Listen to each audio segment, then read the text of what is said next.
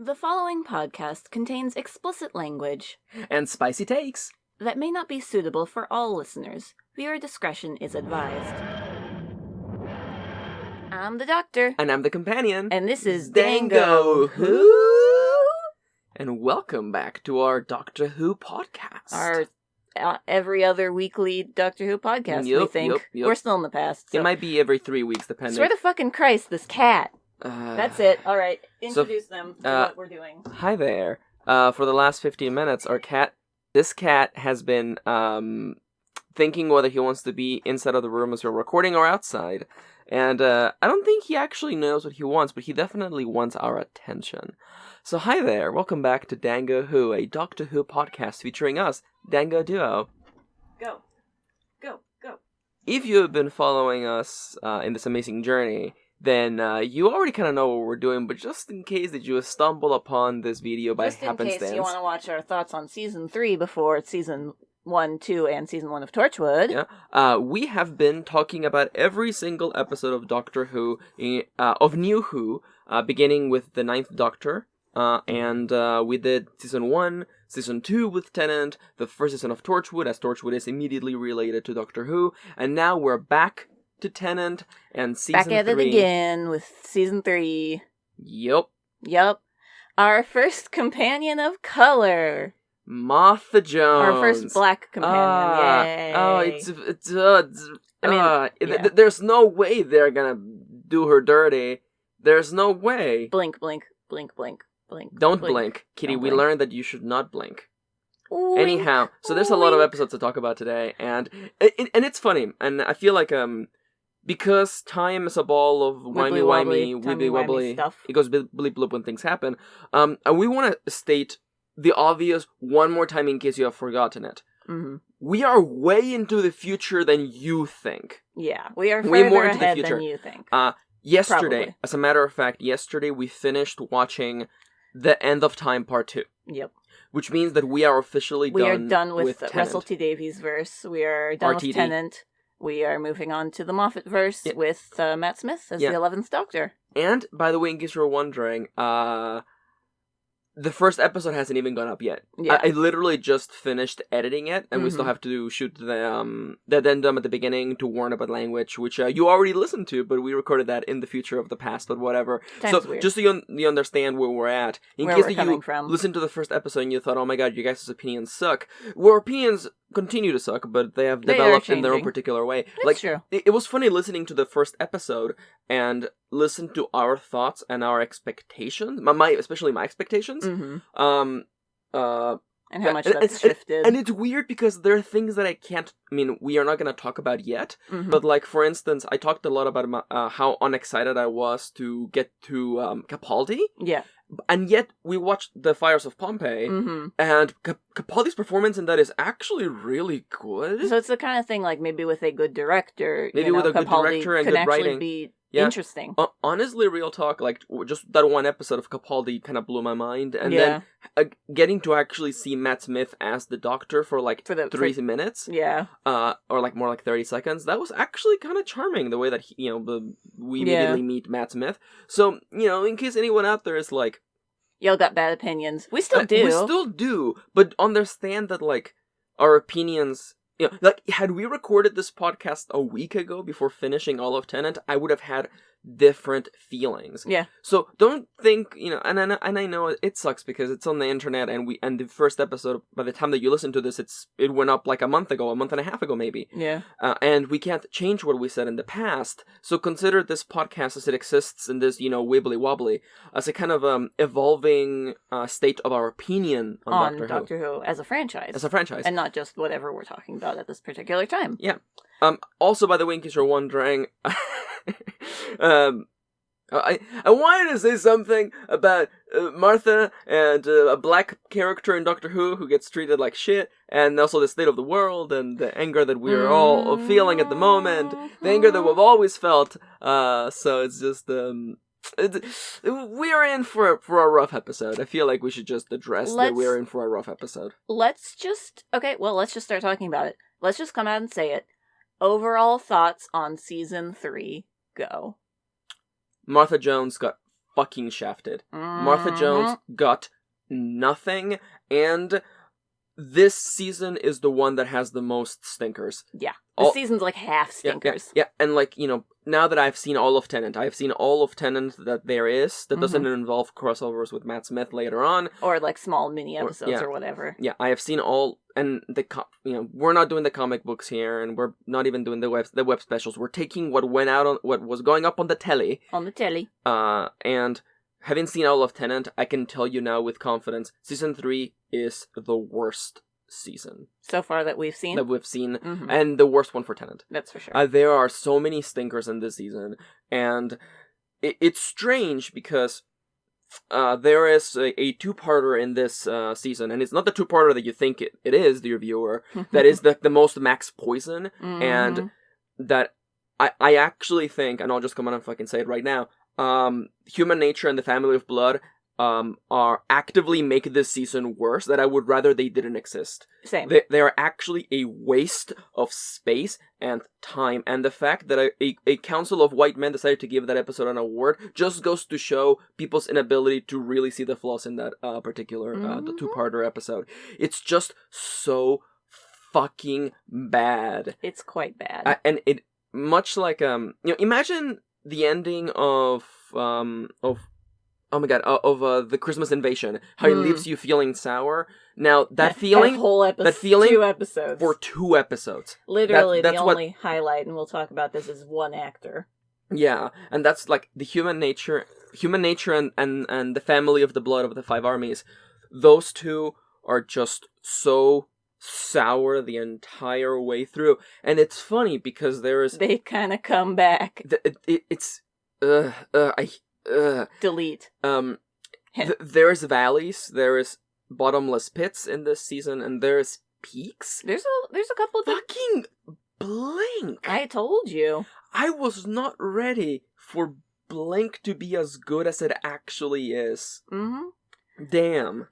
And the season finale is also... The season finale is also good. Very good. There's a really good twist with Dr. Yana. Yeah. And like, I just keep thinking of that little twist. And of course, where's the... Gridlock. Gridlock, one of my favorites. Love Gridlock. And Gridlock has only gotten better now that I've seen all of Tennant. Yeah, it's true. Because there's a lot of importance in that episode, particularly. And it carries a lot of emotional resonance now that it's who did it better, Gridlock or fucking Rivers, or that episode where Riversong's in? Which of those 2 endings do you prefer? I prefer the one in Gridlock. Yeah. Anyhow, you have no idea what I'm talking about, and that's okay. We're from the future. You're from the past, and the past of our future, and in the future that will come later once this past completes. Anyhow, time. Wibbly wobbly. So overall feelings. I think Martha deserved the better. I love Martha. I love the interaction. I love how she's different from Rose, and she's different from what Donna is going to be. Which we get a preview of. Yeah, and we get a preview in the first the Christmas special, The Runaway Bride, which we're gonna talk about on the next bit. But legit, and I feel like Martha doesn't have a plot to her, and I can't stand. Even now, my blood's just beginning to boil just fucking thinking about the idea that there is a male presenting person on the screen and a female presenting person on the screen. They have to be together. Now kiss. Like, even though there was never any chemistry between Martha and the Doctor, and also Martha just gets treated basically as like a substitute, like Rose, essentially. She's being used as a substitute for Rose, basically. Yeah, and being like, oh, Rose wouldn't do this. Rose would do this, or whatever. Yeah, and it's just like... It feels especially bad, considering she's black. Yeah, especially that this is what the first companion of color gets to have. I don't know if... Nothing. If old Doctor Who had any companions of color, and Mickey doesn't really count, unfortunately. Mickey's love tertiary. Love my boy, count. But... And in the one time he was in the TARDIS, he happened to be... The girl in the fireplace. The girl in the fireplace. And then the Cyberman. So, no. So, that doesn't count. Doesn't really count, unfortunately. Sorry, dear viewer. Sorry to the one person who started watching Doctor Who in season 3 and we're about to just tell you why we didn't like this season. Why we hated almost every episode. And I mean, I need you to understand something, and maybe this will give you a bit of solace, okay? We have continued to watch Doctor Who. Yeah, even after Human Nature. Even after Human Nature, and even after, Torchwood Season 2, we're still watching. And yesterday, I told Kitty when we spent like half an hour just talking after the final Tennant episode happened. And I told her that I was really grateful that we started this journey because I've gotten to experience something that I wouldn't have done so otherwise. And I feel like that's ultimately what life is about, to try out things, all to these experiences. And because, life is fleeting. Yeah, and, it's...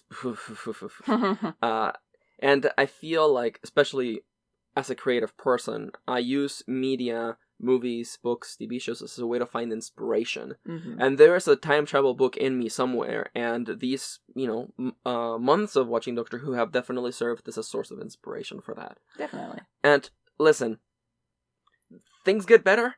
Yeah. But I'm gonna say it right now, my girl Martha deserved better. She deserved better. And because she ends up getting a little bit extra here and there. Yeah. But she deserved the fucking world. Mm-hmm. I fucking love Martha. She is great. She brings different energy, a different synergy with the Doctor, mm-hmm. and something that is that once she was gone, I sorely missed it. Yeah, I sorely missed having a companion who was very active, mm-hmm. a companion who had agency and who was very knowledgeable as very well. Knowledgeable. Mm-hmm. And I can understand maybe from a writing point of view why it was more difficult to write episodes around Martha. That's why a lot of episodes have her without having any power. Mm-hmm. Looking at you, the human nature. Fuck you. Yeah, fuck you. Because what else can no, okay, I'm getting angry. I'm getting really angry. It's like, oh, you have a woman with power. Let's continue to rob the power from her because we don't know what to do with women with power. Mm-hmm. This is gonna be one of those episodes. So I want you to just settle in, boys. Strap in. Continue drawing, continue going on your walks, walking your dog, walking your cat. Or sometimes I like to just lay in bed and listen to podcasts. So just lay in bed, take a deep breath. Yeah, just get ready because we're going to be talking about Doctor Who Season 3. Well, first I have more questions for you. Oh, do you? Oh, yeah, I feel like we basically covered it, but I do want to ask this before we get into the nitty-gritty details. I mean, you are the host. I am the Doctor. I'm the companion. And we're Dango WHO. Anyway, what do you... This is a hard question. I gotta throw you the hard balls. No, I love your hard balls. Take that out of context, YouTube. No, take it in context. That too. After watching Season 3, we won't talk about Season 4 yet, obviously. No. Who do you like better as a companion, Rose or Martha? That is a hard question, and it's not fair. It's super not fair, because that's like saying... that's like saying, who do you like the most? Tennant, who gets 4 seasons of it, or Eccleston, who gets 1? Yeah, exactly. Yeah, and I guess that we're arriving again at the boundary between light and darkness, the unknown and the unknown. Do I rather Rose, the character whose story ends in this season, by the way? No, wait, no, that was last... In Season 4. That was it. No, sorry, I just had a mental fart. It's because I'm editing the episodes that we recorded, I'm like, oh yeah, we haven't talked about the ending of Rose's timeline. We actually already have. We did. So forgive my time sickness. Mm-hmm. We have Rose has several seasons and a completed arc, and we know what happens to her, but we have the alternative of Martha that only got 1 season, and had Martha had 3 seasons, maybe it would have been worse. Maybe the writers who already kind of struggled to give this black woman things to do in the story would have ended up making things worse. Yeah. And the one time that they decide to go to that's not true. But every time they go to the past, they have to address the fact that she's black, because black people just can't exist in the past. No.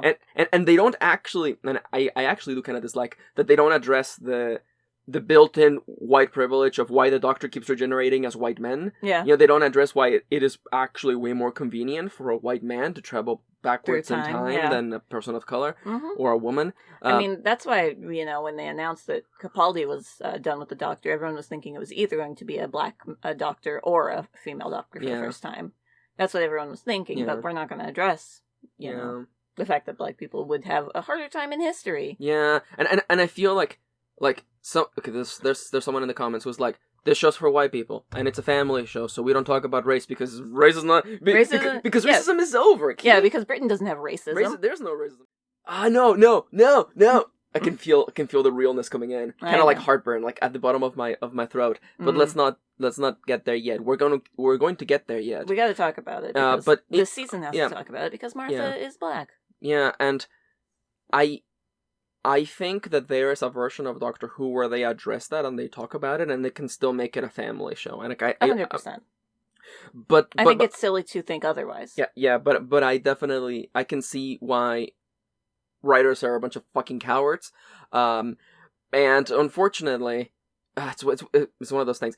There's a whole rant in me. There's a whole essay in me about how I am tired of the Doctor being presented as being straight, even though he's from the future, where even though he's a Time Lord who can regenerate into anything, essentially. Yeah. Like it's one of those things where like why is a Doctor always paired with a female presenting character? And then we have fucking things like the fucking Titanic episode and the fucking Family of Blood, Human Nature. Yeah. Where it's just like there's a lady there, and the Doctor's like, she pretty.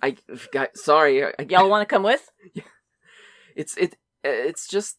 I guess it's just kind of exhausting, but I do understand. Again, the show came out in 2007, 2008, 2007. Yep. And certainly we're all a lot queerer now, and that's okay. But as queer people, we got to talk about it. We talk about this because intersectionality is important as well. Yep. Like you can't talk about race without also talking about some of these other things as well. Yeah, it's true. It's true. And while I appreciate Doctor Who becoming more queer as we go along, it has not so much become more racism friendly. Yeah, no, that's true. And we got to talk about it. That's true.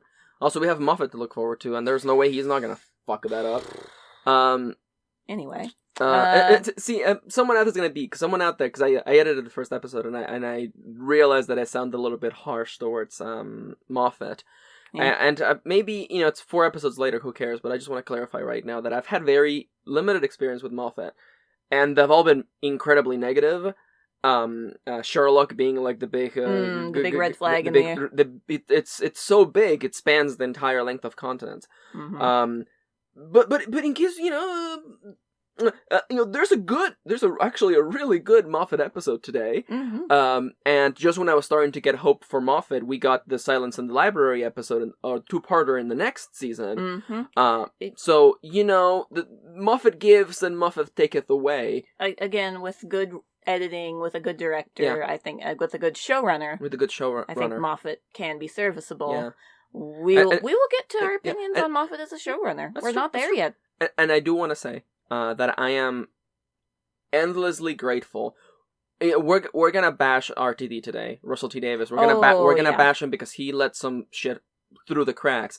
But I will say that I am grateful that this openly gay man had openly queer characters in this story. I appreciate that. I really value it. I think that if he hadn't been gay, this would have been way less memorable. Way less memorable. Yeah. It's just that Jack Harkness is just such a fucking icon. And I am grateful for that. But Russell T Davies, not a perfect person. He is. No. Excuse me, there I just became Yoda for a second. He's not a perfect person. He is. Fuck, it sounds way dumber when you actually do the voice. That's my job, to do the stupid voices. Not. That's not true. That's not true.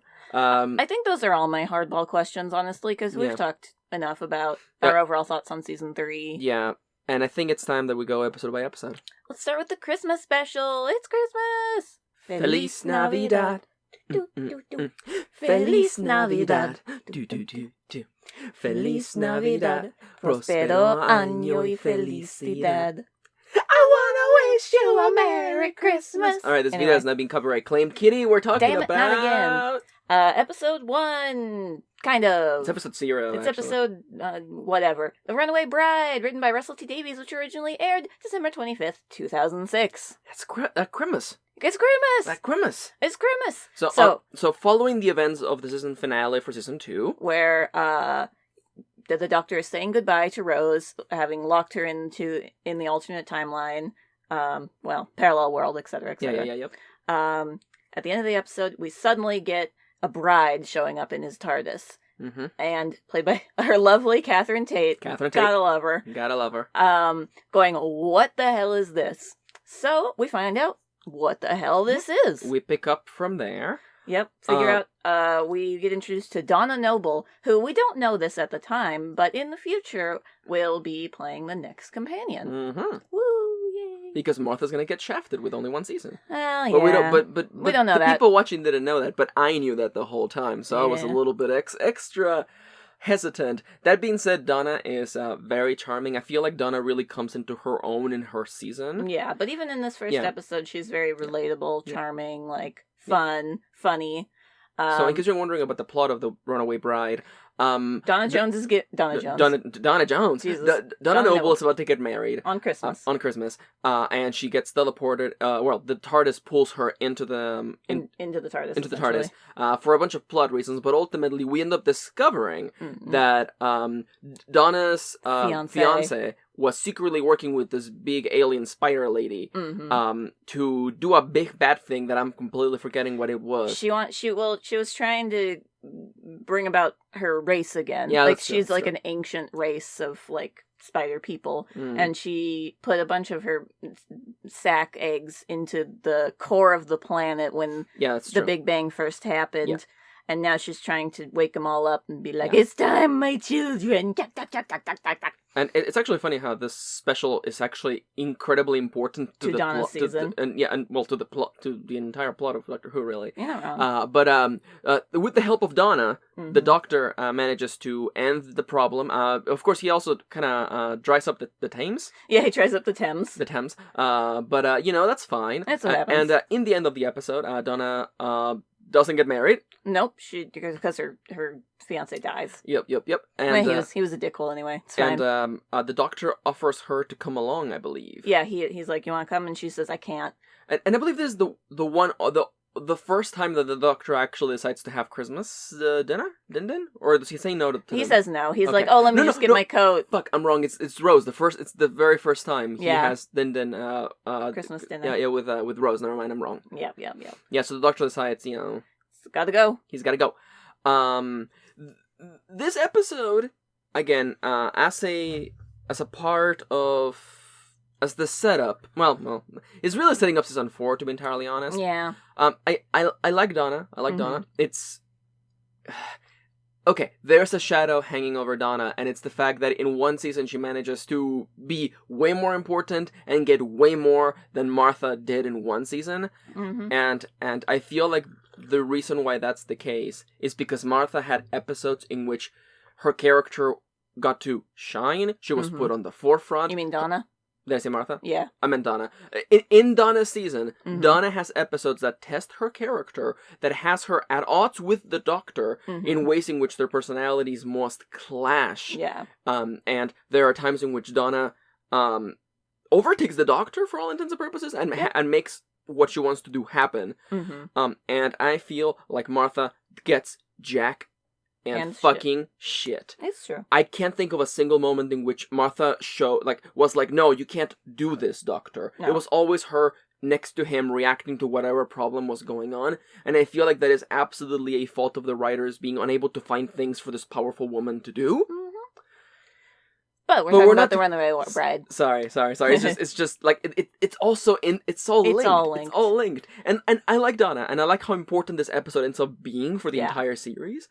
And I also love that this introduces Donna Noble being kind of oblivious to the overall plot of the world. Of just like, aliens aren't real, and the Doctor, shocked, is like, "What about last Christmas?" It's like, "Oh, I was in Spain."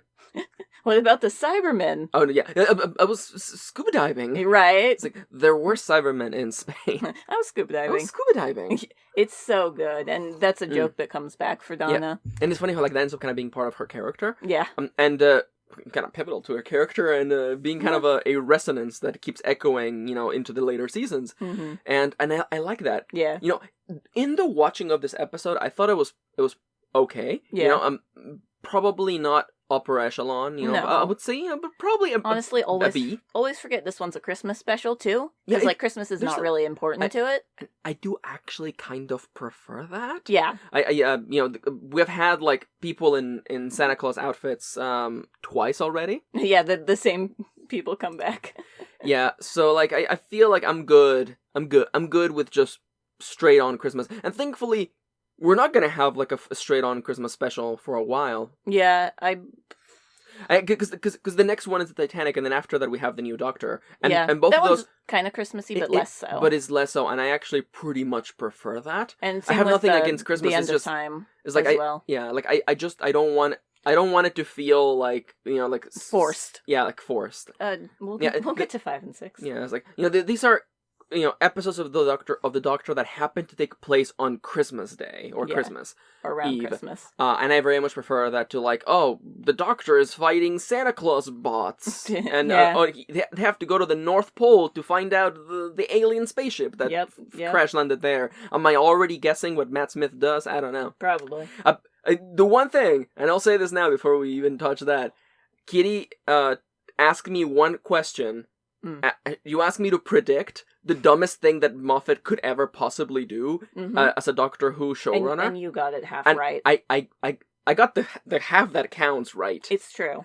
So just in case you're wondering, can I predict how bad Moffat's gonna be? I've told you some, so... You've told me some, and pop culture has told me others, so, you know. But it's funny, because, like, now that we're done with Tennant, like, I'm actually running out of the things that I know. Yeah. Because everybody knows the Tennant gift sets on Tumblr. Everyone knows the Tennant gift sets. If you're around during the time. I don't know. I might recognize one or two Matt Smith gift sets, but other than that, it's all brand new to me. It's all brand spanking new. But now, the Runaway Bride. Mm-hmm. Is there anything you want to say about the Runaway Bride? I like this episode. I like overall what it does also for the Doctor, because you can kind of see his character progression in a way that won't be apparent in the rest of season 3. Yeah. Is that he is very much, he's alone now. He doesn't have anyone to tell him no now. And that's what he needed with Rose. Yeah. And he's still dealing with the loss of Rose at the moment. And without that, you know, some bad things could potentially happen to him. Yeah. And I mean, like, if he didn't have someone to stop him, he might even die. It's true. But yeah, wink. I like this episode. I like the villain. Her makeup is like super cool. The makeup for the Spider Lady was pretty cool. I like Donna's fiance. He's kind of funny. He's actually kind of funny. Yeah. He's kind of charming in like a hateable kind of way. Yeah. I wanted to bring up two things. Number one is that I like that the whole thing, like this, specifically the spider spaceship and the star and the like the Silver Star spaceship, like that keeps coming back. Yeah. Like that is probably the one Doctor Who Christmas thing that they keep referencing over and over and over. Mm-hmm. And I really appreciate that. Yeah. Because continuity means a lot to me. Yeah.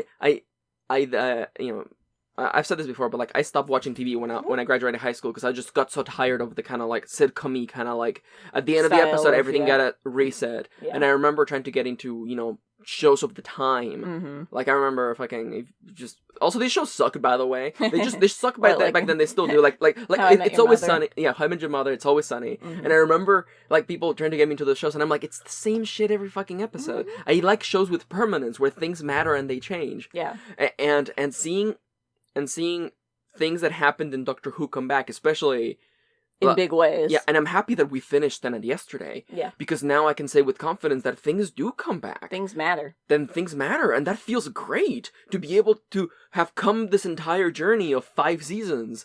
4 seasons. I mean, the RTD. Yeah, 4 seasons. With Torchwood, that'd be 6. Yeah. Oh. Yeah. But you I mean, I was thinking the 4 seasons of Tennant and then the season of Eccleston.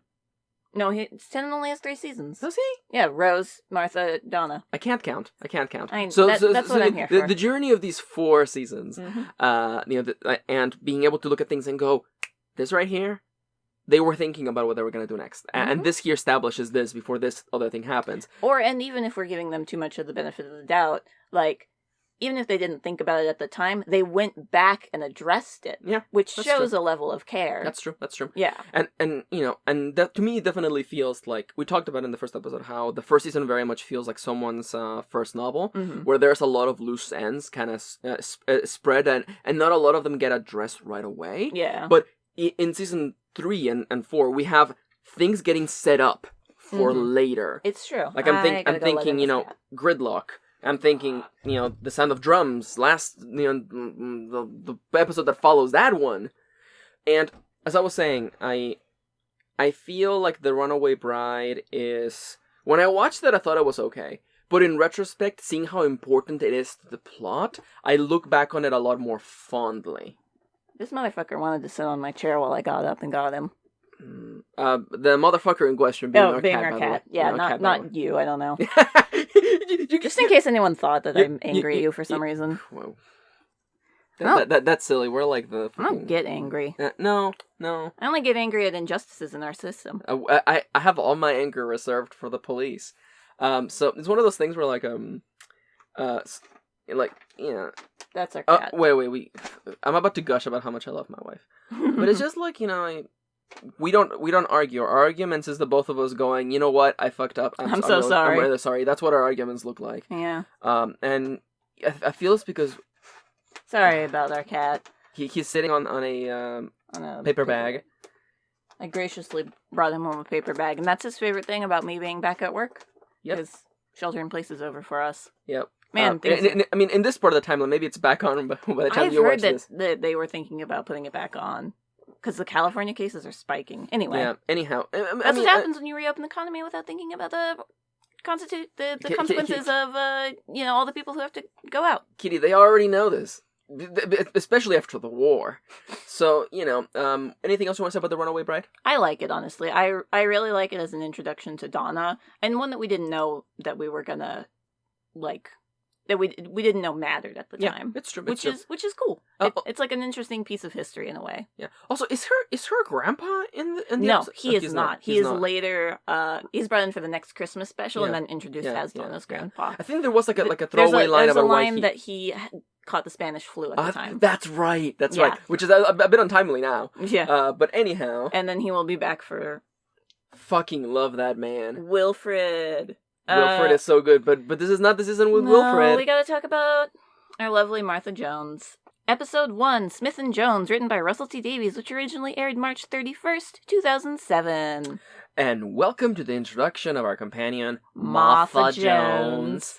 So, Martha Jones is training to be a doctor at a hospital in London. London, it's London. Yeah. It's always London. It's usually London. Except when it's Cardiff. Except when it's Cardiff, yeah, exactly. When suddenly her hospital gets teleported to the moon. And we're introduced to space police. The space Fuck cops. them. And the space cops, being fucking space cops, threaten an entire building worth of people to find one alien. Yeah. Because what else is new? Yeah. So in this episode, I like that they beam them up to the moon because the moon is free of jurisdiction. Yeah. So it just goes to show. Yeah. Anyway, planted evidence, all that. But the doctor has been in the hospital because he knows that there's a fishy person in the hospital essentially.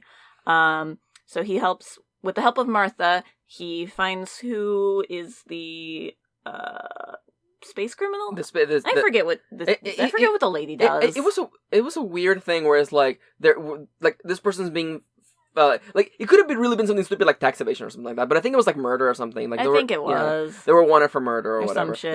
They were wanted for space crimes.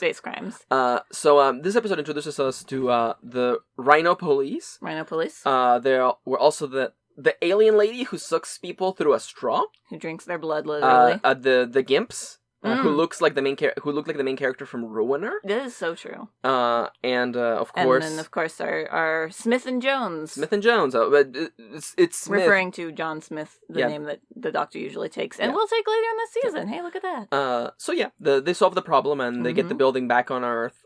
And the Doctor, says, "All right, you can come along for one trip. By the way, did I tell you this thing time travels?" Anyway. My favorite thing in this episode is actually. And I fucking love this. Because and you know what? Doctor Who is a show about time travel, so I'm really fucking glad that they get time travel right and they make it effective. In the beginning of the show, Martha Jones runs into the Doctor, and the Doctor runs into her, taking off his tie, and says, "That's how you do it." Yeah, and then runs back. And then the episode continues, and then you go like... We don't address it until the very end of the episode. And at the end of the episode, where the Doctor tells Martha that the TARDIS can travel back in time. She's like, no way, prove it. At which point, he steps into the TARDIS, steps back out, and his tie's off. Mm-hmm. And of course, the implication there is that's what was going on in the beginning of the episode, because the timelines are all happening at the same time. Exactly.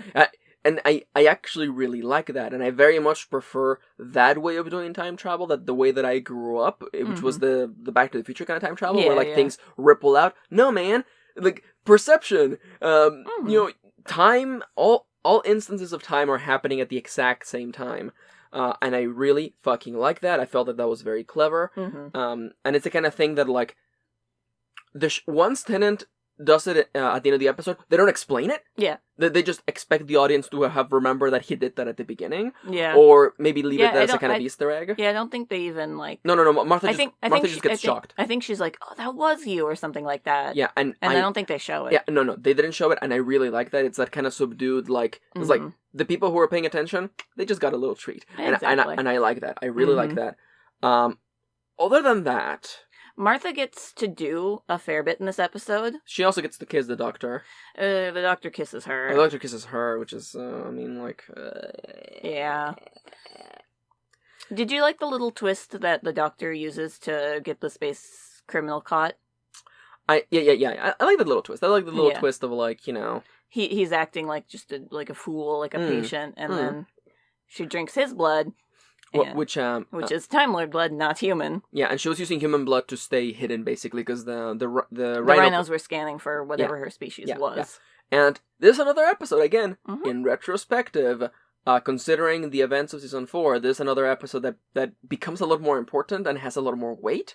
Yeah. Because you get to imagine the opposite course of events happening in this episode. What would have happened. I like that guy comes back. I like that guy comes back, and also the rhino shows up. The cantina. Yeah. So, again, it's funny, now that we have seen what lies ahead, a lot of these things feel a lot more important. Yeah. And I will admit, although I have a lot of heart and warmth towards continuity, it doesn't change the fact that this is a pretty okay episode. This one's fine. Like, it's perfectly serviceable at what it does as introducing us to Martha Jones, her agency, her desire to want to help people, that she's, like, pretty smart. She kind of can hold her own against the Doctor. It's true. It introduces their dynamic more than, like, tells a fun romp. Yeah. Like, because, this episode's fine. Otherwise, like, we get to, see how Martha's work is, it's all right. Okay, I think I've come up with a scale. Are you ready? Mm-hmm. I was thinking Eccleston, okay? Yeah. And I was thinking that we have basically a scale for Doctor Who episodes, okay? Mm-hmm. We have episodes that are straight up badly written, and those episodes are Thor to the Dark World. Yeah. We have episodes that are okay but have flaws here and there, and that's Thor 1. The first Thor, yeah. And then we have the really fucking good episodes. That's Ragnarok. And that's Ragnarok right there. That's fair. And I definitely feel that Smith and Jones, especially for me... It's a Thor 1. It's a Thor 1, especially because, like, someone else can be like, but Thor 1's so good. Go back and watch it. It takes an hour for anything to happen in that movie. Also, the best thing in that movie is when he slams down the coffee cup and goes, another. Oh, that or also, Mjolnir. Meow. Like that one actress was just fun as hell. Yeah. But it's one of those things where, like,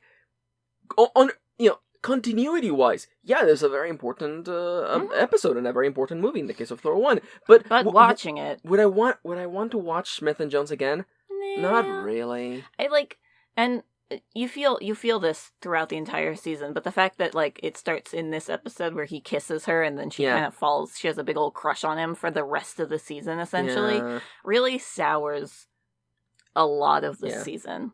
And also especially when, let's be entirely honest here, she is 100% a rebound for Rose. She's absolutely a rebound, and that sucks because we never actually, like, the camera kind of treats the Doctor as though, like, yeah, there's nothing wrong with this. Yeah, he's sad, you know. This is understandable. Even though this is, like, toxic masculinity 101, where the fact that the Doctor has to basically...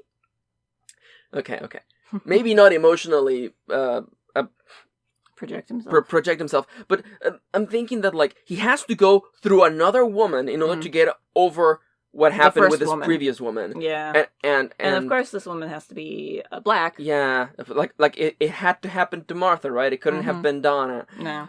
And I really dislike that. One, because, I mean, that's one way to objectify her, to kind of treat her as, you know, as just a fling. Like a temporary fling. Yeah, exactly. To get over Rose. And even though it's not even played like that, it's just like, oh, you're not Rose. I wish I had Rose right now. I wish Rose was here. If Rose was here, she'd think of something. And that makes me really not like the Doctor. Like season 3 is so bad because it's just, and it's a step back for everyone. Fuck, I'm so fucking mad. We're not gonna talk about human nature today. I know. But, like, the fact that, like, the whole setup for this season is like, I'm sad because Rose is not gone, and then he spends 3 weeks in another in the past, and he's like, I fell in love with this other human, and now I'm really mad because I can't be with her. Now I'm really sad. Okay, real talk. This fucking straight romance bullshit I'm so fucking tired of. Yeah. Just the fact that like give me Jack Harkness kissing Eccleston again. Sorry, I'm feeling the anger inside of me at the base of my neck. This just reminds me again of like the Persona 5 writers admitting that the reason why there aren't any social links where you're just a friend with a woman or with a female character is because they've never been friends with a female character. And in this show, Doctor Who, a show about planets and timelines and aliens and fucking statues that move when you don't look at them. The Doctor, the achievement of the Doctor's personal plot is getting over the crush that he had with the girl. As opposed to being a 900-year-old person who goes, well, that sucked, but you know what? Life fucking goes on.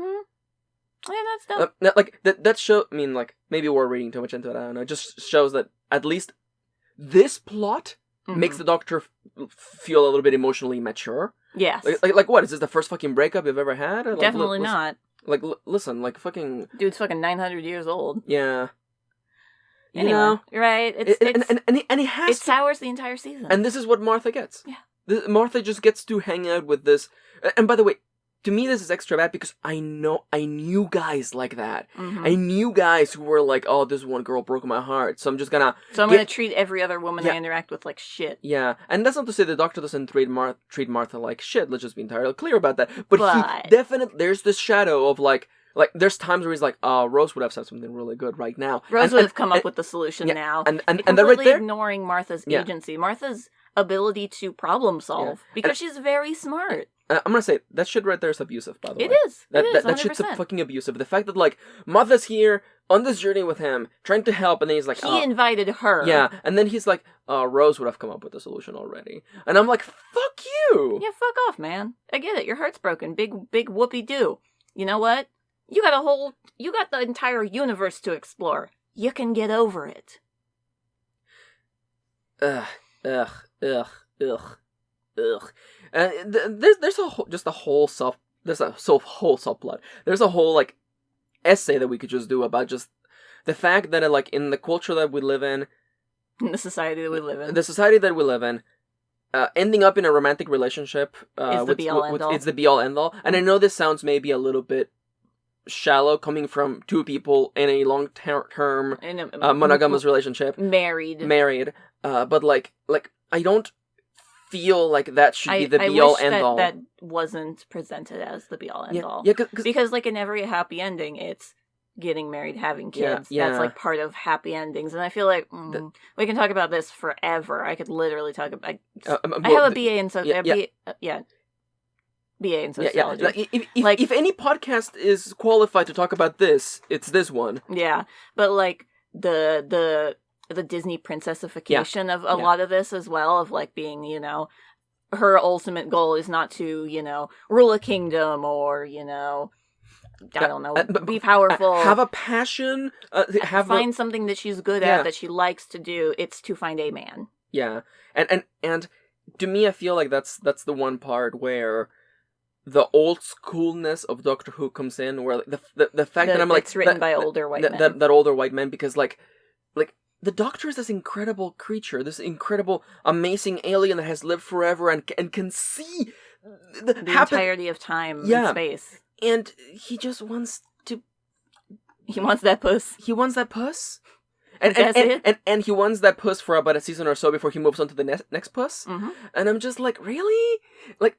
And okay, there's a whole argument here, and Kitty and I, we have argued about this before, just that, especially in the culture, in these uncertain times that we live in, where, like, you know, people identify themselves by the things they have or the things they like, and you never hear people talking about, like, values. Like, what are the Doctor's values? Like, and this does come up, you know, especially, like, at the very fucking end. Yeah. And I feel like that's the emotional climax for the Doctor. But it's just, like, this whole episode, this whole season, is about him being a sad baby, because and because Rose is locked in the parallel world, and that's not to say that his feelings aren't valid. That's not to say that, but the way that he treats Martha because of that is also not okay. Yeah, like I feel like this whole season would have almost been forgiven if it had been a companionship, like an actual companionship. More like Donna. Martha and the Doctor sees her as an equal because they're both doctors. Yes. And they go on curious adventures together. And if there had been one fucking scene where the Doctor and Martha are sitting on the side of the road, and he's like, yeah, there's this girl, and I really miss her, and I'm never gonna see her again. And then Martha's like, yeah, that sucks, but you should keep moving on. You're a doctor, you can see the universe. Yeah. Why is this stopping you? And then the Doctor gets up and goes, you know what? I am sad, but you're right. I feel like had we had that exchange where that would have been Martha helping him heal. And I feel like they tried to do that at the end of Gridlock, but it was more about the Doctor than... And also Gridlock happens on episode 3 out of episode 13 episodes, or 14 counting the special. So it's just like... It doesn't quite work. It's just, it hurts me so bad. Because in an alternate timeline, this season would have been good. But instead, we're living in the timeline in which this season kind of sucks. This season pretty much is a big stinker. But we've gone far enough from the point. We've gone long and, about the actual episode, it's okay. It's okay. It'll do. It's a good introduction, I suppose. Episode 2, The Shakespeare Code, written by Gareth Roberts, which originally aired April 7th, 2007. An episode that could have been more important than it actually was. An episode that has gotten worse the more time that has passed. You think so? This is the guy who wrote the Agatha Christie episode on the next season. This is that fucking transphobe. Yeah. Dude's a fucking transphobe. Yeah. His writing's alright, but his writing's alright. But that doesn't excuse his transphobe. I was remembering the things he does in the Shakespeare Code, and a lot of them come back for the Agatha Christie episode. Yeah. Which is the Wasp and the Unicorn. I think it's the other way around. The Unicorn and the Wasp. Episodes that I thought were okay, and then when we... And then when I Googled him to see what other episodes he wrote... result is... like his Wikipedia article, you scroll down and then, transphobic controversy is a whole headline, and I'm like... That's why you... That's why you don't idolize anyone. You don't idolize anyone. Don't idolize us, God, no. Yeah, I mean, we're all right, but we wear spicy takes on our sleeve, at least. So, the Shakespeare Code is not the Agatha Christie episode. It is in fact Shakespeare. Young, hot Shakespeare. Yeah. Who is writing... Or what the fuck happens anyway? In this episode, the Doctor and Martha go back in time to the times of Shakespeare. And Shakespeare is putting on plays or whatever. He's putting on a specific play, and then he's like, I'm gonna make a sequel tonight! Yeah. This is all happening because a group of 3 witches are using Shakespeare as a as the medium for activating a big old portal. And the theater in the middle of London was built specifically so that to have it be able to bring all the other of their species through. Because of course they're aliens. Yeah, they're aliens. It's not just magic. No, it's not just magic. I actually like that about Doctor Who, and I feel like I've never gotten to externalize it, so I'll say it now.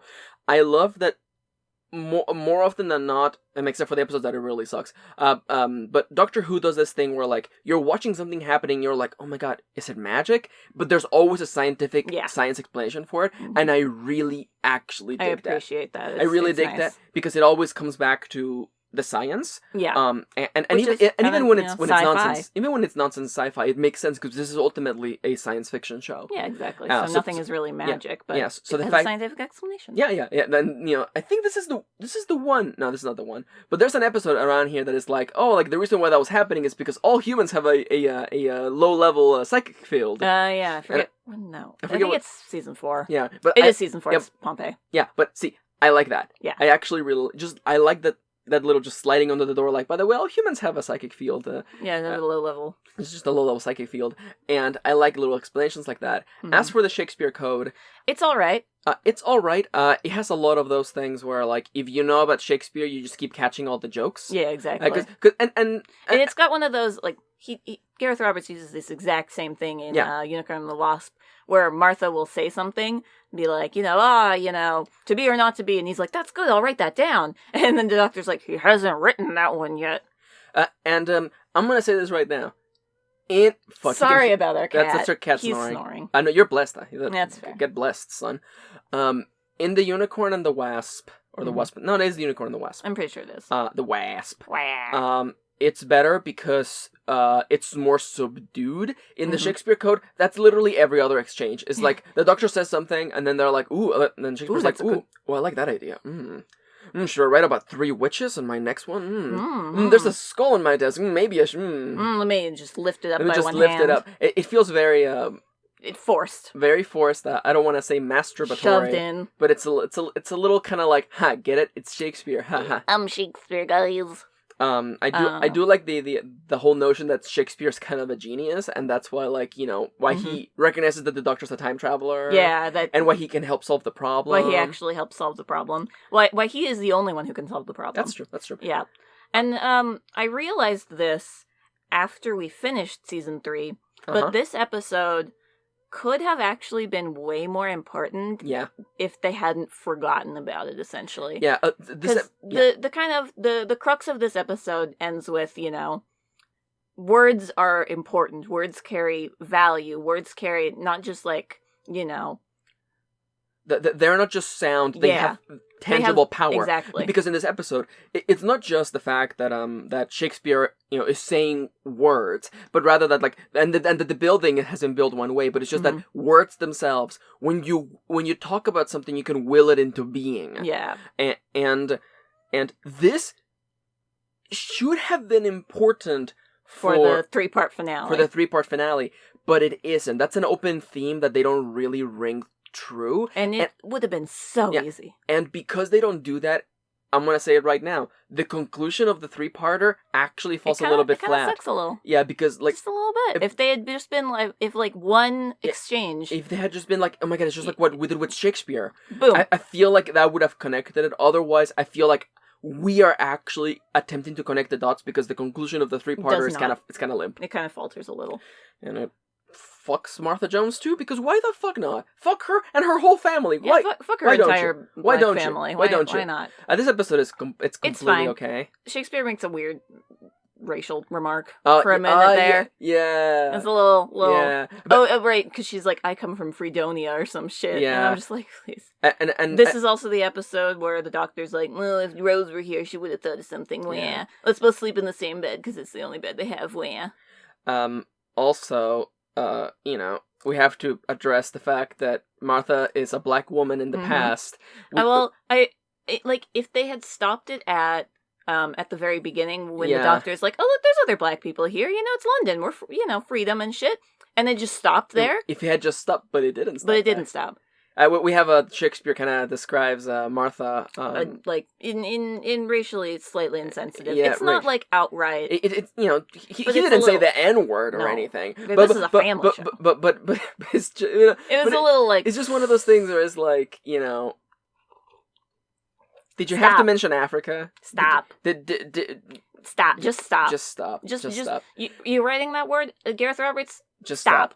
It's okay, Gareth Russell T Davies, stop it. Yeah, that Russell let us down this season, but we'll talk about that later. Also, the Shakespeare Code and I feel like this is Russell T Davies being like, hey, put a line about Shakespeare being bisexual, and yeah, and because that's kind of makes sense. And I mean, also like historically accurate as well. Mm-hmm. And one of my favorite bits that I learned in high school is just like, my English teacher talking about how, like, back in those days, cheating on your spouse was like a crime, right? Mm-hmm. But only if you did it with another woman. Yeah. So if you cheated on or if you were involved in a romantic or sexual relationship with another man, that's not cheating. That's okay, and that's what everyone did back then. That's dope. Like Shakespeare, and I'm like, hell yeah, everybody's gay. Everybody's bi. Did you know that fucking gender and sexuality is fucking made up? The erasure of queer, history happens all the time. Yeah.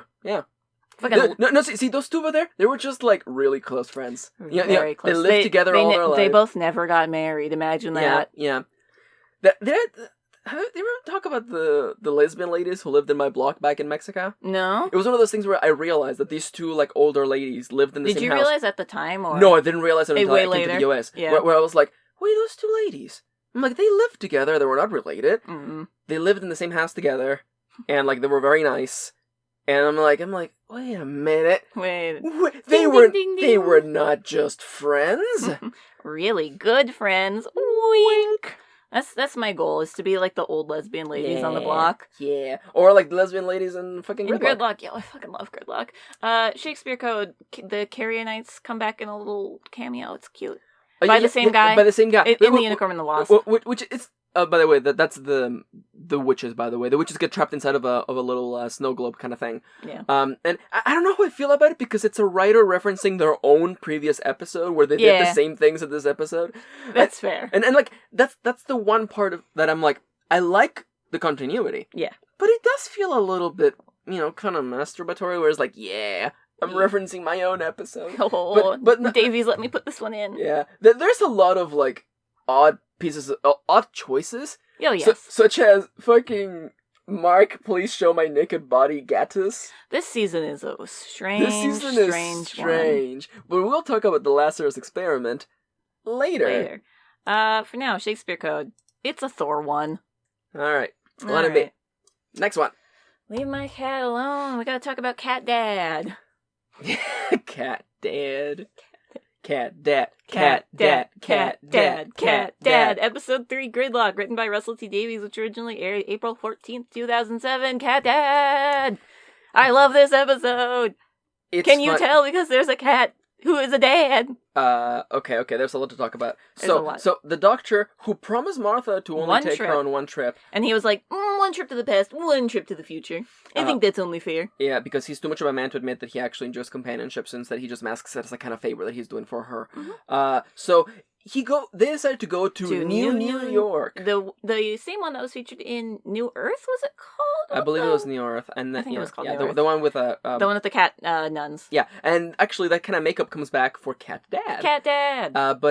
They first things are weird. Things are weird in New York. Lands. It's like everybody's passing out. They're selling these like patches that give you mood and shit. Yeah. And the doctor's like, "What the fuck happened? Last time I was here, everything was fine."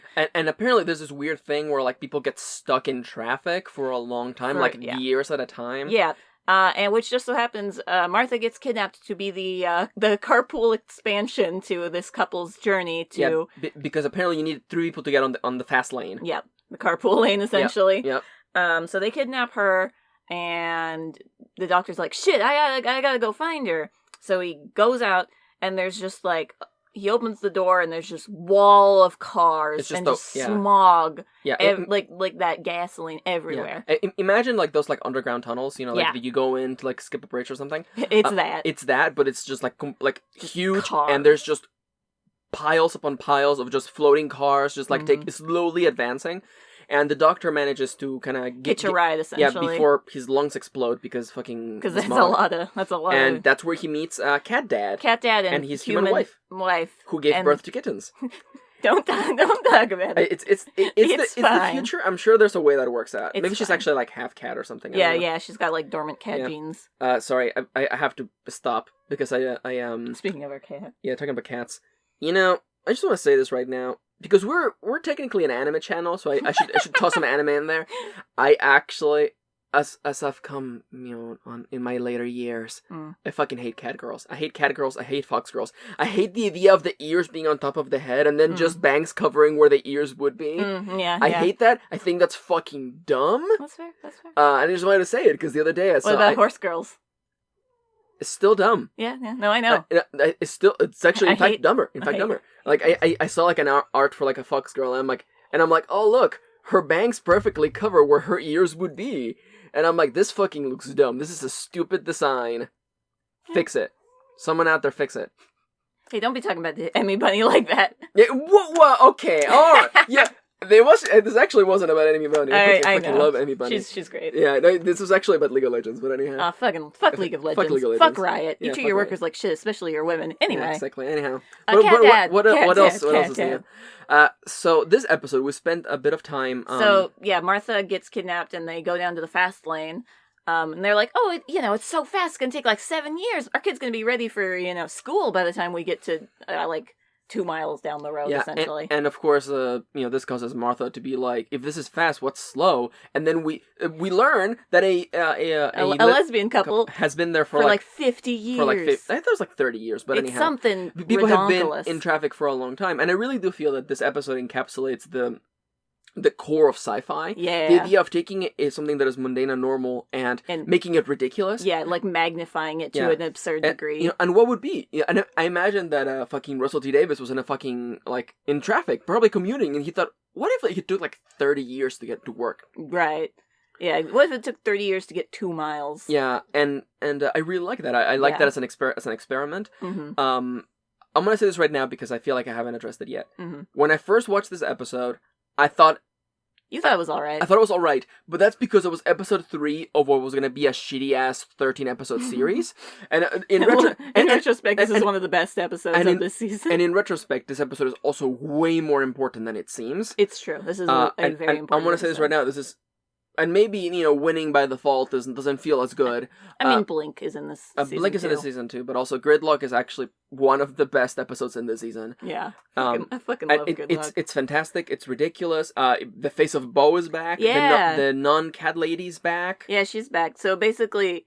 I love this twist at the towards the middle/end of it, where in case you're wondering, the traffic has been going in circles for 30 years. Yeah, because the New York is split into levels, right? There's people who live in below and then above, and then you would get on the highway to get up to the higher levels. But it's basically been locked off. Yeah. Because everybody in the Senate or the Grand Council or whatever, we're all trying this new patch on their neck. This new drug called Bliss. And they all died. Yeah. So the face of Bo, who was still in the city after the events of New Earth, where he was sick but got better, he's still there. He basically has been keeping everyone below safe because of the race of sewer crabs. Well, that's actually tertiary. And the virus, actually. Yeah, it's mostly for the virus. There's also a race of sewer crabs. Yeah. So they just kind of exist, though. Yeah. There was a virus, very very timely, and he sealed everyone on the lower level, so no one could catch it until everyone died, and in turn the virus died with it. Yeah, exactly. But now he doesn't have enough power to release them, so he's basically keeping them in stasis. They're all alive, but he can't free them because there's not enough power in the system for him to do it. So what ends up happening is he and the doctor help free everyone, including Martha, who was about to get fucking snapped by space exhaust crabs. Crabs. But it takes the face of Bo's last breath. Just like that. And if you remember the last time that we met the face of Bo, he said the next time he would impart right before he was going to die, he would impart great knowledge onto a traveler. Yeah, and he tells the doctor 4 words. Yep. You are not alone. And then he dies. Yeah. And that's a very... It's a very touching, mournful scene. It's even the cat nurse cries because she had basically been working for him or helping him, live. It's funny when a show can make you care about a character that you've only seen a couple times. 3 times, literally. And in retrospect, that only becomes way more important. It's true. And I just, as the ending of this character's journey, it's very effective. It's so good. And it makes me sad because Martha did nothing in this episode.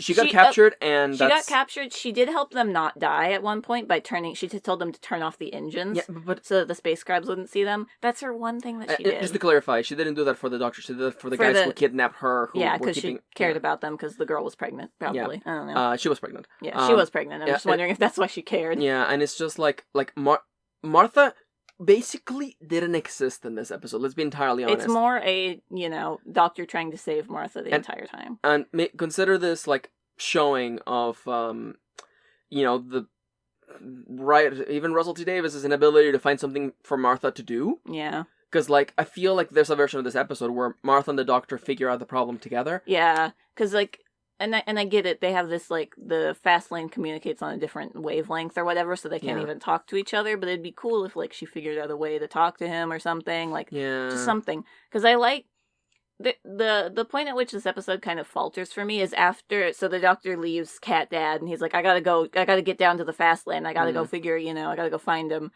gotta go find Martha. So he, drops in between cars, which is really fun, because he just drops into different people's, houses, essentially. And you get to see all these other, future all these humans. other, future humans, this weird naked couple, nudists, all these families and shit. And he's like, hello, goodbye. And I love that. But it kind of, as soon as the nurse finds him, she just teleports him out and makes that entire kind of scene pointless. Yeah.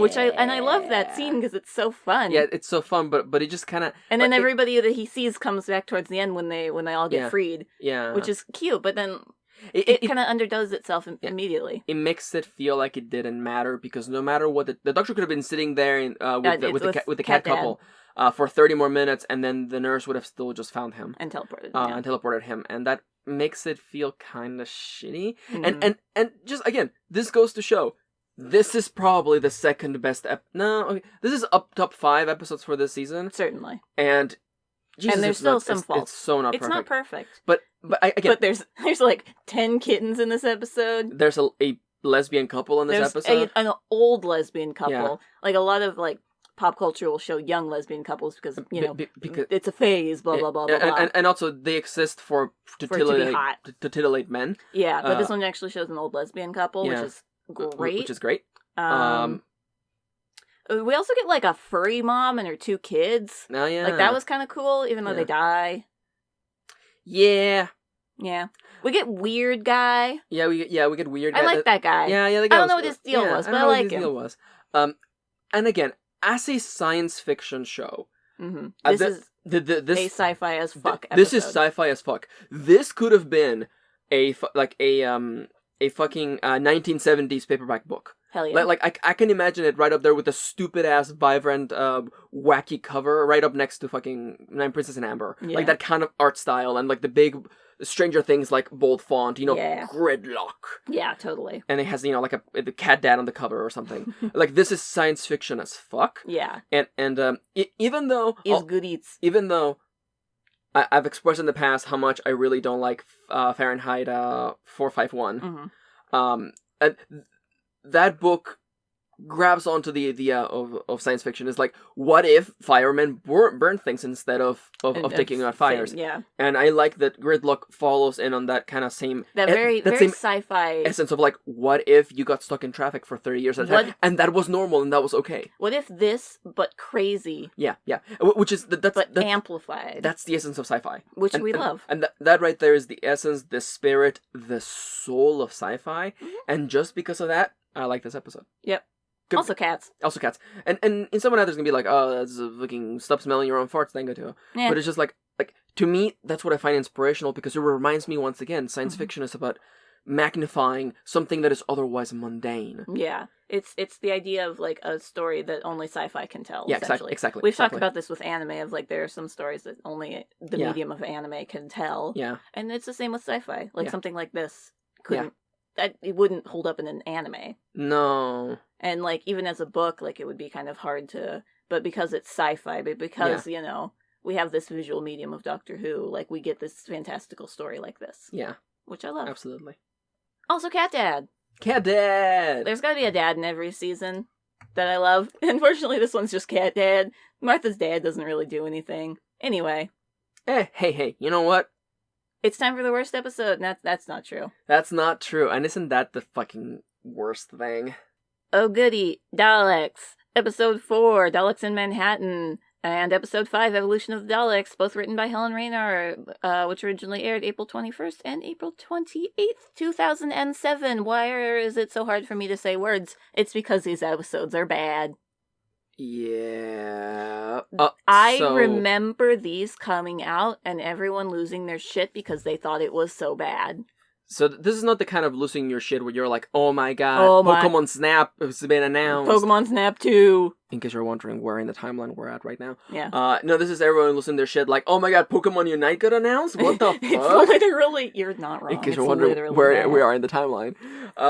So Daleks in Manhattan. The Doctor and Martha go back to 1930 America, New York. Is it right before the war? Or no, it's right? After the Depression, actually. It's during the Depression. During the Depression, yeah. Yeah, so that's 1930, I think. Because the war was in 40, yeah, 42, 48? Yeah. I don't know. Well, no, I mean, like, it ends in 45, and I think it started in 35. Anyhow. Anyway, we're in the Great Depression. This is not a World War II We are podcast. not a history podcast. But yeah, the Daleks have been infiltrating, building the Cult of Skaro. Excuse me. What is left of the Daleks, which is the Cult of Skaro, has infiltrated, building the Empire State Building. Thank you. Man, Empire Space Building. Now that's a Doctor Who episode. I was getting it confused with the Space Needle. Mm. Big tall building. Yeah. They build tall buildings. So the Daleks have been building the Empire State Building with the purpose of creating more Daleks, because there's only 4 of them left. You remember the Cult of Skaro? They showed up in the finale for the previous season. Yeah. There were the 4 Daleks. It's been 3 episodes. Yeah, 4 episodes, including the Christmas special. This is the thing that I've been talking about forever, that I foreshadowed in all the previous episodes. Like, the fact that Daleks came back for the finale of the previous season, and it's been 4 fucking episodes, and the Daleks are back. And they're gonna be back in the worst way possible. Mm-hmm. Like, I feel like this is what sours the waters. I don't know. Do you at least appreciate that this is the last we will see of the Daleks until the season 4 finale? Spoilers. You know what? I'm time away to make the heart grow fonder. I mean, that's a fact. Yeah. And I remember taking applied psychology classes in college, like primarily in relationships, and just stuff just to learn about emotions and communication and stuff. And I remember this one person talking about how, like, you know what, time just fixes things. Yeah. I mean, like, if you're mad at someone, just give it time, or if you're sad about something, just give it time. Yeah. And I remember hating that because I was young and I didn't have a fully developed cerebral cortex. Mm-hmm. But now I'm like, you know what, time, man. If this is the last we saw of the Daleks, are you glad at least? We waited a season and a half to see him again.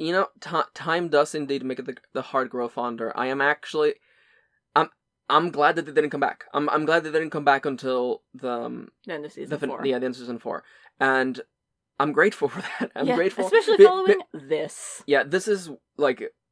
So let's talk about it. So the Cult of Skaro, there's only 4 Daleks left, right? Yeah. And they've been trying to create more Daleks because without that, how are they going to take over the universe, right? I don't know. It's not like they have laser guns attached to their tanks. And it's not like they're actually like so far back in the past that 4 of them could just take over the entire universe, because the fucking machine gun hasn't been invented yet. I mean, I guess like the machine. The first one at the end. Automatic rifles have not been invented yet. So like already we have issues because I have trouble believing that these 4 Daleks couldn't have taken over the world by themselves and just. No, they were designed to imagine. So they have imagined a future in which they can make everyone a Dalek. We came up with a bullshit reason why they couldn't have just done the thing. Yeah. But anyhow, so they kidnap people. They make a bunch of pig slaves. Yeah, to do basically create tests. Yeah. So they can genetically engineer Daleks. Daleks and Martha and the Doctor hang out around a homeless camp. In the middle of time what the fuck is State Park? No, Central Park. Central Park. Duh. We don't live in New York. Kendra was shouting out of the top of her goddamn lungs. That's fair. How many parks are there in New York? There's only one, right? Yeah, it's just the big one, right? So, because the Daleks have been taking homeless people, because when you want to take people who no one will care about, you take homeless people, because that's what a shitty person would do. Mm-hmm. And in trying to figure out why people have been going missing. The doctor, Martha, black man who's going to die because he's black, and he's actually charismatic, and Andrew Garfield, who would be the second Spider-Man. Yep, go on the ground. Fucking Tallulah with 2 L's and an H. Don't forget about Tallulah and her pig boyfriend. Fucking Tallulah. That's my favorite Mexican hot sauce, Tallulah. Yes. So they all figure out what's going on. Turns out Daleks aren't trying to make a bunch of Daleks. They're like, what about this? And so they make a human Dalek, which is the worst possible thing. Yes, that happened. So let's just rewind for a second, okay? Andrew Garfield is in these 2-parters, right? and for the whole 2 parts, because you just walked over that, and I will not let you. That's fair. The whole time I was watching, I'm like, is that Andrew Garfield? But what's he doing in a fucking BBC Doctor Who episode? And I think it is Andrew Garfield. Yeah. Who will play Spider-Man in fucking, what are they called? I don't remember. It's not the newest one. Yeah, it is Amazing Spider-Man. I think. Yeah, but. And I was just like, it can't be, because what the fuck is he doing here? But as we finished the second part, I looked it up, I'm like, it was Andrew Garfield. Yeah. So, back to the Cult of Skaro. Their leader, going bananas, decides to, what's a Dalek if not a little goop inside of a battle tank, invincible battle tank, that feels nothing but hatred. What if I felt human emotions? And what if I wasn't in a battle tank anymore? What if I had a human squishy body? Yeah, what if I had a squishy human body and no weapons and felt human emotions and I made myself a human Dalek? I am the first human Dalek. So, Kitty, what if instead of living in a house, we just lived outside in the woods? I know that in 2020 America, no one can afford to live in a house, but maybe, not a downgrade, a side grade. We just live outside in the woods, next to all these raccoons, right? It's not a terrible idea to downgrade from living in an invincible battle tank that no one in this fucking timeline can destroy. To being a squishy human. Yeah, no biggie. I'll set your timer, my love. My timer, yes. So that happens. So welcome back to.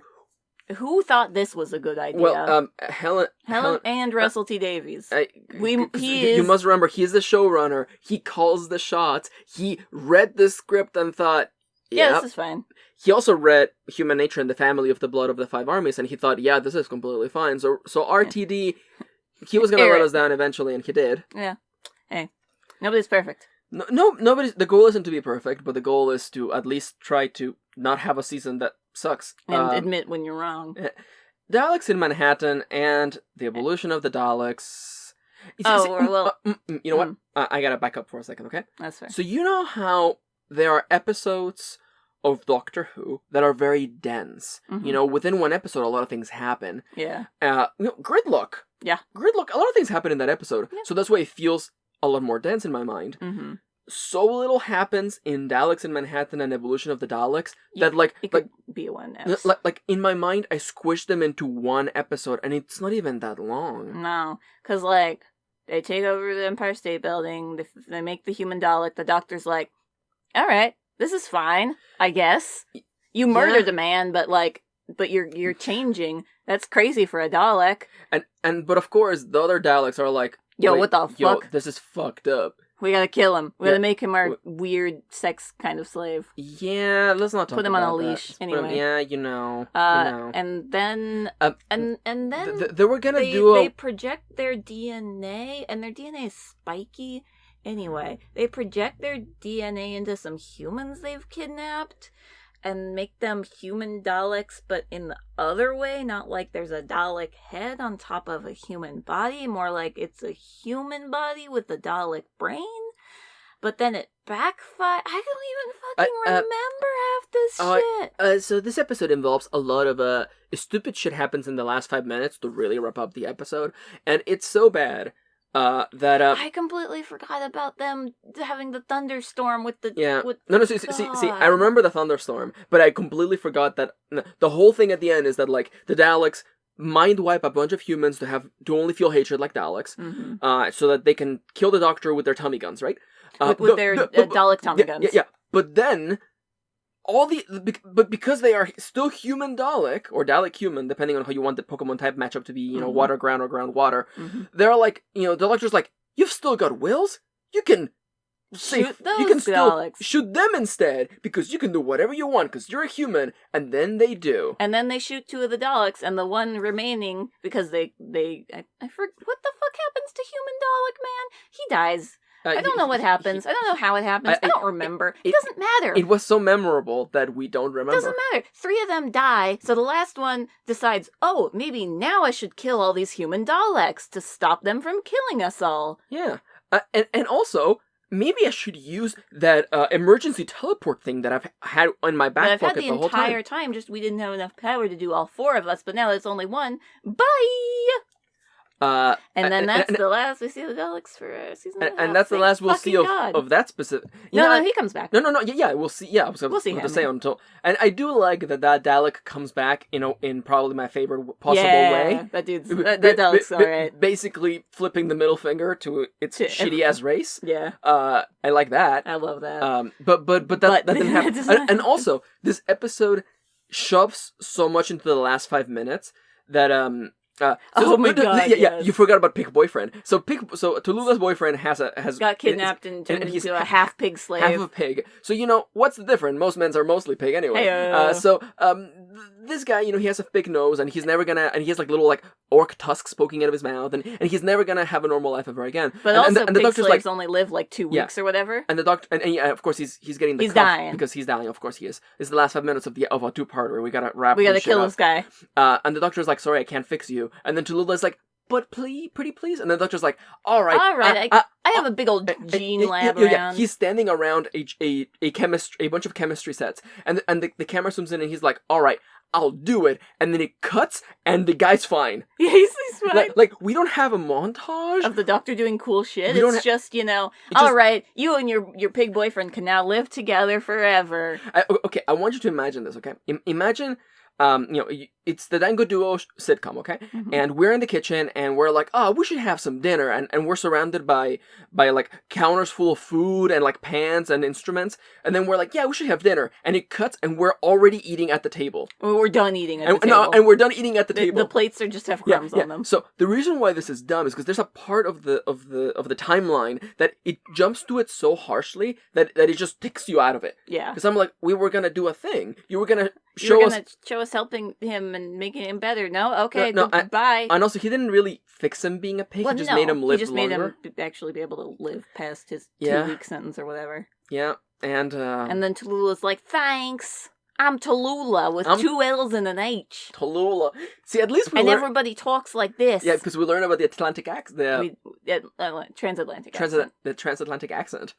Because back everybody used to talk like this. Except they actually didn't. It was more of a performance that everybody did. Yeah, it was kind of a thing that you were taught to speak because it was for the radios. But nobody talks like this no more, except we were doing the transatlantic accents. Anyways, episodes fucking suck. Name one thing that Martha did in this fucking 2-parter. She helped electrocute the pigmen that came up.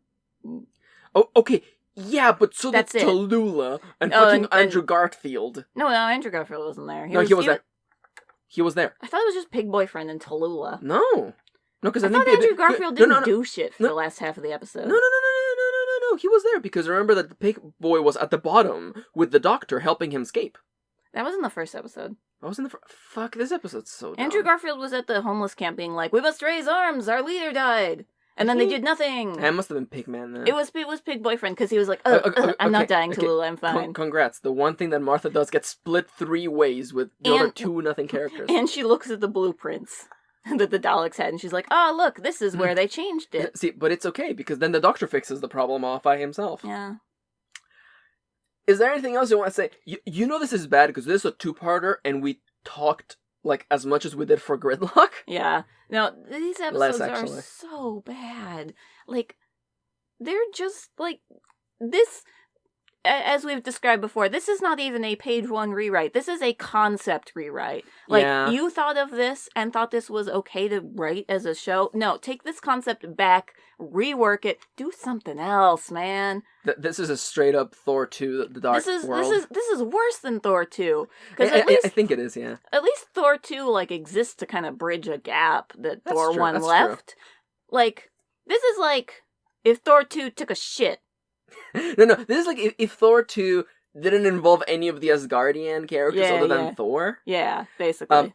Because and I feel like someone out there's like, why aren't you guys screaming more about the human Dalek? Isn't that the dumbest thing in the world? It is. It is, but it exists in this kind of nothing. And like, it's not really gonna get addressed again, as far as I remember. No, the human Dalek. No, I feel, and you told me, like, I feel like people reacted so badly that they're like, all right, and that goes into the Doctor Who vault. Into the never use again file. And as you're saying, this is not a page 1 rewrite. This is a complete concept rewrite. I just don't understand why anyone thought this was a good idea. And I know that, we live in the future of the past and we can see everyone's reaction. Of course, we're a little bit validated in that our opinion is what everybody else also thought. Mm-hmm. But I'm like, the Daleks are about little hatred squids inside of invincible battle tanks. Mm-hmm. Like, and making more of them. Like, why do you go from... How do you go from that to, I'm actually just a person with a Dalek face? With a Dalek and I'm squid on my head. I don't understand how this is supposed to fix the problem. Like, okay, now we can breed, sure, but I'm like, you could have just taken over the world with 4 battle tanks. Yeah. Like maybe I feel like there's an essay of like, can a person with a machine gun have taken over the entirety of, I don't know, the fucking Roman Empire, if you had enough bullets. Like, I feel that, those 2 Daleks could have taken 4 over the entire... What did I say? 3? 2? 2 Daleks could have taken over the entirety of the known world in 1930 with their goddamn laser guns and invincible... And their fucking plungers. I legitimately... And their stupid plungers.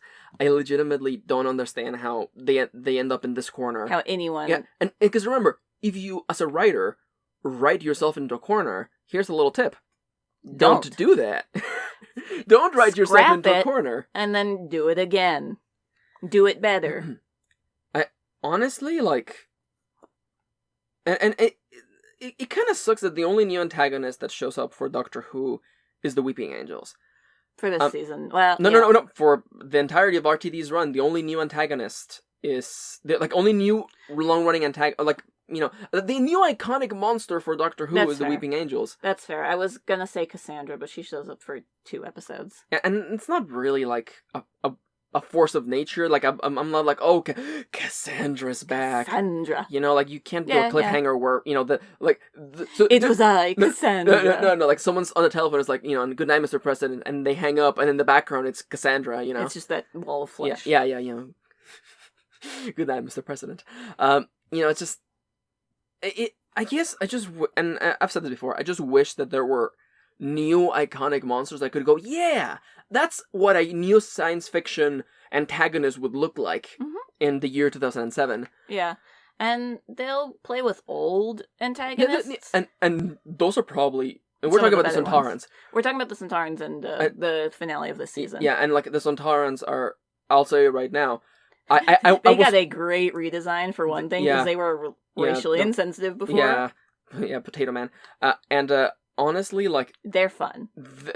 I was so invested in the Sontarans because they were antagonists who actually had an ethos. Mm-hmm. And someone's gonna be like, well, the Daleks have an ethos. Well, the Daleks have no. Destroy everything is not an ethos, because what the fuck do Daleks do once they have killed every single living thing in the universe? And actually, this gets explored later on when they're like, what if we just destroy all of existence? Yeah. And I'm like, this is not a self-sustainable society. No.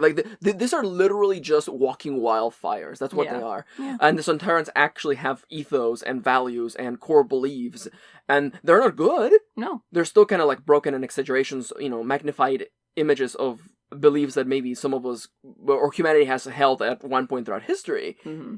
But that's real talk though. The Sontarans are so fucking cool and interesting. Way more cool and interesting than. I just want to kill everything because all I feel is hatred. Yeah, brah. Yeah, brah.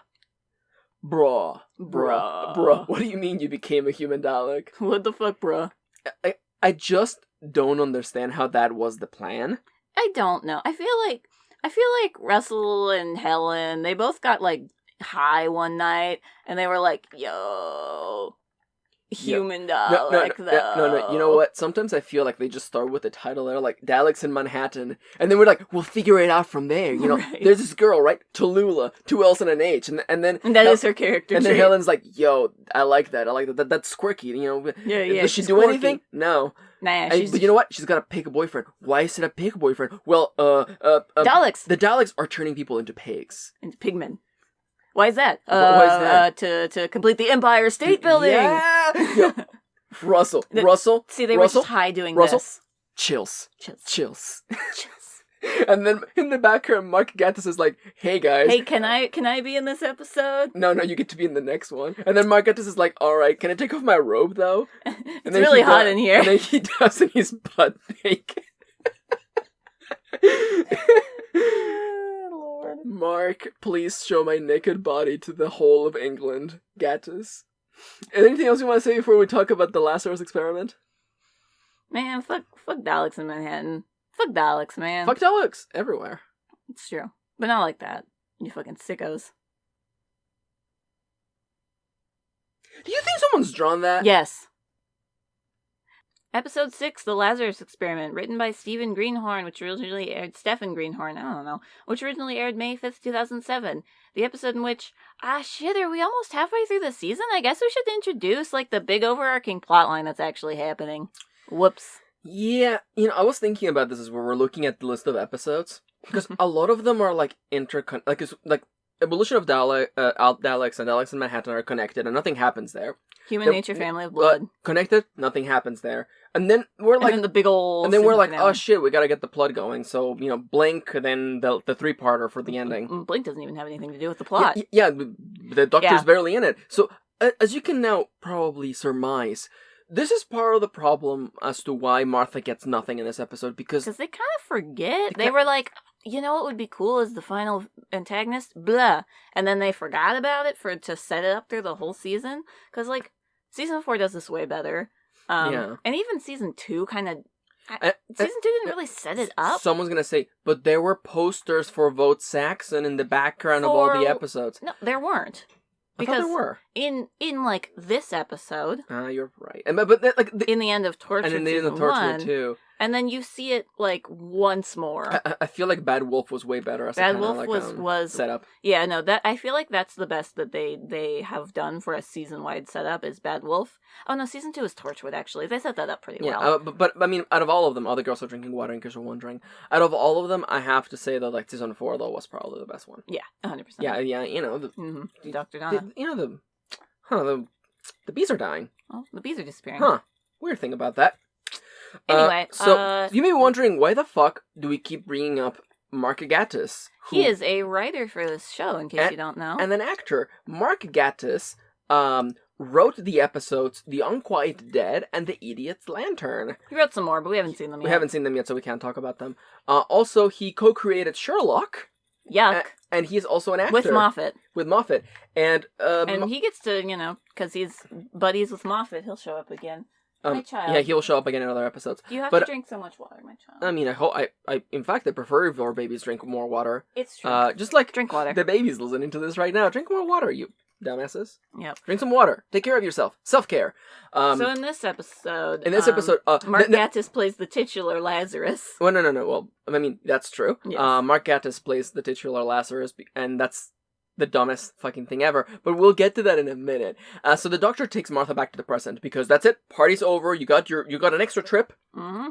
So you should be happy for what you got and ask for nothing more. Mm-hmm. So the Doctor takes Martha back to the present, and there's a weird science thing going on. That a man claims he's gonna make himself younger. Yeah, no, he's gonna make him. Yeah, basically, so humans can live forever. So this old man walks into this cubicle, this machine. Walks into like a fucking into a amusement park ride. Yeah, and comes out of it. Looking like Mark Gatiss, young Mark Gatiss. Looking like Mark Gatiss. As opposed to old Mark Gatiss. Yep. And then he's like, I have done it. I've been reborn. Reborn. Isn't my name Lazarus appropriate? See, It's funny. It's funny because I'm named Lazarus. Just like the biblical character Lazarus. Who comes back from the dead. Yeah. Do you get it? Do you get... Okay. Do you get it? See. Don't worry. We'll talk about it again. Don't worry. No. But just to make sure that you get it, okay? It's kind of like the Lazarus pit from Batman, where you step into it and you come back younger because it's about coming back from the dead and to live forever. Do you get it? Don't worry, we'll talk about it again. Okay, just to explain it again to make sure that you're really clear on this, okay? Lazarus is the biblical character, just like the Lazarus character from The Binding of Isaac, the video game, not the biblical story. And the Lazarus character in Isaac comes back from the dead when it dies from the first time with a 2.0 damage upgrade. Mm-hmm. So in case that you're not getting it yet, just to be very clear, Lazarus comes back from the dead, and that's usually better. And that's why Mark Gatiss comes back from being old as being young. Yep. Now, just in case that you haven't gotten it yet. All right.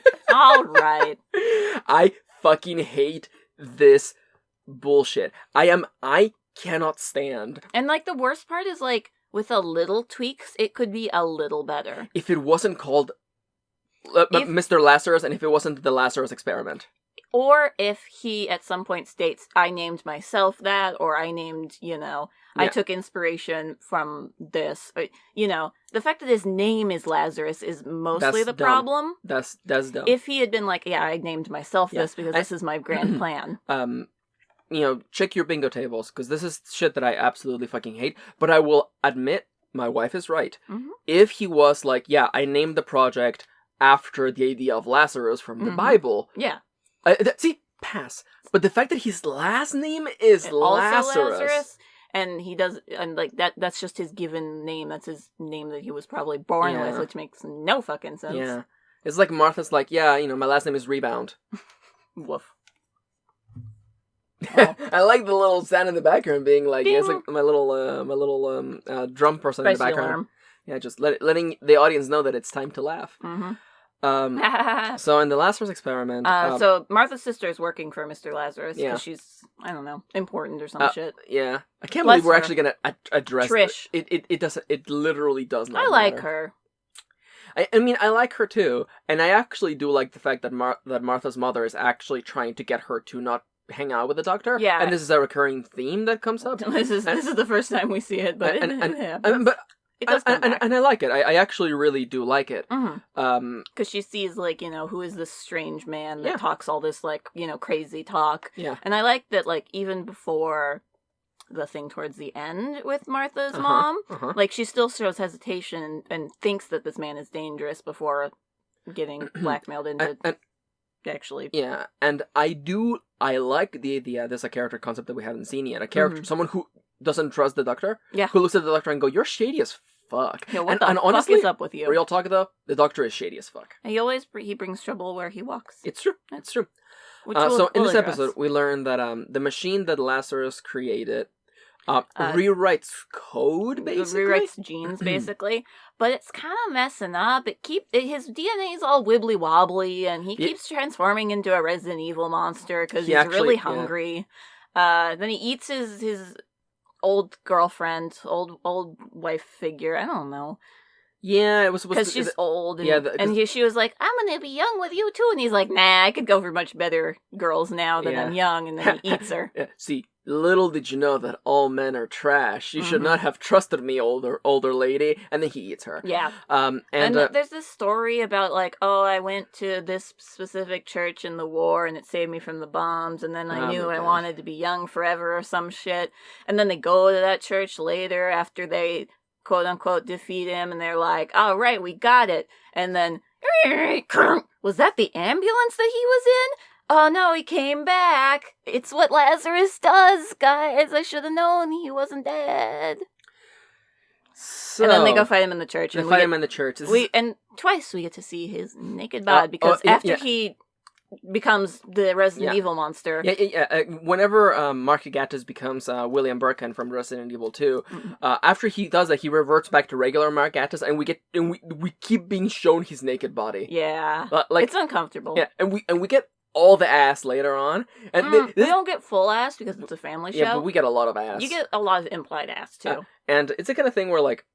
That's why we started the joke of like Mark Gatiss walks into the writing room wearing like like a thong, and he's just like, "Hey guys, ready to do some writing today?" Yeah. And he's like, "Mark, why did you just want everyone to look at your naked body?" I just think it's neat.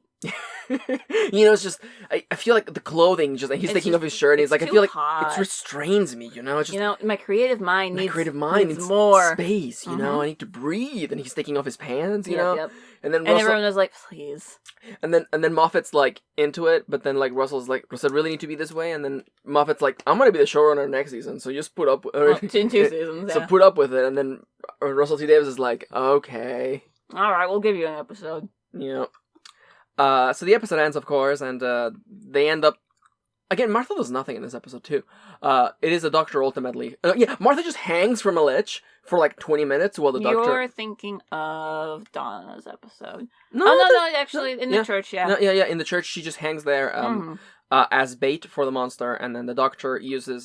plays Megalovania on the organ, and that kills the monster. There's also an uncomfortable scene with, the doctor's, earlier... And the doctor's in the time thing with Martha, and it's like this tiny thing. So he like kneels down, and he's like around her crotch area while he's trying to fix the machine. Yeah. It felt very uncomfortable. I think he even goes like nice shoes or something. It's very weird. Yeah. And then, you know how it was really important and cool when Rose got the key to the TARDIS and was invited to be a companion? My God. Fuck. He's just like, hey, you can come if you want, I guess. I don't know. It's not like I care about you or anything. I won't admit it because I'm a toxic male masculine person. You want to come? I hate it. I hate it so much. Yeah. I hate it. Did he even give her a key?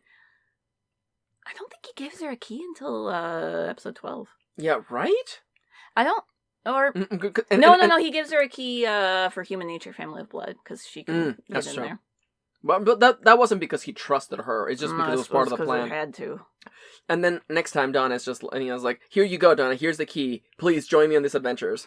Please, I need you. I need someone. So once again, Martha gets nothing. Yep. And like this episode is a little bit more about like her family, which I appreciate. We get to know a little bit more about her family. Yeah.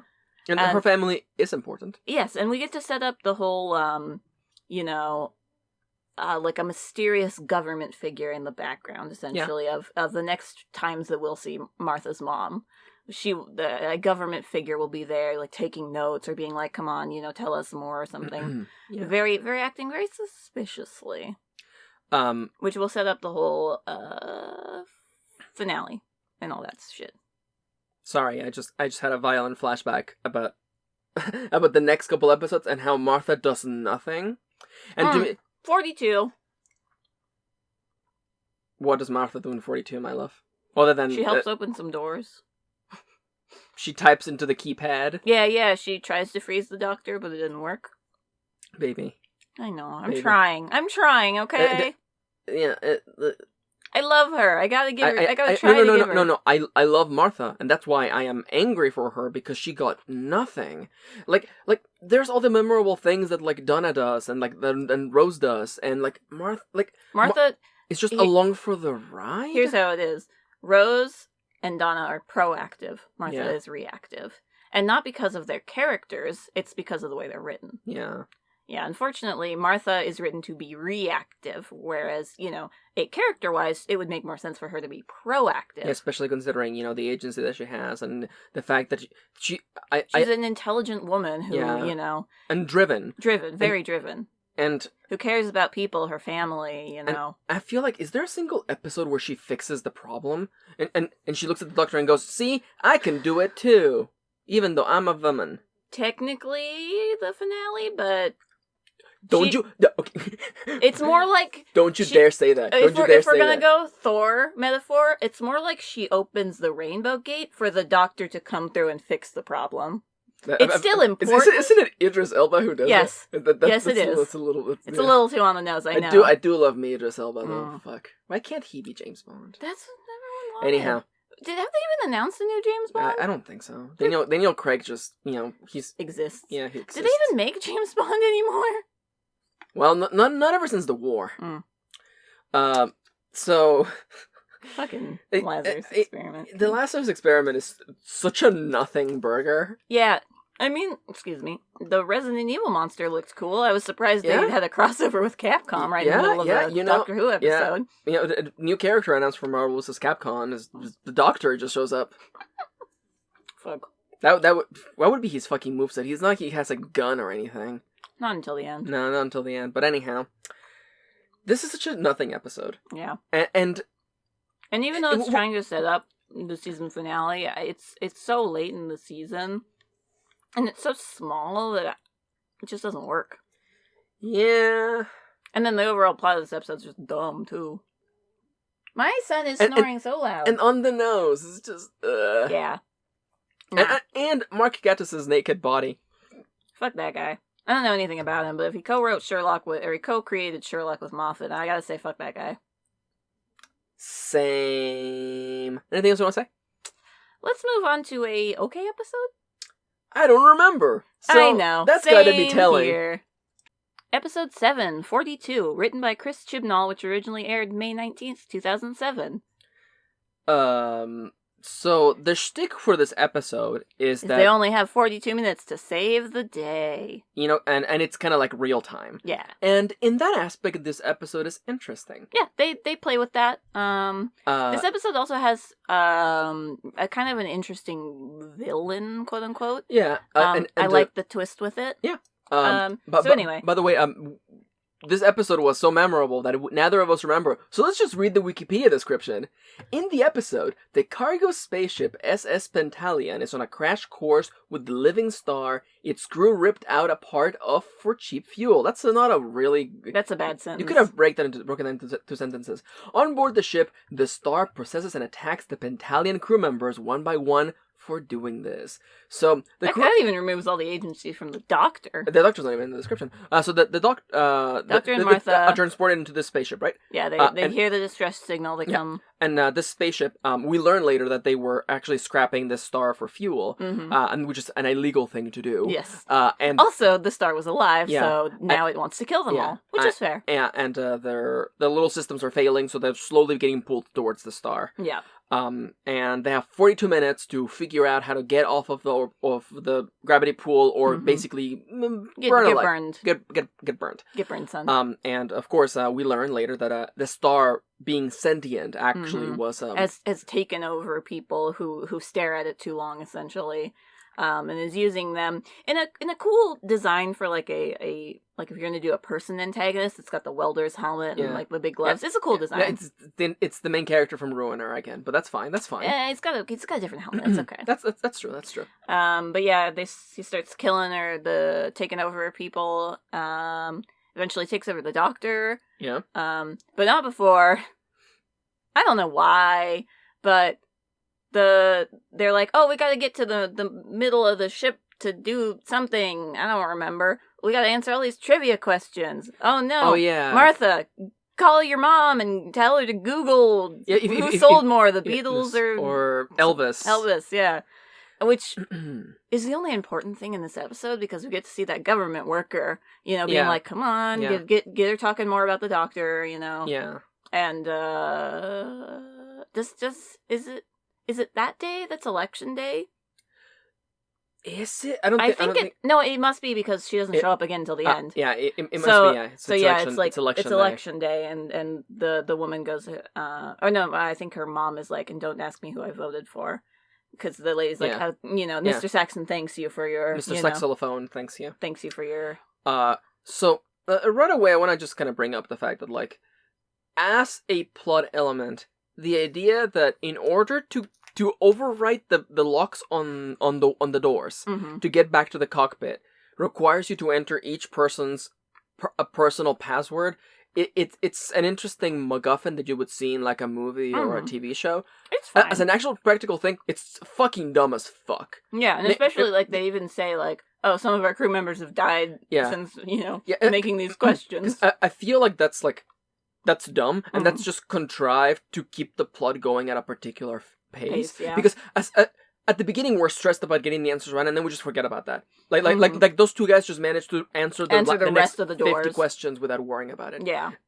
And to me, like, you introduce something that's supposed to be a threat, and then you just kind of forget about the threat. To me, that just shows that it was flimsy and contrived just to be there. And I just worry about, like, the OSHA violations of, like, sorry, you know, like, I know that you're all working in this construction site, but if one of you, like, you know, misses a day, everybody dies. I'm sorry. If one of you just doesn't show up, all of you have to die. Or, you know, if you don't have internet today, I'm sorry, you're all dead. Yeah. And that's dumb. There's no way that anyone would design a ship like so that it would be like that. Yeah, that it would auto-lock if you got a question wrong. That makes absolute... Or the fact that it would just lock, period. Yeah. Like, I understand, you know, manual locks, especially for, like, you know, the Viking of Space and all that stuff.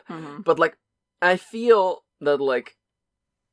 And also, like, we sometimes do this thing where, like, it's the future, but the ship doesn't have an artificial intelligence in there. No. But sometimes it does.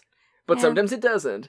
And whenever it's convenient. Inconsistency. And I'm not saying that it, you know, all the ships should always have an artificial intelligence in there to help you run things. No. But it's just one of those things where I'm like, why do you need people's fucking passwords? And I struggle to believe that, like, someone would have their password be like, you know, who sold more, the Beatles or Elvis. And even though it's been like tens of thousands of millions of years later. No, they framed it more as like trivia questions, but it's like ones that only that person would know. Yeah, but why would that person know that? Like, that's like maybe they're a big ancient music history buff. That's like, you know, if the password for my computer was like the most famous Babylonian bard. You know? It's like, who fucking knows that? Who knows that? Maybe that guy was really into... That's dumb. I know. That's dumb. I'm not saying it's not dumb. I'm just saying. So, the 42 minutes pass. At one point... At one point, the doctor gets... The living star takes over the doctor, and he's literally burning up inside. And they fix the problem by releasing the fuel that they stole. Yeah. Yeah, because, you know... it's just if I cut off your arm, no. But then I give you your arm back, you'll forgive me, right? No, see, it's just like in the United States, you know, like if you steal a bunch of money, as long as you give it back, it's fine. Only if you're white. Fuck, I hate. Anyhow, I'm burning up inside because I'm just fucking broken. Yeah, and one of the things that, like, I guess kind of gets me is that, like, this is one of those episodes where, like, the antagonist is so powerful and overbearing that you can't really... The only way to fix the problem is just to do what the antagonist wants. And that's okay, because I feel like in this episode, the antagonist is not framed to be evil. It's just, like, this... It's a hurt... It's just a giant sentient planet, and that's okay. Yeah, and it's trying to punish the people that hurt it, that, like, literally... I know I used it as a joke, but, like, cut off its arm, essentially. Yeah. Or cut off a part of it. Yeah. You know, and I guess it's, I don't know, this episode's just kind of okay. I like a lot of the actors in this episode. Yeah, I like the captain lady. Yeah. Mm-hmm. The husband of the captain, or the ex-husband of the captain lady. Yeah. Also the guy that Martha has a weird thing with for a hot second, and then... They're like, we're about to die, so let's just make out right now. Yeah. Which I mean, like, mood, but at the same time... Yeah. And then the two guys who were totally together at the end. Mm-hmm. It was fine. It was fine. Yeah, it's fine. It's alright. It'll do. Is there anything else memorable about this episode? It's kind of...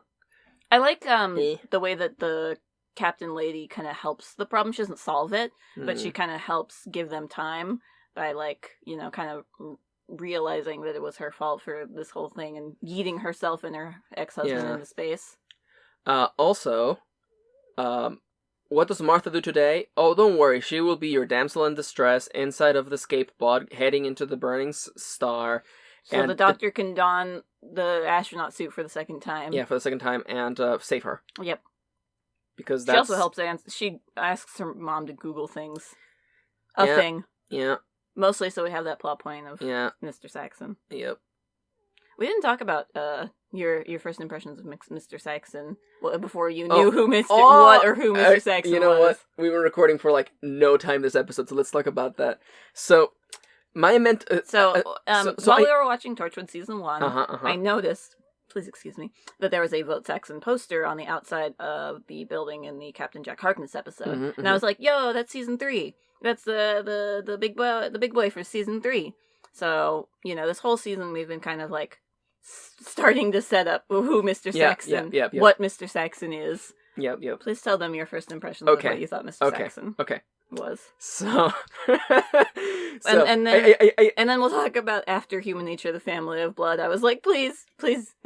So it's okay. So, there's two things about my first impression of Mr. Saxon, okay? Mm-hmm. The first is just my joke, me realizing, okay, we have a politician man who's going to be the antagonist. Clearly he's being set up as the antagonist. Mm-hmm. I don't know who they are, what the deal is, but I'm like getting a mental image. I'm like, who could Mr. Saxon possibly be? And the first thing that came to mind was this SNL skit from around the same time period, in which Andy Samberg gets cursed, and is cursed to whenever he's having a conversation with someone, a man playing a saxophone breaks through a wall and just makes everybody dance, right? A shirtless man in suspenders. A shirtless man with like a hairy chest and it's all oiled up. It's played by John Hamm. And just John Hamm with like long curly hair with a saxophone playing it, you know? Mm-hmm. And then turns to the camera and says, Sergio. Yep. And that was my mental image for Mr. Saxon for the longest time. Like, it's just him, and he's gonna break through the wall, through the wall of the TARDIS, and then it's just gonna be like just playing, and then Martha's gonna start dancing next to him. We're like, no, Sergio. But then, after that joke, faded away, and I started realizing that this was gonna be our antagonist, and this is gonna be it. I lived through my own personal version of that Pro CD skit. Mm-hmm. Where, you're watching an anime, and you're like, it gets really good, but then you have to work for the anime to get good. Mm-hmm. And it's like, oh man, what if, Kitty misremembers, or, Mr. Saxon walks on the screen and is like, oh gee, oh no, oh, Mr. Saxon, oh, he's pooping all over himself now, oh gee, there's poop everywhere, oh no. And me screaming in the background, it gets better! It gets better, Max, please, it gets better! Please! And it was the worst after we watched Human Nature, The Family of Blood, which were the worst episodes of this season. Yes, worse than Daleks in Manhattan, Evolution of the Daleks. Absolutely worst. And I was like, please, it's okay, we only have good episodes left, I think. And me starting to doubt myself was like, is this even good? Is any of this even good? Is Doctor Who even good? That's how bad the season is. Yeah, and the recurring gag was like, and then Mr. Saxon's gonna walk in and be like, oh no. I went poo-poo in my pants. I went poo-poo in my pants. Oh no. Mr. Saxon's gonna poo-poo in his pants. Yep. I can't believe, sorry, I'm looking at the viewership numbers. Blink had the lowest viewership numbers. That's incredible. And that's ridiculous considering how popular it is. It's also one of the best. I might just, you know what, I want to say it. It's the best episode of the season. That's fair. And it shouldn't be the best episode because there's no fucking doctor in it. Yeah. No. Yeah, it should be Max Poison. It doesn't involve the main plot. See, it's Max Poison because it involves. We're not talking about Blink right now, and we won't talk about it for a week more actually. Yeah, but not for you. 10, 20. It'll probably be like half an hour after we talk about the Human Nature and the Family of Blood. But Blink is so well written and it's so tight and it's so well revised and it's so circular in its plot that it's just so good. Solid. It's just so good. And but you're right. It's not a Doctor Who episode. It's an episode of a science fiction Twilight Zone kind of show that features the Doctor in it. Featuring Doctor and the Doctor and Martha. The Doctor Who. The Doctor Who. Who? And that's sad because looking at the rest of this, man, what is it? Utopia? Is Utopia the best one? Utopia's really good. Utopia has that really fucking good ending. Yeah. Because it can't be Gridlock. Yeah, it's not perfect. Gridlock's not perfect. I love Gridlock, but it's one of those, I love Father's Day. Yeah, you know what? If these episodes were my 14 students in my classroom, I would fail them all. Fail most of them. Yeah. Gridlock is the one kid I'm like, man, you're really cool. And you're trying. No. Blink is like, you were not even here for class, but damn, you're cool. You still ace those tests. You have a skateboard. You have fucking anime shades. You're so cool. You're just so fucking cool, Blink. And then Utopia, Sound of Drums, and the final episode work for it. Fuck, man, this season's a bit.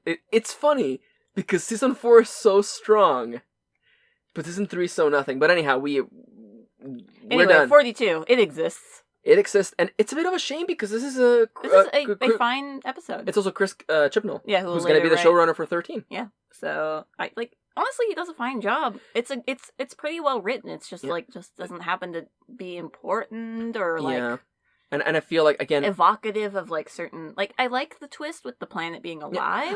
I really do like the twist. Yeah, but I feel it's a little bit close to the Satan Pit, where it's kind of the same it's that set. Same feeling almost. Yeah, because he, the Doctor gets locked away from the TARDIS. He can't access the TARDIS. Yeah, blah blah blah blah. He's got to solve the problem with a bunch of humans.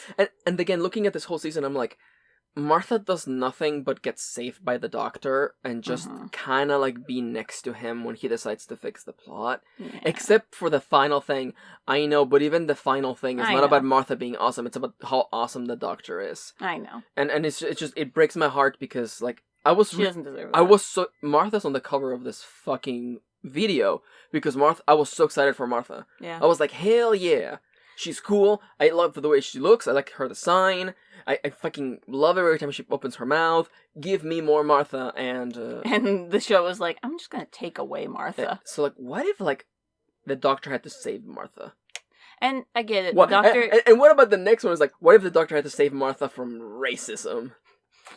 And I get it. The Doctor is always saving his female companions. That's a recurring thing. Like Rose constantly got knocked out, kidnapped. I don't see. I don't remember. No, I see it every time it happens. Like, I can remember like each instance. Like in the second episode of series 1. She gets knocked out. She gets trapped in that room.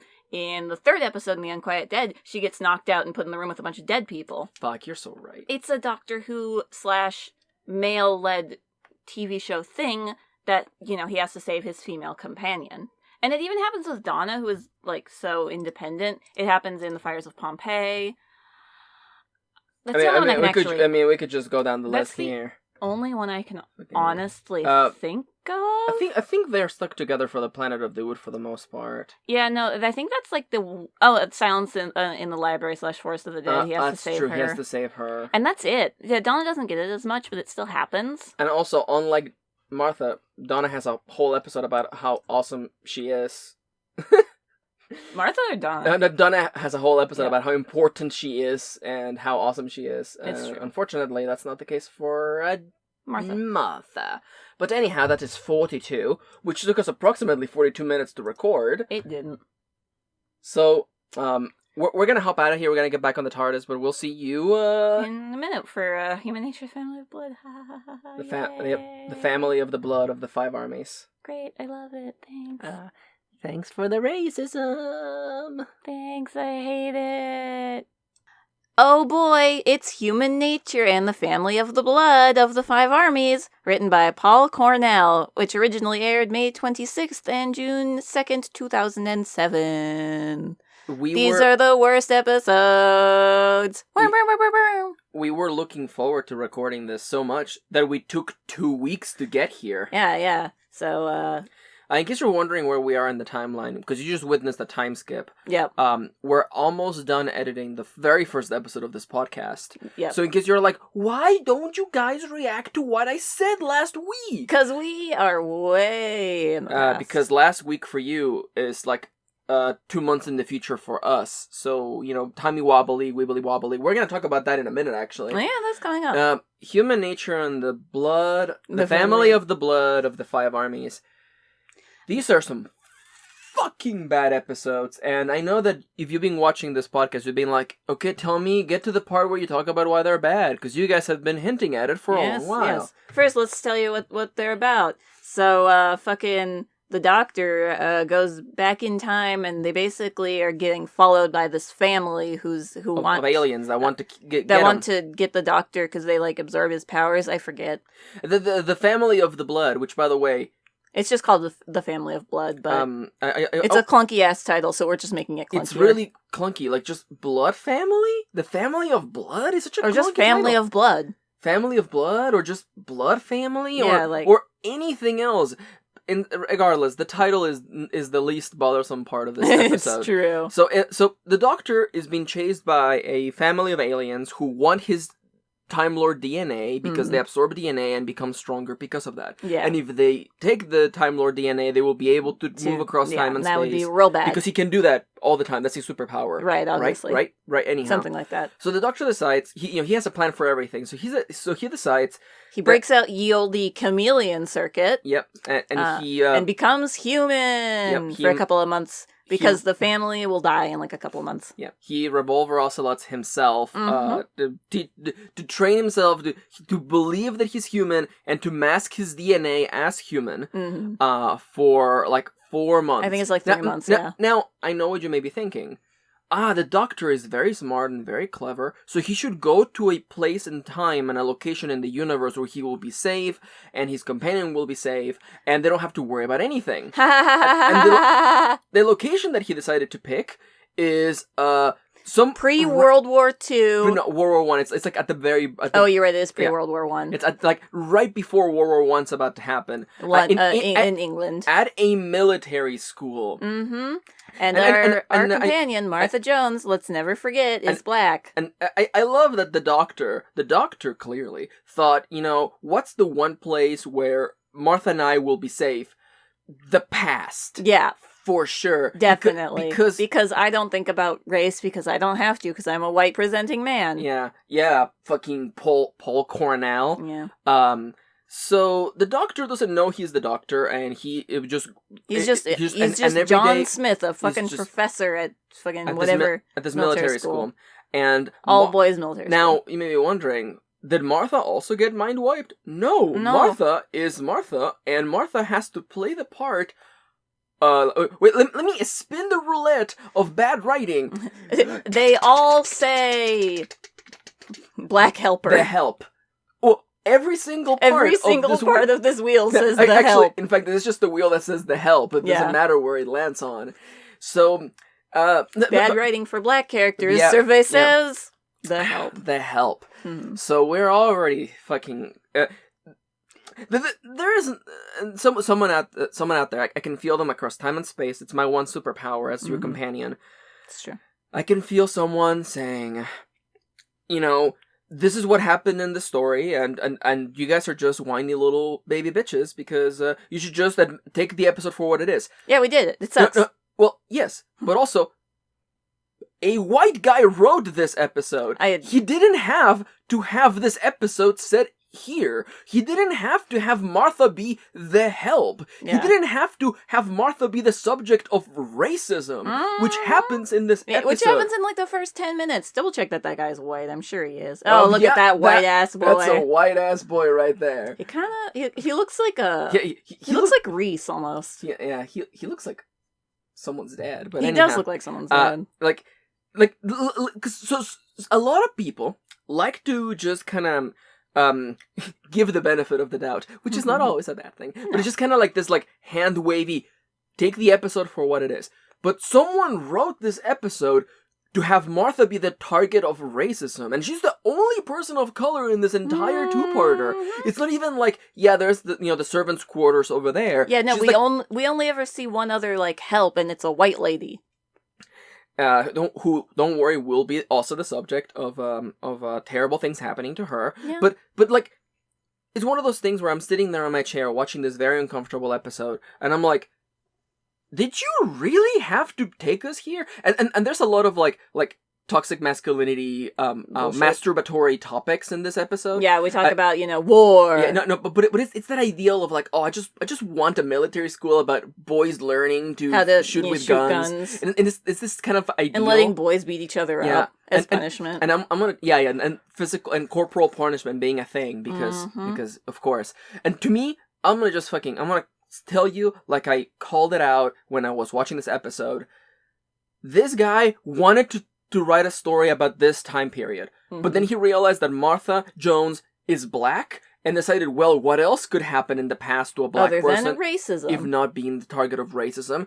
Clearly, there is nothing else we could have done. The name of the show is Doctor Who, about a magical man who traverses through time and space, and in all of the trillions of years that the universe will exist, and in the entire expanse of the fucking universe, it has to be 1918 England in a military school. Yep.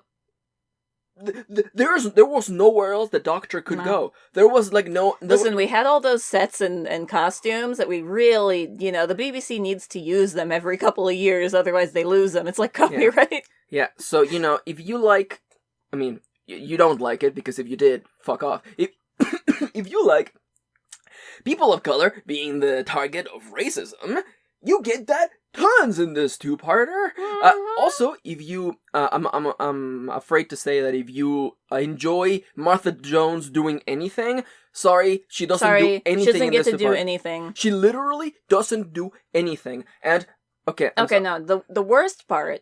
The worst, well, other than racism. Maybe let's explain the plot really quickly, because I'm getting ahead of myself. I know. I have been like this last 2 weeks in between recordings, I've been like in the shower, just being like, what am I gonna say? What am I gonna say? Mm-hmm. But first, the plot. So the family of the Blood of the Five Armies is chasing after the Doctor, and of course they find him because there was no point hiding. I guess whatever, doesn't matter. Well, see, this is actually important, which I hate, because then you have to watch these episodes because it's important for the finale. He has his little watch, basically, that contains his Time Lord self, his memories, everything. Horcrux. Yeah, it's a Horcrux, except you don't destroy it, you just open the watch. Yeah, you just open the watch. It's really easy, honestly. It's pretty much like your old writing. The instant that you open it, you just cease to exist. It's true. It's true. It's true. That's why I don't look at my old writing. And then some rando boy finds the Time Lord watch, and he's like, yo, that's fucking weird. He's got like this weird like psychic like sensibility about him. So he's like, okay, my watch now. And then, of course, the family comes, and Martha's like, where's the watch? And the Doctor's like, what watch? Because there's a perception filter on it to make him seem like it's like a broken old watch that he just keeps around for no reason. Yeah. Meantime, the family of the Blood is slowly gaining members, and the story escalates to the point in which we forgot about it. This whole time, the doctor is falling in love with a human woman. With a human woman who's like the nurse at the school. And of course, there's an escalation at the end. Eventually, there's of course a Doctor Who fake out, because of course there is. But anyhow, there's a whole escalation of like the Doctor. That they have to get the watch to the Doctor, but Martha Jones can't do anything or achieve anything in this episode, so it just kind of like happens. So yeah, the boy just, he's like, I gotta help, even though you're scary. Yeah, so, and of course we eventually end up with the Doctor holding the pocket watch that when he opens it will reveal that he's in fact... And yes, we did forget to mention that he has been having visions about this man in a blue box, and we treated it like it's dreams. He's basically been having dreams. He's been writing fan fiction about himself. Yeah. And he doesn't want to open it because he wants to be a normal man. Because he thinks he's human, and he's like, I'm just John Smith, I'm just a professor, I just want to live my life with you. Whatever, blah, blah, blah. And also, you would think that, like, the Doctor could have just used the chameleon device to make himself appear human and then just hide forever. Like, I don't know why he had to wipe his own memory. Someone in the comments is like, actually, in the novelization of this episode, they explain it. That's but fair. we didn't read the novelization of this episode, you dumb fuck. Anyhow, sorry, excuse me, I'm really mad about this episode. Yeah. Anyhow, at the end of all this bullshit, they have this weird flash, like what their lives would have been like had he been human. My God, and I know you forgot about that, I had to bring it up. I wiped it from my mind because it's fucking stupid. Remind me to talk about how this whole two-parter undermines the entire plot of the season. Yeah. But yes, eventually the Doctor is like, okay, I'm gonna do the thing and actually save the day. And then we cut to him post saving the day. Yeah, we don't even get to have fun. And then we get we get him basically torturing the family of the Blood. Which is weird because the Doctor hasn't really ever done anything like that before. I mean, he like drowned all those spider kids in the Runaway Bride. Yeah, but that's about it. That's later in the plot. No, that's earlier. Oh, that was earlier. Fuck, that was the Runaway Bride. Technically the first episode. That episode is so important that I moved it in the timeline. That's fair. And in case you're wondering, what about Martha Jones? Fuck all. She just kind of she gets to name the bones of her fingers at one point. We're getting to the racism. I know. So let me just address it right now. Not the racism, actually. The reason why... Also, this two-parter won awards because you can't trust white people for anything. No. Let's put the racism over here on the side for a second. I despise this two-parter with fervent fury because I watched Doctor Who to watch the Doctor and his companion do funny bullshit in space. Yeah. The space part can be in space and time. Any kind of space, really. It can be the present, the past, the future. It's fine. There is no Doctor until like, and even the last 5 minutes of the second part doesn't count. You don't get David Tennant being a Doctor. You get a sulky man who regrets the fact that he is a Time Lord. Yeah. But there's no Doctor Martha doesn't do anything, and because she happens to be a black woman in the past, she's powerless. She literally has no power to affect this plot. Literally people are telling her, hey, know your place. Yeah, literally, they're like, you have no power, black woman. You cannot talk to me. You do not belong here. Please exit the plot for the last 20 minutes. For the next 2 episodes. The next 2 episodes, you exit the plot.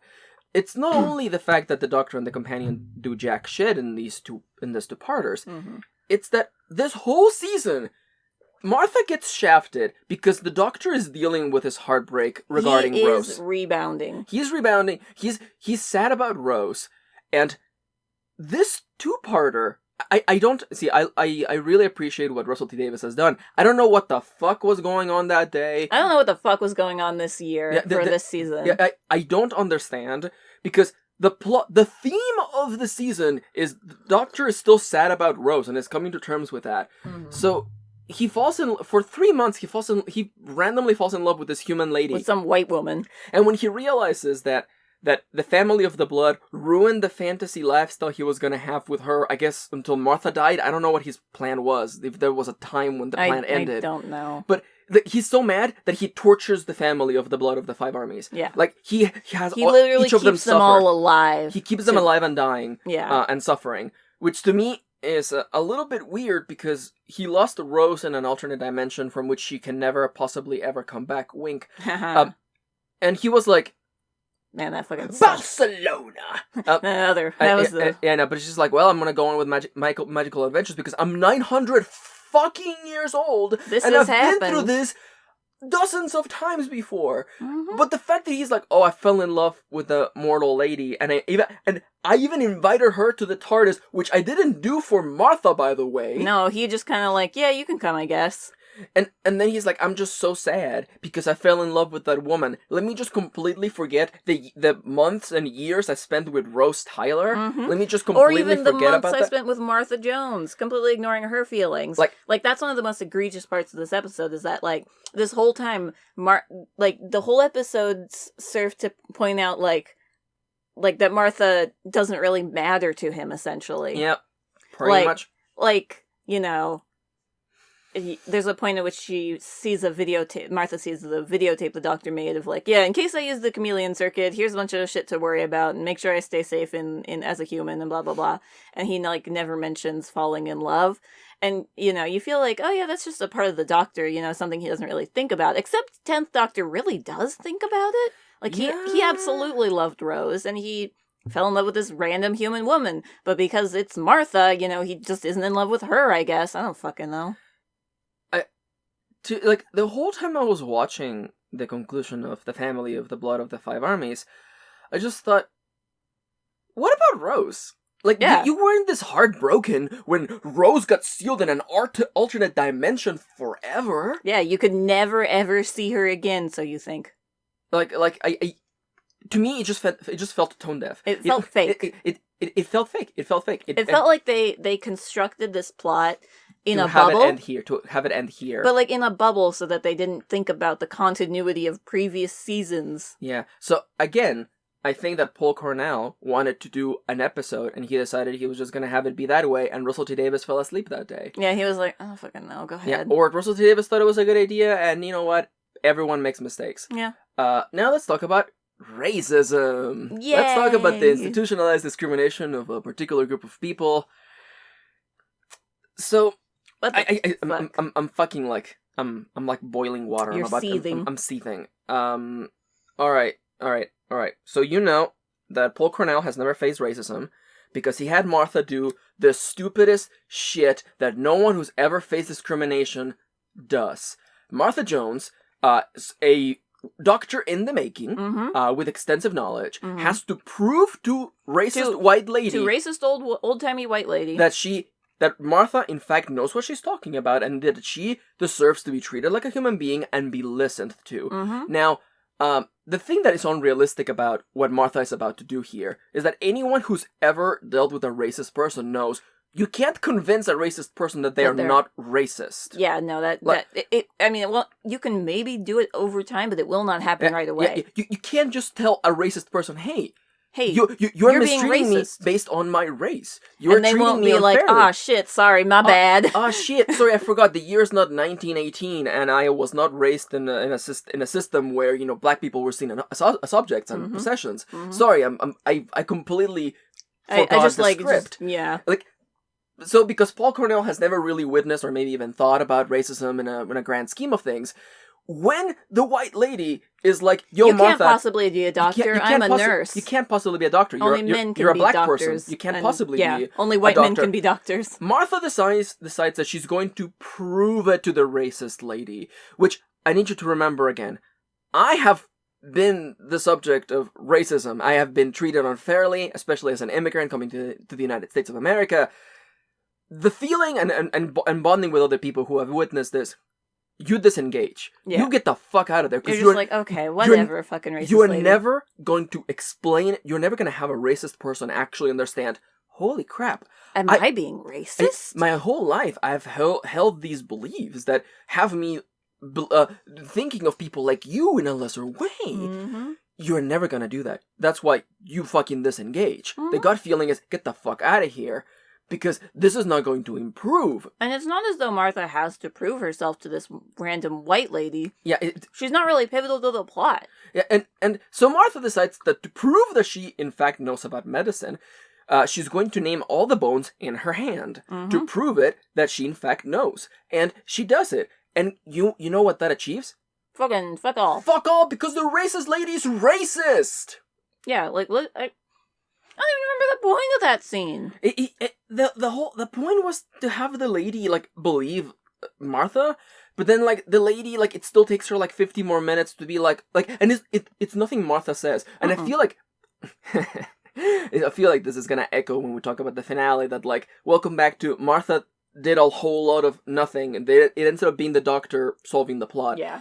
Because it's not until the racist lady realizes, oh yeah, the dreams that the doctor was having is his real life. Yeah, and also John Smith doesn't remember the pocket watch that we all remember that should be right there in the little corner. Mm.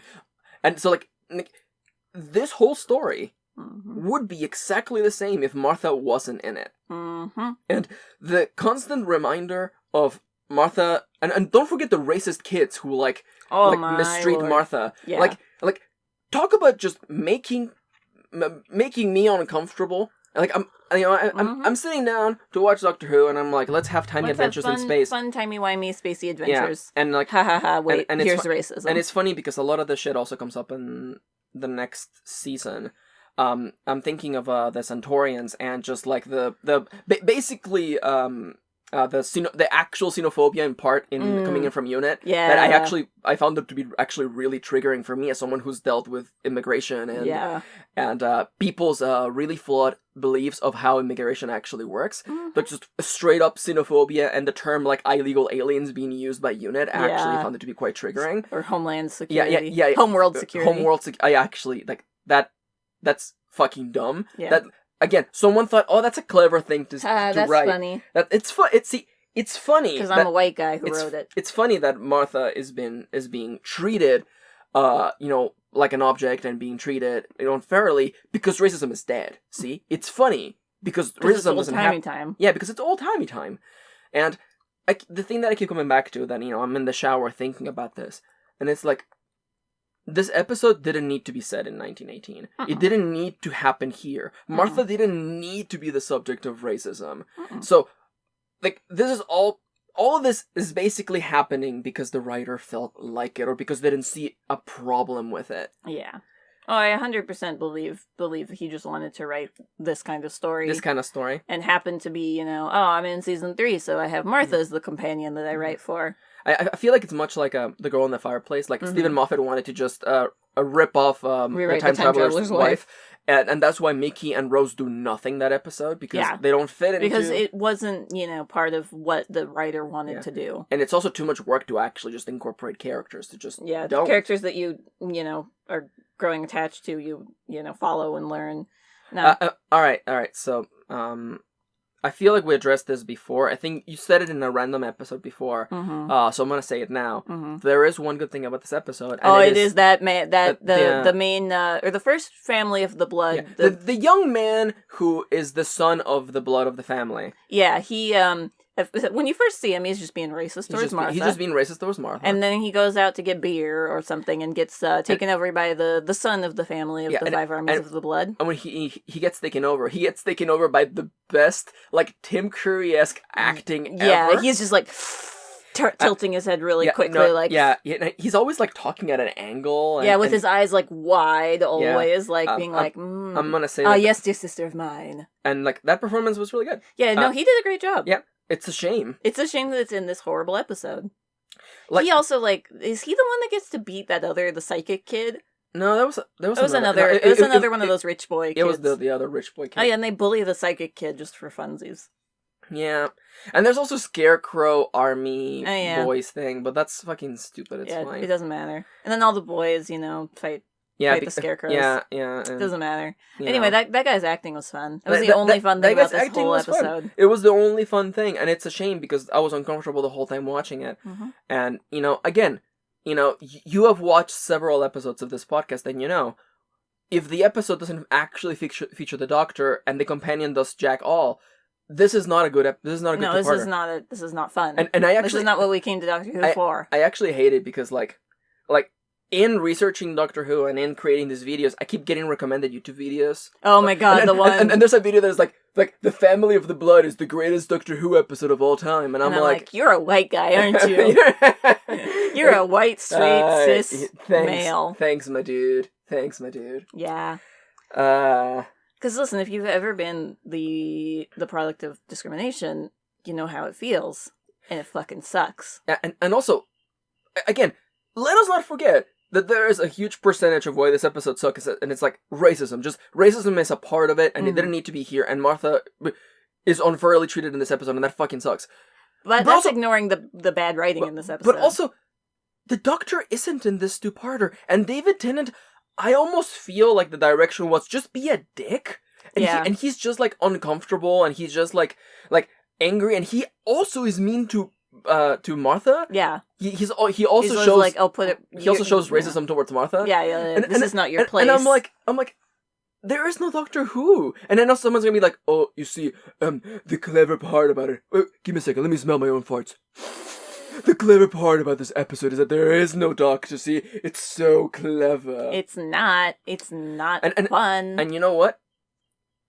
I mean, that's a lie. The next episode, Blink, has very little Doctor in it, but it's still a very good Doctor Who episode. Yeah, there's a difference. In fact, comparing these two episodes essentially, like, beside each other, like, really shows, like, yes, if you want to tell a story that's primarily about somebody else, not the Doctor, you can do it.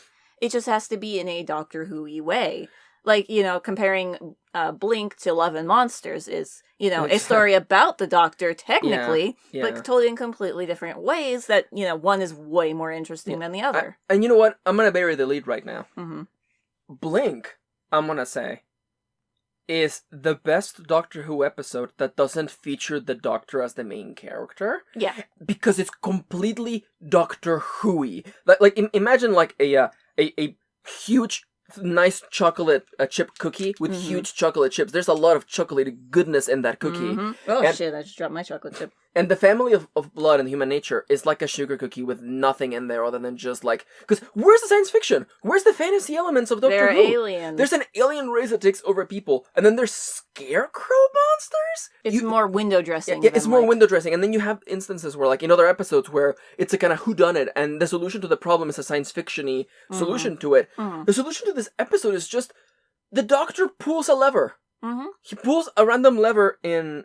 I spilled some coffee. Oh, sure. I'm so mad. He pulls a random lever inside of the family of the blood of the five armies spaceship. Oh yeah, and then blows it up. Do you want a napkin, my love? No. I'm good. Okay. I'm good. My thigh wanted some coffee as well. Sip. No, he just blows up their spaceship and then tortures them. And then in a montage that we don't see, he tortures all of them. Yeah. And that's it. Oh, but don't worry. Then they go check on the psychic kid who the doctor saved his life, and then now he's old and a veteran and getting his like.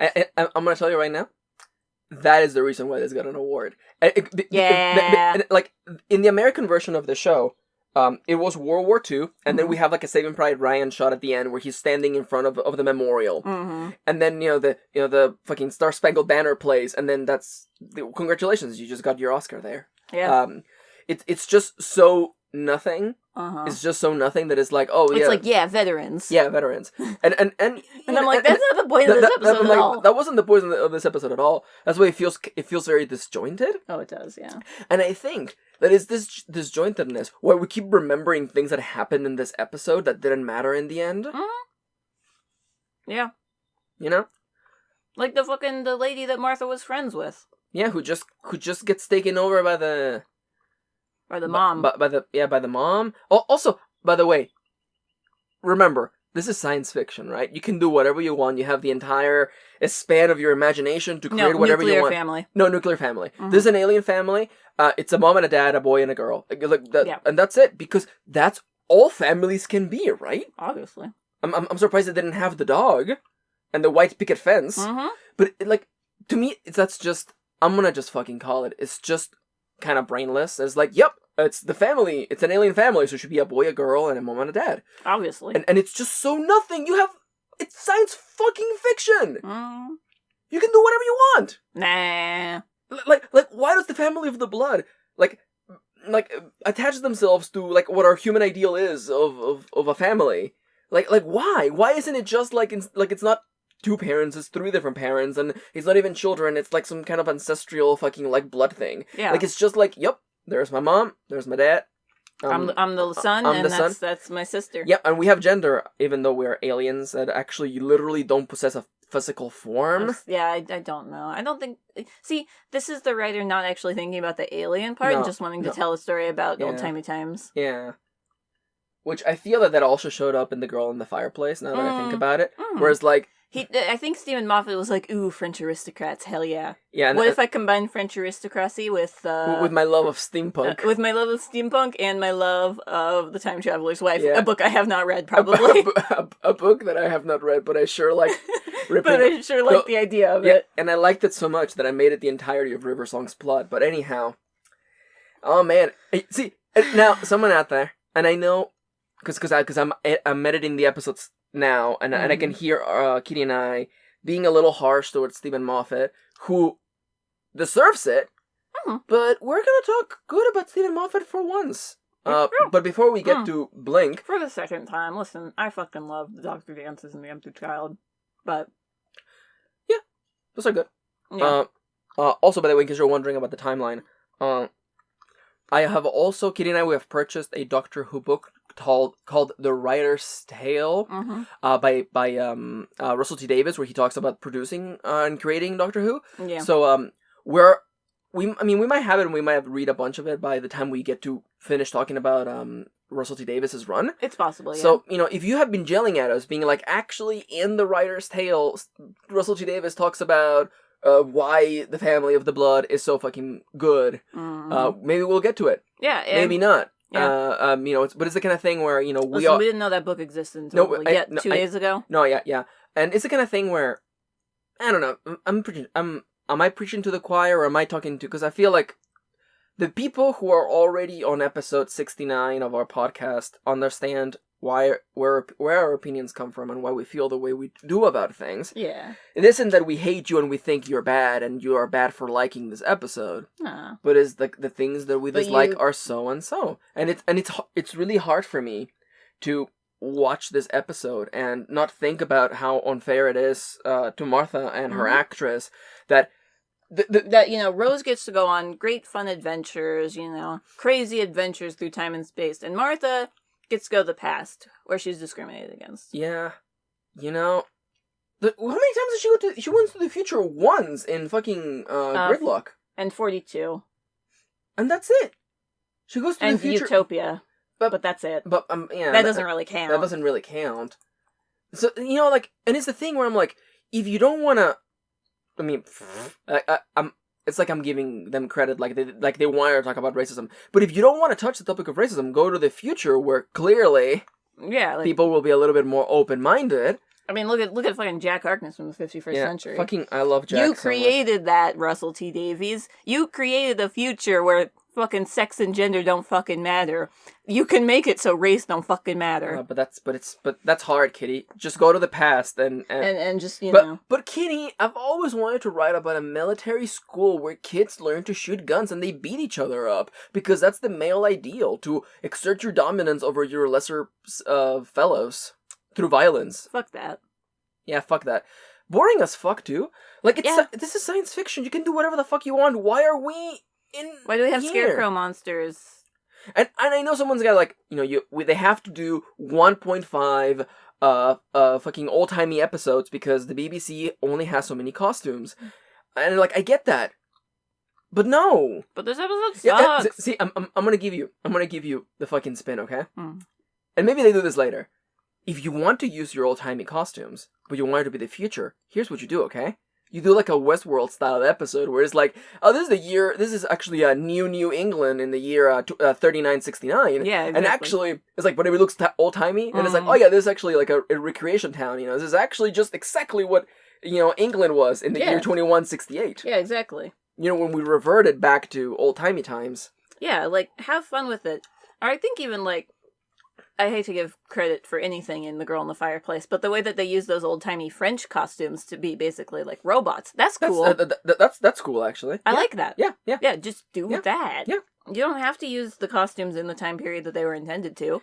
It's more fun, if, Jack Harkness shows up in his big old military jacket, but he's in the 21st century, and everyone's like, why are you wearing that? That doesn't look right. But damn, does it look good on you? Damn. He's like, damn, I'm hot, though. The human nature and the blood of the family of the 5 armies of the family of the blood of the Lord of the Rings extended edition, Desolation of Smog. These are easily the worst episodes of this season. That's saying something, coming from Mark Gatiss's Please Show My Naked Ass Lazarus experiment. And what else was in this season? Daleks in Manhattan and Evolution of the Daleks. It's worse than Daleks in Manhattan. Because I'm not gonna lie to you. I think I would rather rewatch Daleks in Manhattan with Tallulah with 2 L's and an H. At least she's fun. At least she doesn't discriminate against Martha. And at least she has a pig boyfriend. And at least Matthew Garfield? Andrew Garfield. Andrew Garfield is shows up. And the black guy who's in Daleks in Manhattan and Evolution of the Daleks, I like him. Yeah, I liked him. He was really cool. good. It's a shame that he dies, because of course he does. Because he's the black man. He's the black man who dies. Yeah. Man. Yeah, man, you're right. I would, as much as I fucking hate Evolution of the Daleks and whatever the fuck Daleks in Manhattan, I would so much rather watch those than Human Nature and the Family of the Blood of the 5 Armies, even with that guy's acting. Yeah. I'm going to say this, okay? I feel like these 2 episodes are the worst of this season because the Doctor isn't in them. And the whole time I was watching him, I'm like, why is he being such an ass to Martha? Why is he doing this?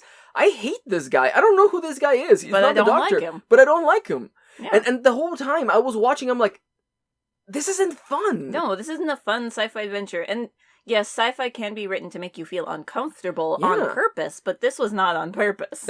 No. Purposeful, uncomfortable sci-fi is totally a thing. No, okay, Kitty. Paul Cornell was just sniffing his farts. Is like, but I want to. I purposefully made the episode to be bad. No. To make a statement. No, you did not. No, you did not. You won awards for this. No, you did not. Other white men smelled that fart. Yeah, Tommy Wiseau, you did not make this to be purposefully bad. Is part of Paul Cornell the Tommy Wiseau of Doctor Who writers? I don't know. Stephen Moffat has a lot of stuff to do. He's got a lot of work ahead. But you know what? That's enough about the family of the blood. We've ranted for 40 minutes. This is a third of the first episode. Yeah, this is like a quarter of the podcast. Let's spend as much time talking about the next one. Yay! A good episode. Episode number 10, Blink, written by Stephen Moffat, which originally aired June 9th, 2007, which we just realized. Oh no, today's July 9th, my love. You're right. It was 13 years ago last month. And a month, yeah. Yeah. So... I was like, wait, we're in June? Time flies. Dude, we still have 4th of July stuff at the store, and it didn't go on clearance, so everyone's like, I don't even fucking know. That's weird. Yeah. I found a Christmas thing the other day, so that's weird. Time is weird. What's the name of the place you work at now? Like, are we calling it Selfco? No, we were calling it the Able Sisters. The Able Sisters. That's right. Yeah. That's right. Yeah, you haven't worked at that was Kaiba Corp, and then there was Selfco. Yeah, that's right. Yeah, you're working for the Able Sisters. Yeah. So welcome. Anyway, a good Stephen Moffat episode. The only one to date since the Doctor Dances. I have my concerns about the Doctor Dances, and mostly because I don't know how much of it is Stephen Moffat. That's fair. And I have my hesitations regarding this episode, but credit where credit is due. This is a fun episode. As Dango Duo, it is our duty to always be honest, and we have biases because everybody does. You have biases too. Yeah. No one can be completely objectively critical. Yeah. Or objectivelessly critical. Yeah, and, Stephen Moffat has said some stupid shit that I don't like, that made me not like him. Mm-hmm. So, he's written some stupid shit that made me not like him. So, it's hard for me, coming into an episode like this, especially knowing that Blink is a monumental episode for Doctor Who, because it's the creation of a new villain. Yeah, the mythology of Doctor Who grows thanks to Blink. Yeah. And watching it, I gotta admit, I was concerned, I was worried, and... wait. Let's go into the intro of this episode where we had just watched the previous 2 days, Human Nature and the Family of Blood, and me being like, man, I love Martha. Season 3's ending is going to be great. Blink is such a good episode. I love Gridlock, blah, blah, blah. Season 3's fine, right? And as we keep watching, this season just gets worse and worse and worse. So I turned to Max and I'm like, I think Blink is still good. And Blink has, no right to be as good as it is. I'm going to tell you right now, Blink is the best episode in this season. Yes. Is one of the best episodes of Doctor Who ever, and it's probably my favorite piece of time travel media ever. And it completely blew me away. Yeah. But let's not step away from the point that this is an episode that features the Doctor and Martha, but they are not the main characters. So when the episode opens up with us following Sally Sparrow. Which is an OC name if I've ever heard it myself. Yeah, it's the alliteration. If it makes you sound like you could be like a 1930s superhero, then yes, that's an OC name right there. That's fair. So we're following this random girl, and I'm like, oh god. You're like, oh no. This is not an episode with a doctor in it. But immediately, the sci-fi comes in, where she's, at this old house photographing things, and she sees writing on the wall, and it's, addressed to her. Yeah. It's somehow addressed to her in despite this building being old, ancient, being buried underneath the wallpaper, it is talking to her and telling her what to do at this exact time. And that's such a good intro into what you get for this episode. Yeah. So this episode introduces us to a NuWho villain, the Weeping Angels. They are giant weeping stone angels that cannot move while you're looking at them. But as soon as you look away, they gain the ability to move. And when they touch you, they basically transport you to a random point in time. Basically, it's their way of killing you slowly. Chronologically killing you. Yeah, exactly. They feed off the energy that they get from basically leading you to another time period. Yep. And then Sally Sparrow must figure out how to defeat the Weeping Angels. She has no powers. She's just a girl. An everyday girl. Who, just likes photographing old houses. I don't know what her thing is, but it's fine. And the Doctor shows up a little bit to try to help her out. Now... in the form of what's the word? Easter eggs on DVDs. Yeah, Easter eggs on DVDs. Yep. So, this episode here is a gleaming example of what good revision looks like in a story. Because there's no way Stephen Moffat wrote the first draft of this story to be this good. This concise. This clean. Yeah, no, this is the product of very good editing. Yeah, and I like this because nothing in this episode is wasted. No. Every single character, every single thing that happens, every single thread that is introduced comes back, is important. And intertwines, and it's difficult for me to even address the episode because it's so dense. We have so many characters who show up, who come back, who are important and meaningful to the plot. Yeah. And the gist of this episode, in case we haven't made it clear, is that Sally is in the present, and the Weeping Angels send people all over time. Yeah. And she's actually ultimately doing this to help herself and help the doctor get his TARDIS back, because his TARDIS he and Martha got touched by the Weeping Angels, got sent to the past, and now they're stuck there. Yeah. So he needs his TARDIS teleported back to him so that Yeah.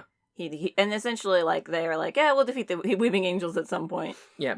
So what I like about this is that the mystery this is a very nice, intense episode. Yes. Because this episode has you paying attention, keeping an eye out for everything that's happening, and because all timelines are happening at the same time, we get nice little reveals of like, oh, the person that I just talked to is the person who was setting this up from the start. Exactly. Or, the reason I'm here in this house was because of the person that came with me to the house, basically. Yeah, who got sent back in time, yeah. who has now given a letter to her grandson to make sure that I get this letter at this exact moment. Yeah, like it's so tight and like, oh, it's just so good. Yeah. It's so tightly wound. And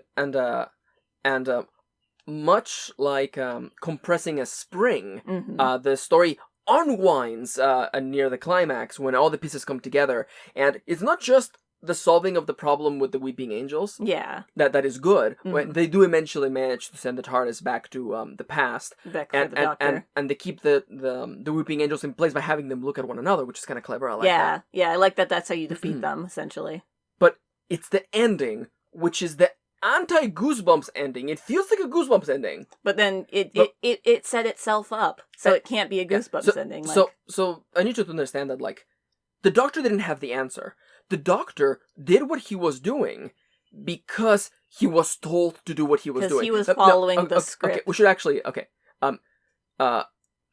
throughout the whole episode, we find that there's Easter eggs in DVDs, which is the Doctor talking. The Doctor talking, and because all timelines are happening at the exact same time, what he says lines up to what the characters are talking about during different parts of the episode. Yeah, which is so clever.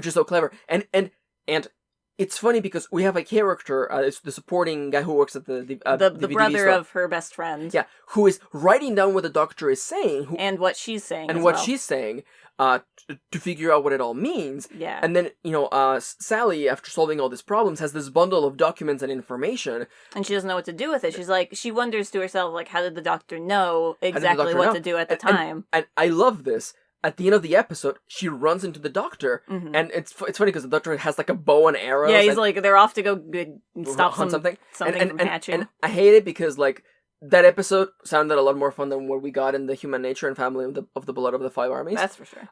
So I'm like, why couldn't we have gotten that episode? But then Sally gives the Doctor the bundle. Yeah, but the Doctor hasn't met Sally yet. He hasn't met her yet. Yeah, so it's basically they meet at opposite times where Sally already has been through this adventure and is like, you're going to need this one day.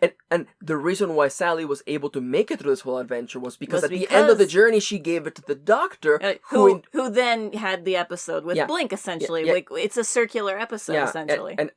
And I really like that. Yeah. And it was very clean, and it was very satisfying. Again, some may say, oh, it's a Goosebumps ending because it leaves you go like, oh. I mean, the very last bit is the very last bit is good, but because there was a good ending attached to it, I'm okay with the Goosebumps ending of like, any statue can be a Weeping Angel. Yeah.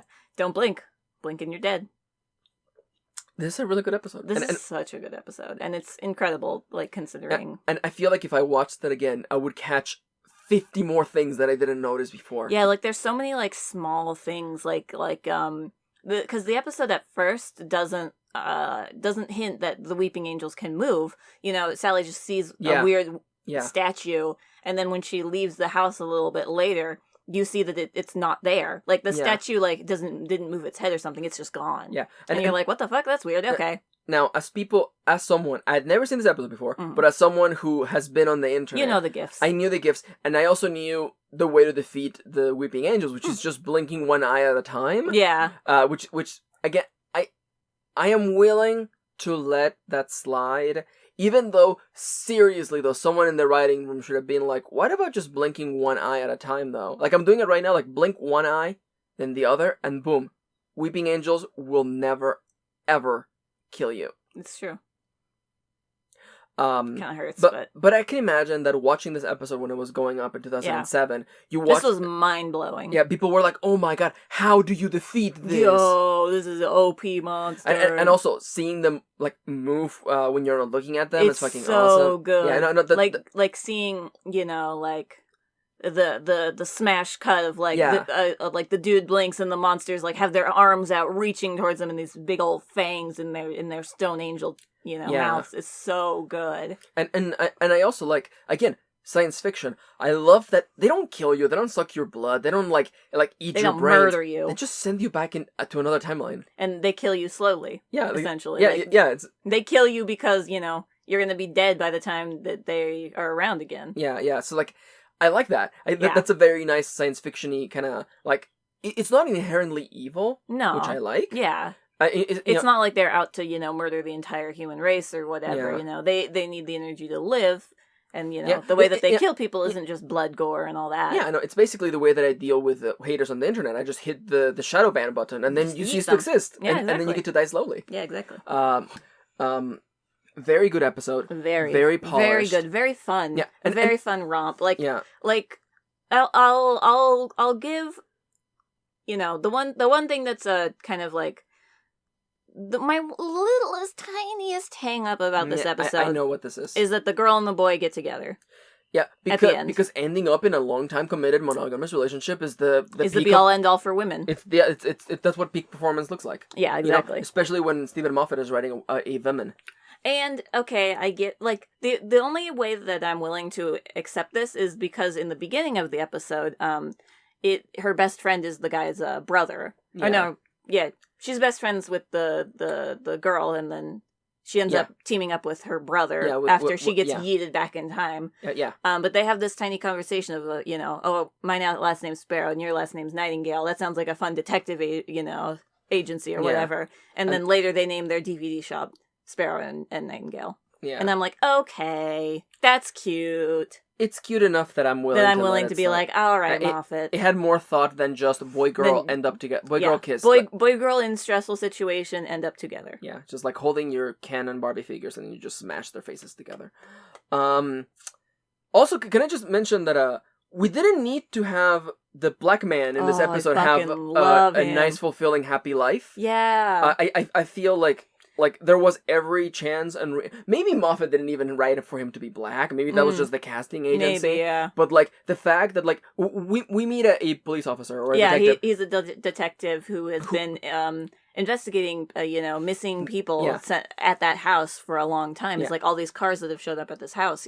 People have gone missing. Yeah, and he gets yeeted back to the 70s. Yeah, and with the doctor and Martha, who tell him, you'll get to see Sally Sparrow one more time. Yeah, and tell her this when you see her again. Yeah, and we get to see him again, like on like the second to last day before he dies. It's the day before he dies. Yeah, and he talks about how he had a nice life. Yeah, and how he's actually happy that he got to see her again. Yeah. And he makes, during the time that he's young, he flirts with Sally a lot. And then, later you get to see, this older version of him kind of, echoing the same line, because life is short and you are hot. Yeah.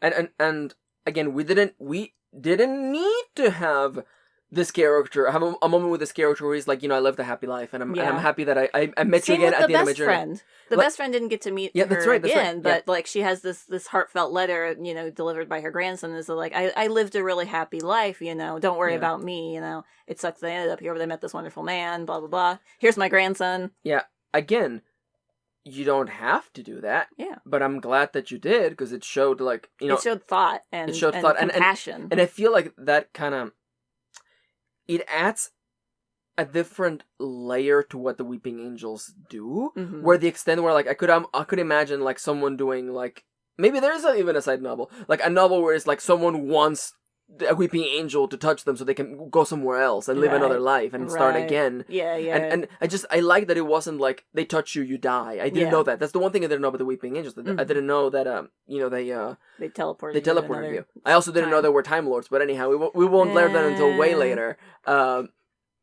Yeah, it's implied in the thingy. Oh. The thingy at the end. Oh, that's true. You pointed it out to me. That's true. And then you forgot. And then I forgot. It's okay. I'm gonna write a thing for my past self to remind us. That right at this exact moment. No, but real talk though, this is like, it's so solid good. Fucking episode. It's so fucking good. All right. Like just constant fun. Just pogging out the whole time. Honestly, like suspense pogged out of control. Like, let's go levels. I am happy. I am glad that Stephen Moffat has written one good episode so far. Yeah. Again, how much of this is him and how much of this is the writing team around and the editing team around him, it's hard to say, but this is a good fucking episode. What if it's like a Shigeru Miyamoto thing, where it's like, originally Moffat is like, oh, and then the Weeping Angels can change their heads to gain different powers, and then and then like Davis, everybody around him Davis was like, Moffat, it's okay. It's okay. I got you. It's okay. Let's rein it back a little. Or some fucking Yes. Solid Snake man. Oh yeah, fucking Hideo Kojima. Hideo Kojima. Yeah, and levels of ballsness, and then everyone else around him being like, yo. No, guys. But what if then you learn that Sally was actually a weeping angel the whole time, and this Sally that we knew was a body double that she created to further on the spiral. Kojima. It's okay, Kojima. Calm down. Kojima-san, please. It's okay. Again, we don't know how much of this is Moffat, but credit where credit is due. This is a good fucking episode. It is. All right, let's talk about this 3-part season finale. We got Utopia, we got The Sound of Drums, and The Last of the Time Lords. All written by Russell T Davies, which originally aired June 16th, June 23rd, and June 30th of 2007. Whoa, ooh. A big 3-parter. And with the return of a very iconic villain. And our boy Jack Harkness is back. All right, so first off, someone in the comments is gonna be like, "Yo, Utopia is not part. It's not part of the finale." These 3 episodes are so intertwined that like this is a 3-part finale. The production code even says that it's 187 A, B, and C. Yo, so these are connected. It is a 3-part finale. Yeah. I couldn't remember at the time when we were watching this episode. I was like, I think it's a 3-parter, but it might be a 2-parter with one leading directly into the season finale. But I can see how the straw man person I created in the YouTube comment land would say that. But these are 3 interconnected episodes, and we're gonna talk about Utopia kind of by itself, first, and then because they're all so connected that we can't go episode by episode for these 3 boys. No. So we open up with a shot of Jack Harkness. Oh well, we open up with the TARDIS, landing in Cardiff and being like, I gotta just recharge up for a couple of seconds. It'll just take a sec, no biggie. Yep. And Martha's like, there's a rift in Cardiff, and is like, yeah, I was here, a while back with my buddies. And then cut to Jack Harkness with a big old backpack running, being like, Doctor. And then his arms going all wild and flailing. Yep. And he runs up to the TARDIS. He grabs on. He won't let go. And the TARDIS, trying to fling him off, malfunctions and sends all 3 of them to the end of the universe. The end of everything, essentially. The end of life. The end of humanity in its own, in a way. And we see what's at the end of the universe. There's a lot. There's a lot. And for a reminder, we learned that Jack. I don't know if it's. This is the first time. Yes, this is the first time in Doctor Who that we know that Jack Harkness cannot die. Yes, and also we learn. I mean, in time we'll learn that he's carrying the hand that the Doctor lost during the Christmas invasion. Yes, Christmas invasion. Which has been in the background of Torchwood season 1 for the longest time, and it's basically his Doctor tracker. He's like, it lights up or bubbles when the Doctor is nearby. We didn't talk about the bleep bloops in the last episode. Yeah, that's a Tumblr iconic gif. Yep. We know it goes blip bloop when time happens. When there's stuff. So, during this 3-part season finale, we first start in this random ass planet at the end of everything. Yeah. And we learn that the last of humanity that remains is basically in like a refugee camp. In a refugee camp, trying to get inside of a mega spaceship to go to a place known as Utopia. It's a place beyond the stars that's beeping out, calling them essentially is like, what is here? What is this? Yep. This must be where we need to go to be safe. Because like on their planet, there's like these feral kind of creatures that are trying to eat all of humanity. Yeah, they're like a subhuman kind of race thing. It's weird. It's a little weird. They have fangs. Yep. So inside of the human refugee base thingy, there's an older man called Dr. Yana, and that's Yana, by the way. Important, very important. And his alien companion Chento, who must start every sentence with Chan and finish with To. I love Chan, her. that's some fucking bullshit, To. But I love her. No, I fucking hate her. I know. That is the most, like... It's stupid, but I like the moment, the moment of pure giddiness when she gets to be like, when Martha's like, do you have to, do that? And she's like, I must, it's tradition. And she's like, Martha's like, what if you just did this once? And then Chento goes, no, without saying Chan and To, and she just looks so happy, and I'm like, that is pure. I love her. She reminds me of Tree Lady. I think it might be the same act. No. It's the same makeup company. Same vibe. I love them both. Yep. That's good. I hate her. I hate it. I absolutely hate it. Oh, I will admit her speech pattern is stupid. It's stupid and it's hard to follow without subtitles. Oh yes, thank God we had subtitles. What if we did this whole part of the video just like Chan bullshit To? No. Chan, so in this episode, To, Chan the Doctor, Yana, and the Doctor meet To, Chan, the party with involving Jock Harkness, To. See? It's fucking terrible. Well, yeah.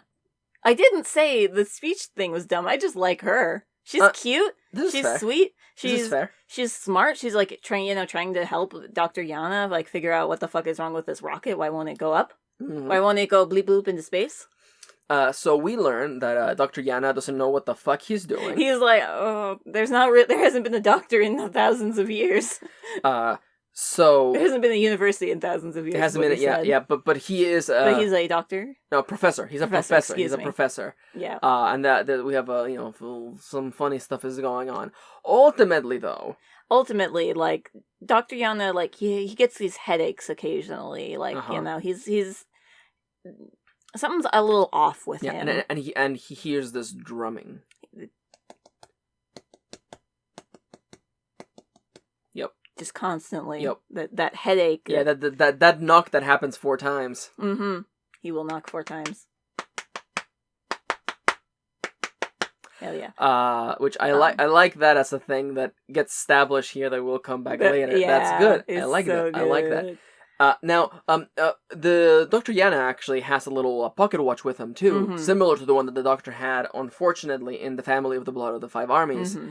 And we learn that, yes, Dr. Yana has been chameleon circuiting himself, to hide at the end of the universe. And I believe, like, he sabotages, because, like, the feral monsters break in and shit's going loose, and Jack Harkness, the man who can't die, has to go into the nuclear reactor to help make the rocket go up and go to space. But Dr. Yana kind of like tries to sabotage it because he opens the watch and remembers who he is, and he's like, fuck all humanity, basically. He remembers that he is, in fact, the Master, who is the only other Doctor Who protagonist who I remembered, antagonist, thank you, who I remembered and who exists. Basically. Because it's Daleks, Cyberman, and the Master. Yep. Yeah, basically. So I'm like, and listen, I'm not as mad about that as the Daleks coming back every 7.5 episodes. Yeah. Primarily because if you're gonna do a revival, and this is the 3rd season, and it's a big 3-parter, you gotta do it with a bang. You're gonna bring back Moriarty. Exactly. Because that's what he is, basically. Yeah, he's Moriarty. He is Doomsday. He has the same power set as the Doctor. Yep. And he's a perfect foil to him, while the Doctor is empathetic and compassionate and empathetic. The Master is cold, unfeeling. Doesn't care. Yeah, cares not for humanity. Only cares about himself. And this was incredibly foreshadowed in Gridlock, where we get this flash to that, which is just fucking brilliant, and I love it. Towards the climax of this episode, when shit is going down, we get this this flashback to when the face of Bo was saying, "You are not alone." Y-A-N-A. Professor Yana. And he was talking that, the Doctor is not the last of the Time Lords that is still alive. Yep, there was one more. There was another. The Master. So, the Master, realizing that there's a perfectly good TARDIS right there on the left. Yeah, literally helping make the spaceship go up and go bleep bleep. The Doctor, realizing that the TARDIS is right there and the Master's about to take it, locks the TARDIS. Well, first... Chanto realizes, shit's gonna fucked, and I think at that point the Master shoots her, and as she's dying, she shoots him back to kill him, but yes. He gets to regenerate into the actor that we know who plays him. Yeah. Blah blah blah. I forget what his name is. Is that John Sim? I'm gonna tell you right now. I don't know. Has he done anything else? John Sim. I don't know what else he's done, but. I like this photo of him. You know him. If you've ever been on the Tumblr. He's best known for playing Sam Tyler in Life on Mars, the Master in Doctor Who. His stellar television credits include state play The Lakes, Crime and Punishment, Exile, Prey, and Cracker? He's been in films like Wonderland, Everyday, Boston Kickout, Human Traffic, and 24-Hour Party People. He's a good actor, though. Let me just tell you that much. Okay, I know that. After he transforms from old man into young Master, I know that I didn't show a lot of excitement towards him, but he does a really good job as the Master. Yeah. I'm not gonna say the thing I was gonna say. Regarding stuff. So realizing again, there's a TARDIS over there, and the Master needs a TARDIS to be able to do timey-wimey shit. Yeah, and he's gonna basically strand the Doctor, Martha, and Jack Harkness at the end of the universe. The Doctor decides to put the child safety lock on the TARDIS. Locking it so that it can only transport from the place it traveled last and to where it is now, which the place it traveled last was 21st century Earth. Yep, and so it's a very limited time travel device, much like the time travel device we all have. We're all time traveling forward at the speed of about a day at a time. Yeah. So the episode ends in this big, goosebumps fucking... basically, it's the Doctor Who fake out of, the Doctor Who fake out. The feral aliens are busting into the base, the rocket's off, it's already shot off into Utopia, which I swear I remember super differently than what actually happened in the episode, but we'll talk about that in a sec. And the Master is, teleported himself back to 21st century Earth. And the Doctor, Jack, and Martha are stuck, about to get eaten by all these feral dudes. Oh, I can't wait to see how the Doctor Who fake-out will solve this problem in 22 seconds. And at the start of the next episode, they're like, phew, glad we got out of that one by Jack Harkness always wears his time-traveling device, and we just sonicked it back into working, and bada bing, bada boom. We're back in 21st century. Yup. So we're moving into The Sound of Drums, episode 12, and The Last of the Time Lords, episode 13. Mm-hmm. And this is where things... It's hard to address these two episodes, because they're dense. Yes. They are dense, a lot of it happens, but let's get to the meat and potatoes of things. Mm-hmm. Throughout the entire season, we've been mentioning the character of... Mr. Saxon. Mr. Saxon, who is running for Prime Minister. And who won the election by a landslide. Yes. And of course, wouldn't you know it? It's the Master. It's the Master, who is so, Is kooky the right word? He's just so goofy and funny. He's redonkulous. He begins his first day in office by murdering everyone else in the cabinet. Murdering the entire cabinet, basically. The entire cabinet. He also has a wife, his companion. Yeah. He actually calls her that. Because of course he has a companion. Yeah, he's a Time Lord. That's what they do, apparently. So now that Saxon is in control of all of the UK. Great Britain. He's like, and my first thing as president, I will introduce you to this alien species that contacted me. The Toclophane. Yeah, the Toclophane. Toclophane? Rasta Falafidocious. So we have a bunch of stuff happens at the start. We want to get to the big plot. Martha's apartment explodes because the Master knows about Martha. Yeah. So they're on the run, basically. And they're on the run because the Master controls all the CCTVs because there's a bunch in Britain. Yeah. And so they're all on the run, and they They create a device to cloak themselves, to basically make themselves not show up. Unperceptible to most average humans, which of course doesn't work on the Master. And the Master is preparing for humanity to meet their first aliens. But then the President of the United States is like, you can't do this alone, you crazy man. You need at least the UN. I'm gonna fucking meet the aliens. So we end up at the Avengers space base. Yeah, the Valiant. The Valiant. SS Valiant, which is a floating fortress. Ship, basically, yeah. Yeah, in the sky. And that's where they're gonna meet the Toclafane. Yeah. Does the President of the United States of America die on TV in episode 12 or the 13th? I believe it's episode 12. Oh yeah, it's totally episode 12. So in episode 12, by the way, later on, we will have continuity that references this moment. Yeah, kind of. And I don't know how Obama ends up working into all this guy, but Obama's in the next season. This is one of those weird things where I'm like, they've always had like fictional presidents, and now they're like, yeah, it's Obama, and I'm like, what? And they got like an actor who barely looks like Obama. Yeah, only from like the back does he look like Obama. Like, yeah. Anyhow. They should have gotten that. You remember, like back in the day in YouTube, there was that one guy who always impersonated Obama. Jesus. They should have got that guy. Jesus Christ. You know, they should have just used actual news clips of him. They used actual voice clips because that was his. Anyway, this is season 4 that we're talking about. But anyhow, they reference the moment of the humanity meeting aliens, but nobody ever again talks about how the President of the United States just got assassinated on live TV. Like actually got assassinated on live TV. Got disintegrated on live TV. And we will never address it ever again. And that right there to me is bad writing, because if there is going to be a continuity, if this is not going to be a sitcom where the universe gets reset at the end of every episode and things actually matter, you gotta be like, remember that time the President of the United States got assassinated on live television by aliens and nobody did anything? All they needed to say was Vice President Obama is now president because this other fuck boy died in the Valiant. Yeah. But anyhow, basically the Master has been harnessing the power of the TARDIS to create a paradox machine, basically, which will allow him to change the future to mold it to his liking, essentially. And the Toclafane are not really aliens; they're his own creation, essentially. Yeah. Because the Doctor, rightfully points out the Toclafane were just myths that we told each other as Time Lord children. They're not real, but the Master actually made them like it's their own like thing that he controls. And the Toclafane are in fact the survivors of the ship heading to Utopia. Yeah. Who and we learned this later, but you might as well just clarify it now. Yeah, they're just like the brains. They're the brain and the faces of the people. And we know this because in Utopia there was a child that was like, I can't wait to go to Utopia. They say the sky is full of diamonds. And he doesn't have a southern accent, but it just sounds funnier.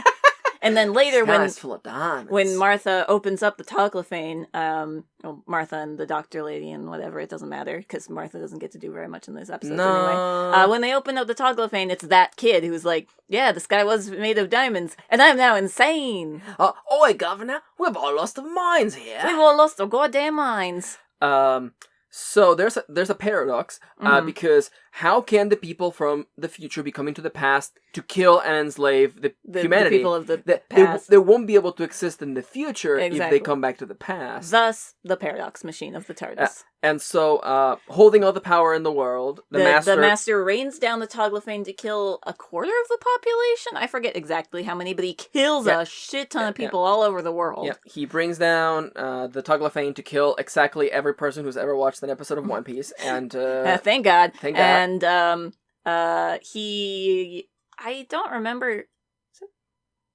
That is a fucking cat. There's a cat outside having lots of fun. I don't think he's having fun at all. Anyway, I forget how he does it, but he makes the Doctor old. Oh yeah. Fuck, you made me forget about the racing Doctor who we'll see in a minute. Yeah. He uses his powers to make the Doctor old. He uses his screwdriver, I think. Which is like a stronger version of. It's like a better version, and it's like a. I forget the word he uses, but biologically locked to him, so nobody else can use it. Blah blah blah. Yeah. He makes the Doctor old.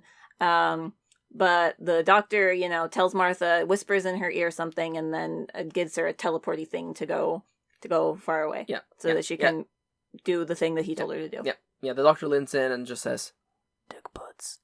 And then she's like, I get it now. I get it now. So we end this first episode with Martha on a field overlooking the chaos of the Togglefane raining down, and just hear screams in the background of people dying, and she's like, I'm gonna get back. I'm gonna see you again, Doctor. Yeah. And Martha says, I'm gonna fix the problem. I'm gonna do the thing. Let's not forget, that her entire family is on the Valiant. And Jack Harkness and Raisin Doctor. Yeah, and they were being used as hostages. Yes, basically. Yeah. Martha's family is being held hostage. Mm-hmm. Except her brother Leo. Yeah, who got away and who didn't want to get paid for these 2 episodes, I guess. He was in Barcelona, enjoying the sun. Yep. He was in Spain, scuba diving. Alright, sorry, I just realized that, oh wait, hold up. We get to use this prep again. So, we have, 3 black characters in the form of, the dad, Martha's the mom, Martha's dad, and her Martha's sister, Trish. So, we don't know what to do with them in the Valiant, so let's just spin the wheel of things black people should do in stories. Bad writing for black people. It's the Help. So, I keep forgetting that there's no sections in this wheel. It just says the Help. It just says the Help. That's right. The entirety of Martha's family gets put into indentured servitude. Yeah. That's a little uncomfortable considering they're all black. That's fucked up, Russell T. Davis. Russell. Why did you let this happen? Also, by the way, I was reading, because we bought that book. Mm-hmm. He's Welsh. Which explains that explains a lot about Torchwood. He might even be from Cardiff, which would explain that would explain a lot why he knows so much about Cardiff. And he's because he did what every writer does. You set your stories in the place that you grew up in because it's fun. Yeah, I mean Steinbeck. Yeah, it's true. It's true. We'll live where Steinbeck wrote a bunch of his stories. So yeah, we had to read a lot of Steinbeck in school just because of that. Because he exists around us. Yeah. Tag yourself. Which book did you read the mostest? I fucking of Mice and Men. I never read La Perla, although I feel like everyone else read it but me. I don't know how everyone. Yeah, I read some of that. I think. Is it La Perla or the Pearl? I don't remember. I think it's like La Perla. I think so. Maybe in Spanish. Actually. I think it is. Anyhow, this is not Grapes of Wrath is mine. Oh my god, the Grapes of Wrath. Should I read that? Should I read the Grapes of Wrath? I know it's only like 600 pages, but I don't know. I don't know. I prefer his shorter work for sure. Yeah. Anyhow. Every other chapter is like describing the environment. So skip every other chapter. Anyhow. Welcome back to the Dango Duo Reading Club. So The Last of the Time Lords, our finale of the season finale. So you know me, being the kind of person who I look at media and I'm like, okay, how's this being made? How's this happening? I was watching The Last of the Time Lords, and I'm like, okay, how do we get back to the status quo?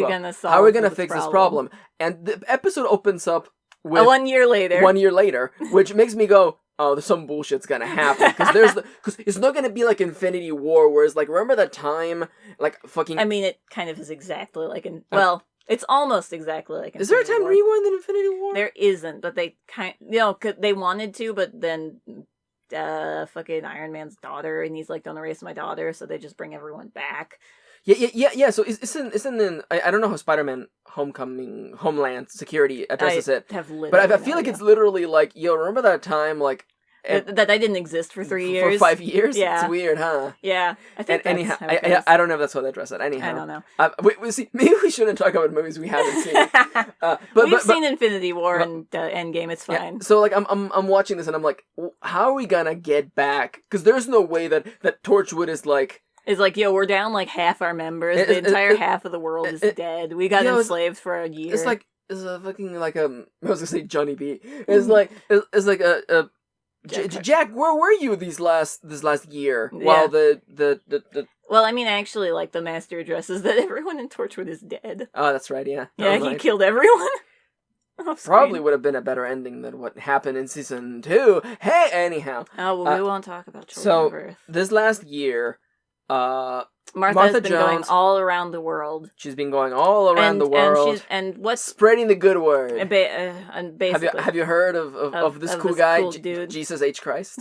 The Doctor, a.k.a. Jesus Christ. But she's just handing out little pamphlets. Is like, hey, have you seen this man? Every Wednesday knocks on your door. It's like, hey guys, I just want to talk to you about the Doctor. But no, the reason that, she claims to be going around the world is that there's this weapon the doctor told her about that's supposed to, I don't fucking remember, mutate his DNA or something. And we spend a good chunk of the episode following a bunch of bullshit about this is the MacGuffin. The MacGuffin will take care of him. The MacGuffin gun. So we gotta assemble the MacGuffin. Yeah, so there's 3 vials of the stuff all over the world, and she's got to go assemble the vials and use the weapon to defeat the Master. Yeah, so she gets the pieces of the MacGuffin. She meets up with random guy who will never come back. Actually, he never comes back, but he is mentioned, which is hilarious. But anyhow, silly.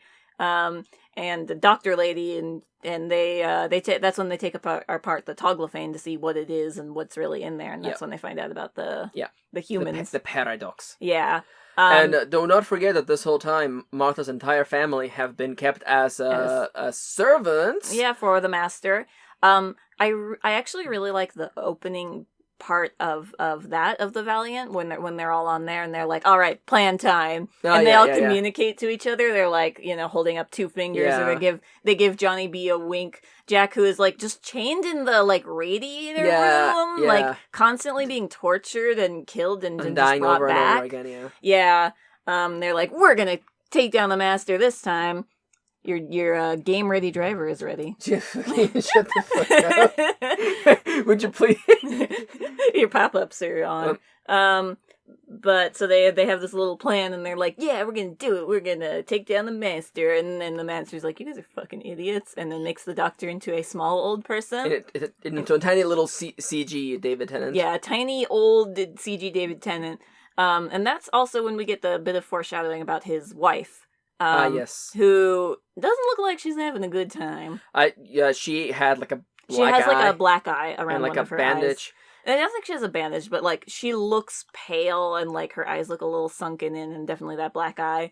But anyway, enough of that. Back to Martha. She's telling the story about the Doctor to Tom Felton, Draco Malfoy. Oh, that's right. Yeah, that's right. He's in this episode. Tom He's Felton like, is it true? Can you really defeat the Master? And she's like, no, the Doctor can. And then the Master comes down to Earth and is like, I got you, Martha Jones. Pew, I killed your weapon. Now you're defenseless against me. And in exactly, 10 minutes, the rockets are going to launch and we're going to go take over the entire universe. Because that's what he wanted, I guess. He wants to take over the world. Yeah. Of course. Of course. And then he brings her back on the Valiant and, she's like, ha, you fool, you fell right into our plan. You see, I told everyone to think. I went around the world spreading the good word of the Doctor and told everyone to think of the Doctor on this exact moment in time and to be like, we believe in you, Doctor, so that, the fairies will live and fly again. And then the Doctor becomes the Doctor again because everyone thought of him because he could... So everyone at the exact same time but believed that pineapple and pizza wasn't gross, and then we all agreed that it was delicious. And then the miracle happened. That's a joke, by the way. I know. Now everyone at the exact same time held their hands in the air. They're like, Doctor! And gave Goku their spirit power. Exactly. I love that shit. And my favorite little bit of that part is when his wife also goes, Doctor. She whispers under her breath, and I'm like, yo, she betrayed him. Anyway. Doctor, I'm in an abusive relationship. Please help. I love that shit in anime, so I was like, that's fine. Let's dismantle this real quickly, okay? Yeah. I think that the idea that everyone believes in one person and that gives them the power to succeed, I think that's powerful and that's perfectly fine. Mm-hmm. I don't have a problem with it. I think it's cool. I love that meme of give Goku your energy. Yeah, it's anime shit, and then the Sailor Moon also does that of all the Sailor Scouts giving Usagi their power. Yeah. Anime does this. It's great. And I'm okay with that. The problem is that Martha doesn't get to do anything. She's basically telling people, yo, the Doctor, he's pretty cool. I love him, but he don't love me. But it's okay. He cool. He will save everyone, not me. It's not empowering because she's not actually saving the world. The world couldn't be saved without her. Yes, but she's not the one that ultimately defeats the Master. Reverses the time paradox. And so you're saying that much like a lot of things in history, black women got the work done, but then a white man came in and took credit for it. Basically. It's funny how that how on the nose that is, isn't it? That explains everything. How on the nose that is, yeah. huh? Yeah, so... Fucking... God, poor Martha. I really don't like how this season finale treats Martha. Yeah, because, like, this should, this isn't a very brave thing that she did. She, went overseas. There was, like, they reference, like, the burning of Japan or something like that, of, like, where all of Japan got eliminated, and was like, you were there for that, weren't you? And she was like, yeah. And, like, there's all these things that, like, are so cool that we don't get to see her do. Yeah, and then ultimately it just leads to the Doctor fixing the problem.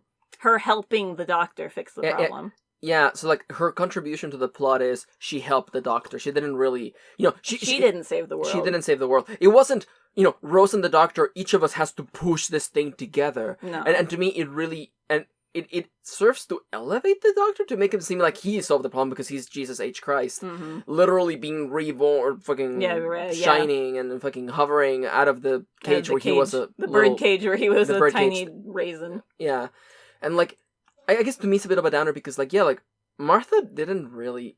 And I know when I say she didn't do anything, someone in the comments is like, but she actually traveled for a whole year. But we don't get to see it. And then let me just tell you, this is the last episode with Martha Jones as the main companion for the Doctor. And this is it. And this is it? This is it? This is it for Martha Jones. And, not entirely, but yes. I mean, yeah. As her run as the companion, yes, it is. And, I don't know, it's just... It kind of... I guess it's just emblematic of this entire run, of this entire season. Because, like... They try to make this, empowering moment, essentially, and they just take away a lot of her agency. Yeah, like, there was no... I mean, I don't want to make it a parallel to that, but, like, there was no climax to Martha's story. There wasn't even really an arc to Martha's story. There was no arc to Martha's story to begin with. Martha didn't really get to have her own story like Rose. Yeah, and like Donna. The ending of this episode regarding Martha is so unforgettable that I literally don't remember what happens to Martha. The ending of the episode is Martha says, I can't travel with you. I have to take care of my family. They still remember the past year. Basically, she's dealing with her family having PTSD. We reset the time back 1 year, by the way. Yeah, in case you're wondering. And the most egregious part of this is that, like, when we go back to the time, there's, like, some guy on the radio is like, what just happened? We just saw the president get assassinated on live TV. What's going on up there? Will we ever reference this ever again? No! We're both holding our ears like we're talking on the communicator. Yeah. That's the most egregious part. That's the most egregious part because, like, had you just been like, yeah, we just saw the telephone and the president. Where'd the president go? Like, I feel like that it would have been fine. Yeah. For later on never addressing it. Yeah. But then I guess they would have had to have that actor come back. But it doesn't no, because the elections. Yeah, that's true. I don't know. Anyway, the world gets reset. The wife actually kills the master, who refuses to regenerate. He's like, made you cry, basic to the Doctor. Yep. And then the Doctor burns his body. Although we see a hand grab the ring that the master was wearing towards the very end, which won't be important at all. Not until season 4, last special. The last 15 minutes. That's not the true. Last special.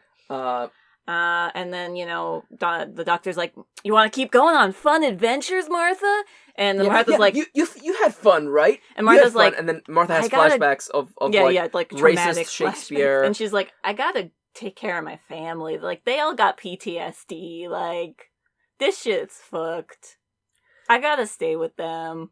Also, by the way, we talked about this earlier, but the whole idea that, like, words can make things reality was kind of established in the Shakespeare code or whatever. The Shakespearean code, I think. But if they never actually say, it's because, the word of the Doctor is so powerful that it brought him back to life, essentially. They never say that, which just that little bit of line would have made this episode just that little bit better. And it would have made that second episode, or third episode, I don't know, that one episode matter a lot more. Second episode, third if you count the Christmas special. Anyway, but yeah. There's like little tiny edits that could make this episode a little bit better, but overall, like, you know, the fact that Martha isn't the one who saves the day, it is technically the Doctor. All right, and let's talk about the other thing. In the ending, as everybody's parting ways, not to be confused with the parting of the ways, we say goodbye to Jack. They drop Jack off back in Cardiff, and he's like, am I ever going to see you again, Doctor? And he's like, I don't know, probably. And we... I like to laugh. Yeah, probably. I don't know, sure, why not? And we get the reveal where, you know, Jack first talks about, so am I going to age? What's going to happen to me if I keep aging, but I'm, you know, I can't die, so am I just going to become really old? And then he talks about, he used to be a model called The Face of Beau. And Martha and the Doctor just look at each other like, yo, we met the Face of Beau. He's an old face. He's a big old wrinkly face. So that's who the Face of Beau is. It's Jack Harkness. It's been Jack the whole time. Who has lived for thousands of years. There's a fucking video on YouTube that I've seen the thumbnail of that is like the whole story of Jack Harkness, and it has the Face of Beau right there on the thumbnail. Spoilers. What a fucking what a yeah, no, like I love the like semi-organic reveal of of just being like, you know, they used to call me the Face of Beau, and then Martha and the Doctor just like, yo, is that? And then I think Martha even goes, no. You think? Which I like that. I love that. And this is gonna come up next season. Yes. When we not the next episode though.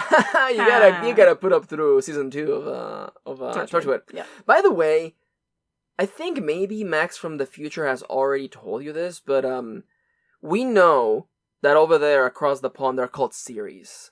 We know they're called series. That's why it says series on the thumbnail. But we're dumb Americans, so we call it season. Yeah, we're dumb, stupid Americans, so we are gonna call them seasons. Also, they're called seasons on the fucking Wikipedia They're page. not. They're called series. Wait, no. It was, they used to be called seasons. Oh, called seasons. Modern BBC does modern series. But anyhow, we call them seasons because we're American. We're used to that. Yeah.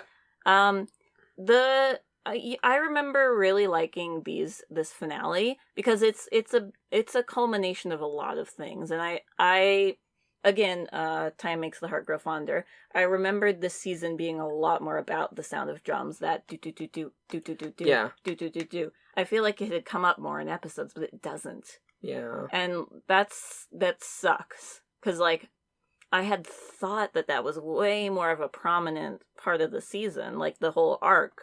Whereas, you know, Rose has her bad wolf, and then the Torchwood arc in season 2 of Doctor Who.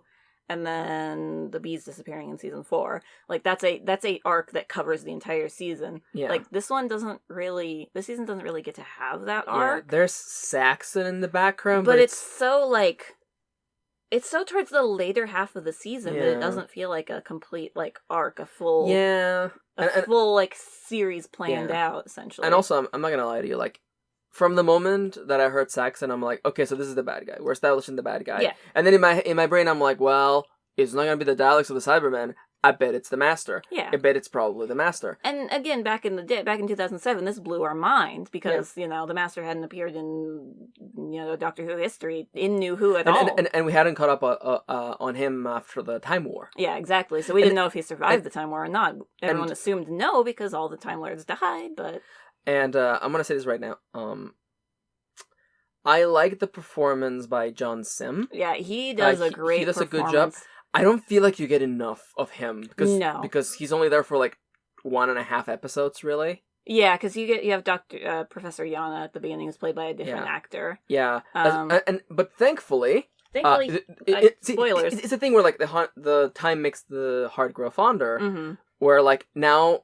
Looking back on things, I appreciate that we will get so much more Master. Yeah, we will get an arc for him even. I know, it's kind of crazy. We didn't even talk about his past, how, you know, the sound of drums came from him being like, how we think of the sound of drums came as him being insane of looking into the time vortex. But that's not the case. That's not quite the case. Yeah. We'll talk about that at the end. 3 episodes? Season 4 specials. Yeah. Anyhow, it'll be a while. Yeah. So Look forward to it.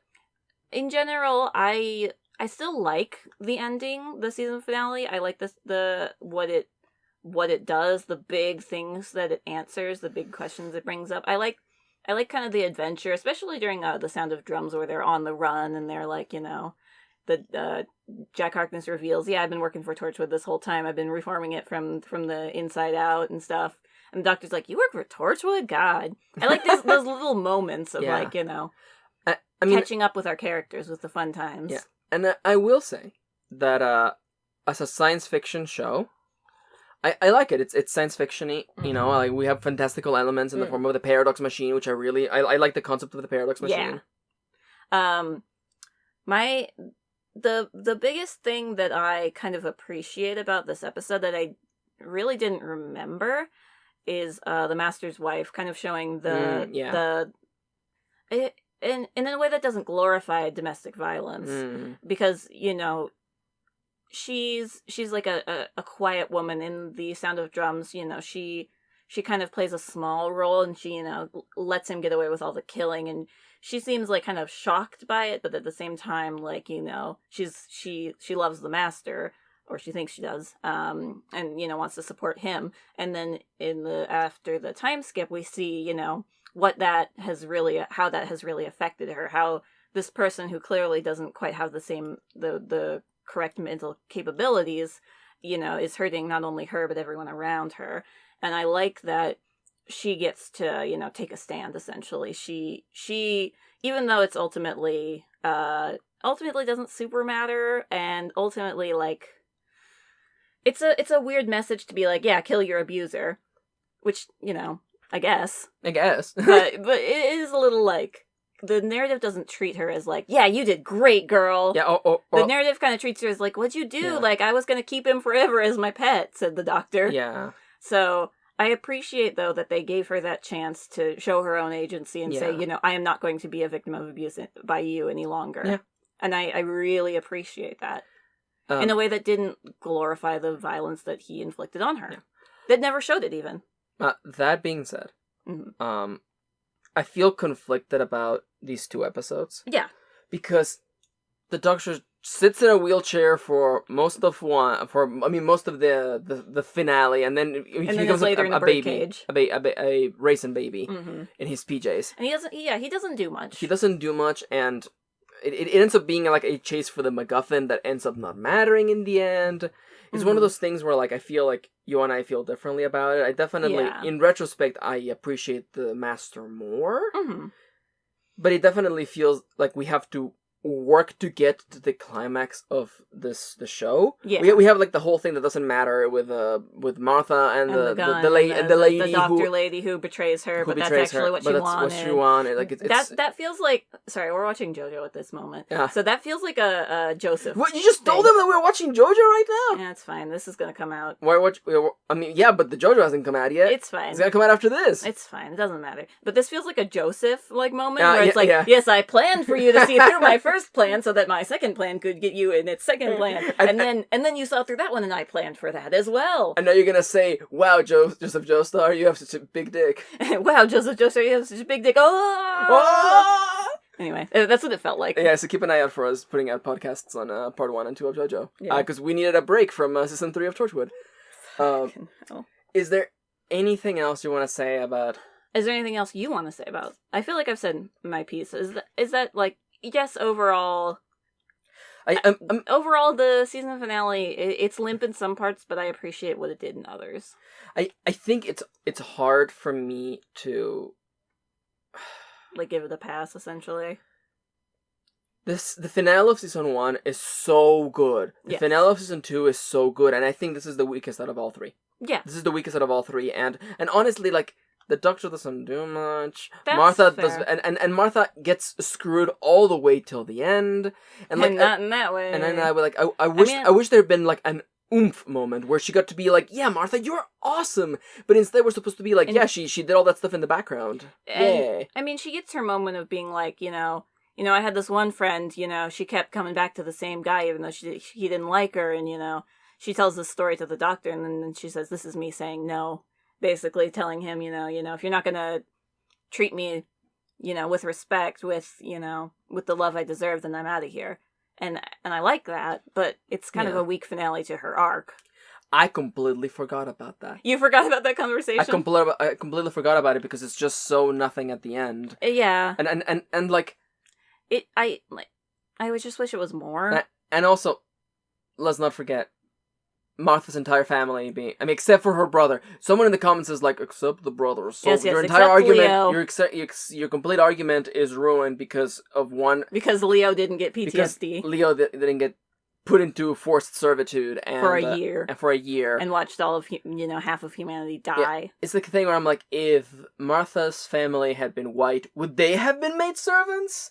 Or would they have just been, put in a cell or something? Like, it's a degrading element of, like, the master knew that making a black person a servant would be a way to objectify them. I mean, to be fair, it's not a direct comparison, but usually Rose did take on, like, maid roles as well, but she usually chose to take those on, was not forced to. As opposed to being forced to. Exactly. Yeah. Like, I'll give, like, the slightest bit of leeway, like, Rose usually had to be in some sort of, like, maid role sometimes.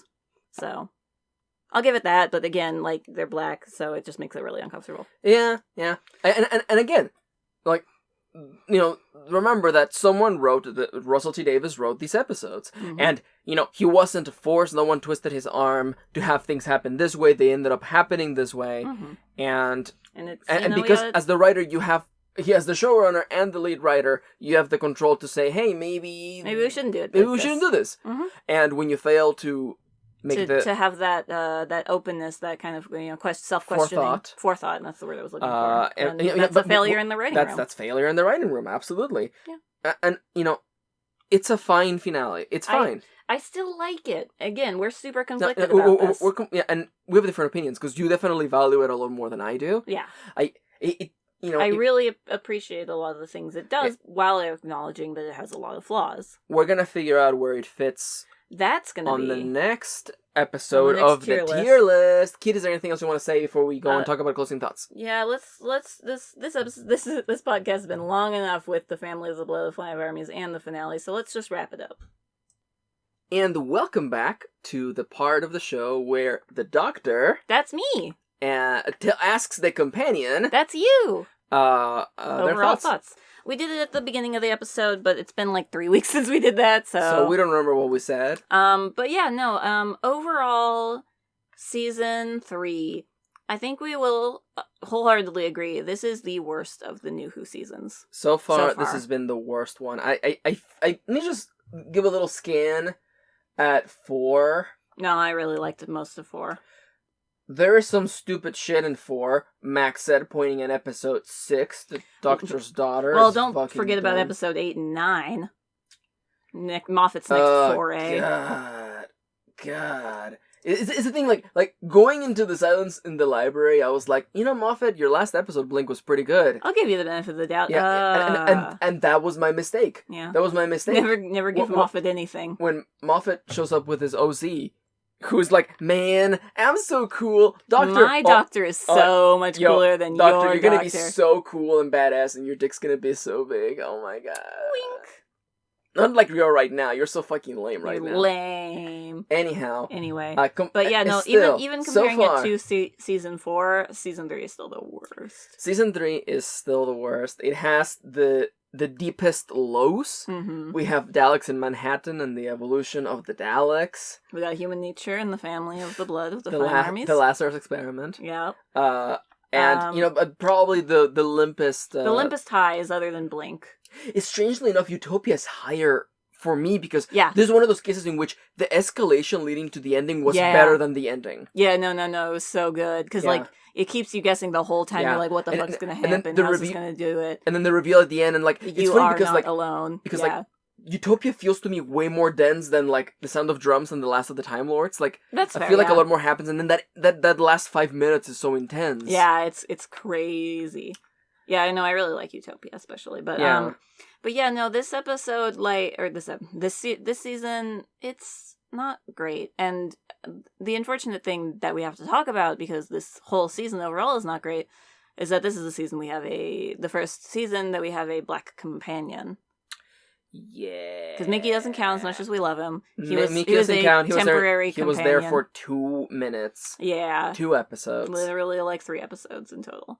And, it's unfortunate because you kind of can't separate season 3 from Martha because it's her season. Yeah, and when you look at, the previous companions and the ones that are coming up, they have an arc that follows them, and they are meaningful to the plot. Like, it's kind of weird how, like, Donna gets to be the most important woman in the whole universe. Yeah. And then Martha, she can't even get, like, a scene where I'm like, yeah, Martha, you did the thing. You're awesome, Martha. You're awesome, The Martha. doctor never gets to tell her, wow, Martha, you did a good job. You're fantastic, Martha. Yeah, he never gets to tell her that. He never tells her that. And also, like, if you look at the season, like, there is no time in the season for Martha to get anything. Mm-mm. And they only go to the future like 2 twice. times. Yeah. And every other time we're going to the past, so we have to deal with the fact that she's a black woman or in the past. Or the 21st century. It's just... And... it's almost like a page one rewrite to be like the failure in this season is in part for not finding a place for Martha to be in. Mm-hmm. You know? Yeah, no, super. I forget what I was going to say. I don't remember. Jack shit. I don't remember. It was something important probably, but it's fine. Empowering Martha, like she doesn't have a moment where she gets to shine and the doctor gets to treat her like an equal for once. Yeah. Yeah, this season kind of sucks. This season is a bit of a downer. And I feel like we're going to populate the weak and bad sections of the tier list with this season. Yeah. There is highs. Yeah, Blink. And mostly Blink. I love Gridlock, but again, it's literally an episode made for me. Yeah, and I will say that Gridlock is up there. It's up there. It's still like I feel like every episode shares the same problems of like Martha does nothing. Yeah, Martha does nothing, and she has no moments where she shines. Yeah, and it's just and if she does have like the tiniest moments, they're so small that it doesn't matter overall. Like I think of the episode of Gridlock when she has the forethought to think, oh, turn the engines off, maybe it can hear us, maybe the crab monsters can hear us, and it's such a small moment. But it doesn't solve the problem or do it doesn't anything. solve the problem, like, overall. It solves the problem for the moment. And it's just so weird because, like... Rose gets to do... Yeah, no, and then... Catherine Tate. Donna gets so much! Donna gets not only to be the most important woman in the entire universe, but she also has entire, like, episodes that are about her and the Doctor basically having a conversation about morality. Yeah, explicitly about morality of, like, what is right, what is wrong. And how can this be okay, but this isn't? And Martha gets nothing! No. And even like, not knowing the future, not knowing that Donna is coming, and Donna, matters so much more than Martha, even just comparing her to Rose, like, it's night and day. Which is not a pun based on their races. I realize that it sounds like that. Jesus Christ. Listen, I'm a white lady. It's like black and white. I did not say that. Yeah. I will not say that. But like Rose's character arc, and admittedly she gets an entire season more than Martha, but even within the first season, one season, she gets more of a character arc. Because again, and more agency. Martha. Thank you. Martha has a complete absence of agency. She just follows the Doctor around because she's all puppy love smitten. And also, someone's gonna be like, but in the final episodes, she goes on a journey across a whole year of traveling. And again... To preach the word of how cool the Doctor is. And again, like, I think to save her family. Yeah, I think the way it's presented just makes it worse, honestly, because, like, in theory, Martha saved the world, but in practice, that's not really true. Who saved the world? The Doctor did. I feel like if there's like a ranking of like who saved the world that day, first is the Doctor, first place. Second place, everyone in the universe who believed in the Doctor. the Doctor's or the Master's wife, then everyone in the universe, and then Martha. Yeah. Like and when you're coming last. When the rest of the whole universe is in front of you, that's how it's bad. Yeah. It's bad, man. It's bad to come the very last in the list. Yeah. It sucks, man. It sucks. And I feel it in a way. That's what I was gonna Russell ask T. you. Davis knew that Martha got shafted because Martha... He keeps bringing her back. Will continue to come back. She will come back in Tortured shows. Season 2 and in Doctor Who Season 3. 4. Season 4, yeah. And in the specials, one of the specials she comes back to, so she will get a little bit more to shine. But yeah, no, the thing I was going to ask, Had we not had a project to watch Doctor Who, do you think this would have made you less likely to keep watching? I feel that is a bit of an unfair question. Yes. Because it's season 3 out of 4. I would want to finish watching Tennant, and I'm curious about Donna because she was introduced in the Runaway Bride. Okay, that's fair. But this doesn't make you less. It doesn't make me less interested. It makes me sad and infuriated for Martha because I really liked her and I felt that she would bring a different chemistry between like, you know, we have this woman who is innately intelligent, who's smart, who's clever. I wonder what her interplay is going to be with the Doctor, and it ends up being absolutely jack fucking shit. You know, because like Rose was an everyday person, and then we have Martha, who's like, you know, like training educated and trained to be a doctor, and I'm like, I wonder how this is going to be different. Yeah. And I feel like they never once exploited her cleverness. I wonder if that's a weakness, because I also realized that Donna is an everyday woman. I wonder if that's a weakness of like, you know, they don't know how to write smart women. That's completely fair. That's completely possible, honestly. That's completely possible. Because, like, the only other smart woman that Russell T Davies has really written is Tosh. Yeah. Because Gwen's smart, but she's not, like, clever. She's, you know, she's empathetic more than she's, you know, logical. So the only other person that's really, like, a logical lady that he's written is Tosh. And Tosh does slip a little bit into the archetype of the super intelligent Asian presenting person who... Yeah. Who is all about the numbers and computers and the computers in tech. Yeah, I realize. I wonder if that's the problem. Is like they don't feel that she's as relatable, so they have to like relate her based on her race more than the fact that she's like a woman and smart. I wonder. Maybe that's reading too much into it. I don't know. I feel like we've touched on this before. Like the idea that like they didn't know what to do with Martha. Yeah. Like, I feel like they had to dumb her down to fit with what they wanted to write. Keep putting her in places in which she has no power, such as the family of the blood, where racism prevents her from doing anything. Yeah. And I feel like the weakness of the writers in this season... really shines. It really shines. And honestly, let's just call a spade a spade. This is the weakest season. Yeah, that we've seen, yeah. We haven't gotten to Moffat. This is Davies' weakest season of Doctor Who for sure. Easily. Yeah. Easily. Yeah, and if you factor Torchwood into it, do you think it's worse than Torchwood Season 2? Here's some foreshadowing for Torchwood Season 2. I don't think so. Yeah. Strangely enough, Torchwood Season 2 has a wider cast of characters, and at least everybody gets something. Yeah. At least Yanto gets to have one-liners. Yeah. And at least Tosh gets more screen time, and Gwen gets so much. Oh, and too much. And then we have fucking like Jack. And then he's a space boyfriend.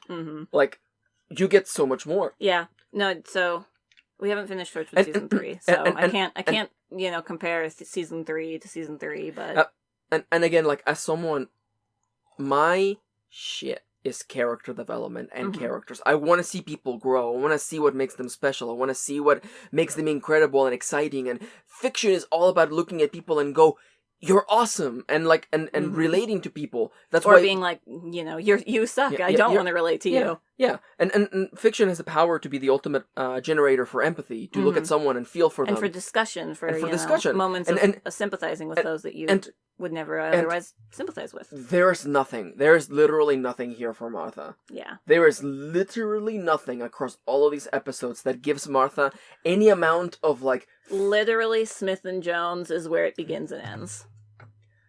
Martha's character development begins and ends at Smith and Jones. And that's episode 1. That's really sad. I just realized that. I'm like, that's fucking sad. That's sad, isn't it? Yeah. Wow. Well, what a downer. Just like how we felt after finishing season 3. We're like, man, poor Martha. Don't worry, you guys. Because don't worry. You know that we're in the future, and you already know that we're gonna take a quick break to do some JoJo. But before that, we're gonna do Torchwood Season 2. Mm-hmm. Then we got Doctor Who Season 4. We have the specials, which we have already seen. Yes. Then we're gonna go into Torchwood Season 3, which we started, but we stopped we because need a break. We're super behind on we're super behind on recordings because I had to go back to work. Blah blah blah blah. Yep. Blip bloop. You know, Bob's your uncle. Bob's my dad. That can stay in. Bob's such a common name. It's fine. Yeah. It's not even his name. It's short for Bobbert. It is. It's short for Bobbert. Bobby boy. And then we're gonna finish Torchwood season 4, and then we will get to 5th Doctor. Now, in case you're wondering, we have actually purchased Doctor Who DVDs to watch instead of hoping to find things on the internet. Yeah. We have actually supported this franchise. We've supported. Listen, I already had Torchwood season 1, 2, and season 5 and 6 of Matt Smith. Oh, it was, yeah. Yeah, but now we purchased all of Matt Smith and all of Capaldi. Yeah, we are in here for the long run. But before you think about the future, think about tomorrow. Tomorrow we're gonna have the tier list for this season. We're gonna update the Dango Duo. Dango WHO tier list. With all the episodes. With all of the shit getting dumped into the bad category, and then us being like, well, that was fun. That was fun. On to season 4. Get excited for us to do that tomorrow. But for now, if you enjoyed this episode, please consider leaving a like. Come on, you listened for fucking 3,000 hours. Consider giving a like. Long one. And if you have, I bet, we have viewers who leave comments as they watch, and that's completely fair. Yeah. We're looking forward to seeing what you have to say. Put timestamps so I know what you're talking about. I'm not gonna lie. This it's too late. Timberwolfie has already typed their comment. It's okay. But we love you guys. I love reading your comments, even if I don't know which part you're referring to. But we love you. We love you guys. Yeah. You guys are awesome. Again, keep things civil in the comments. I hope people like this, because we're so far in the future. We've already recorded a bunch of episodes. See, this is fine, because we're doing this now. Yeah. And in case you're looking forward to us doing more anime, we are going to do podcasts on JoJo Part 1 and Part 2. Yeah.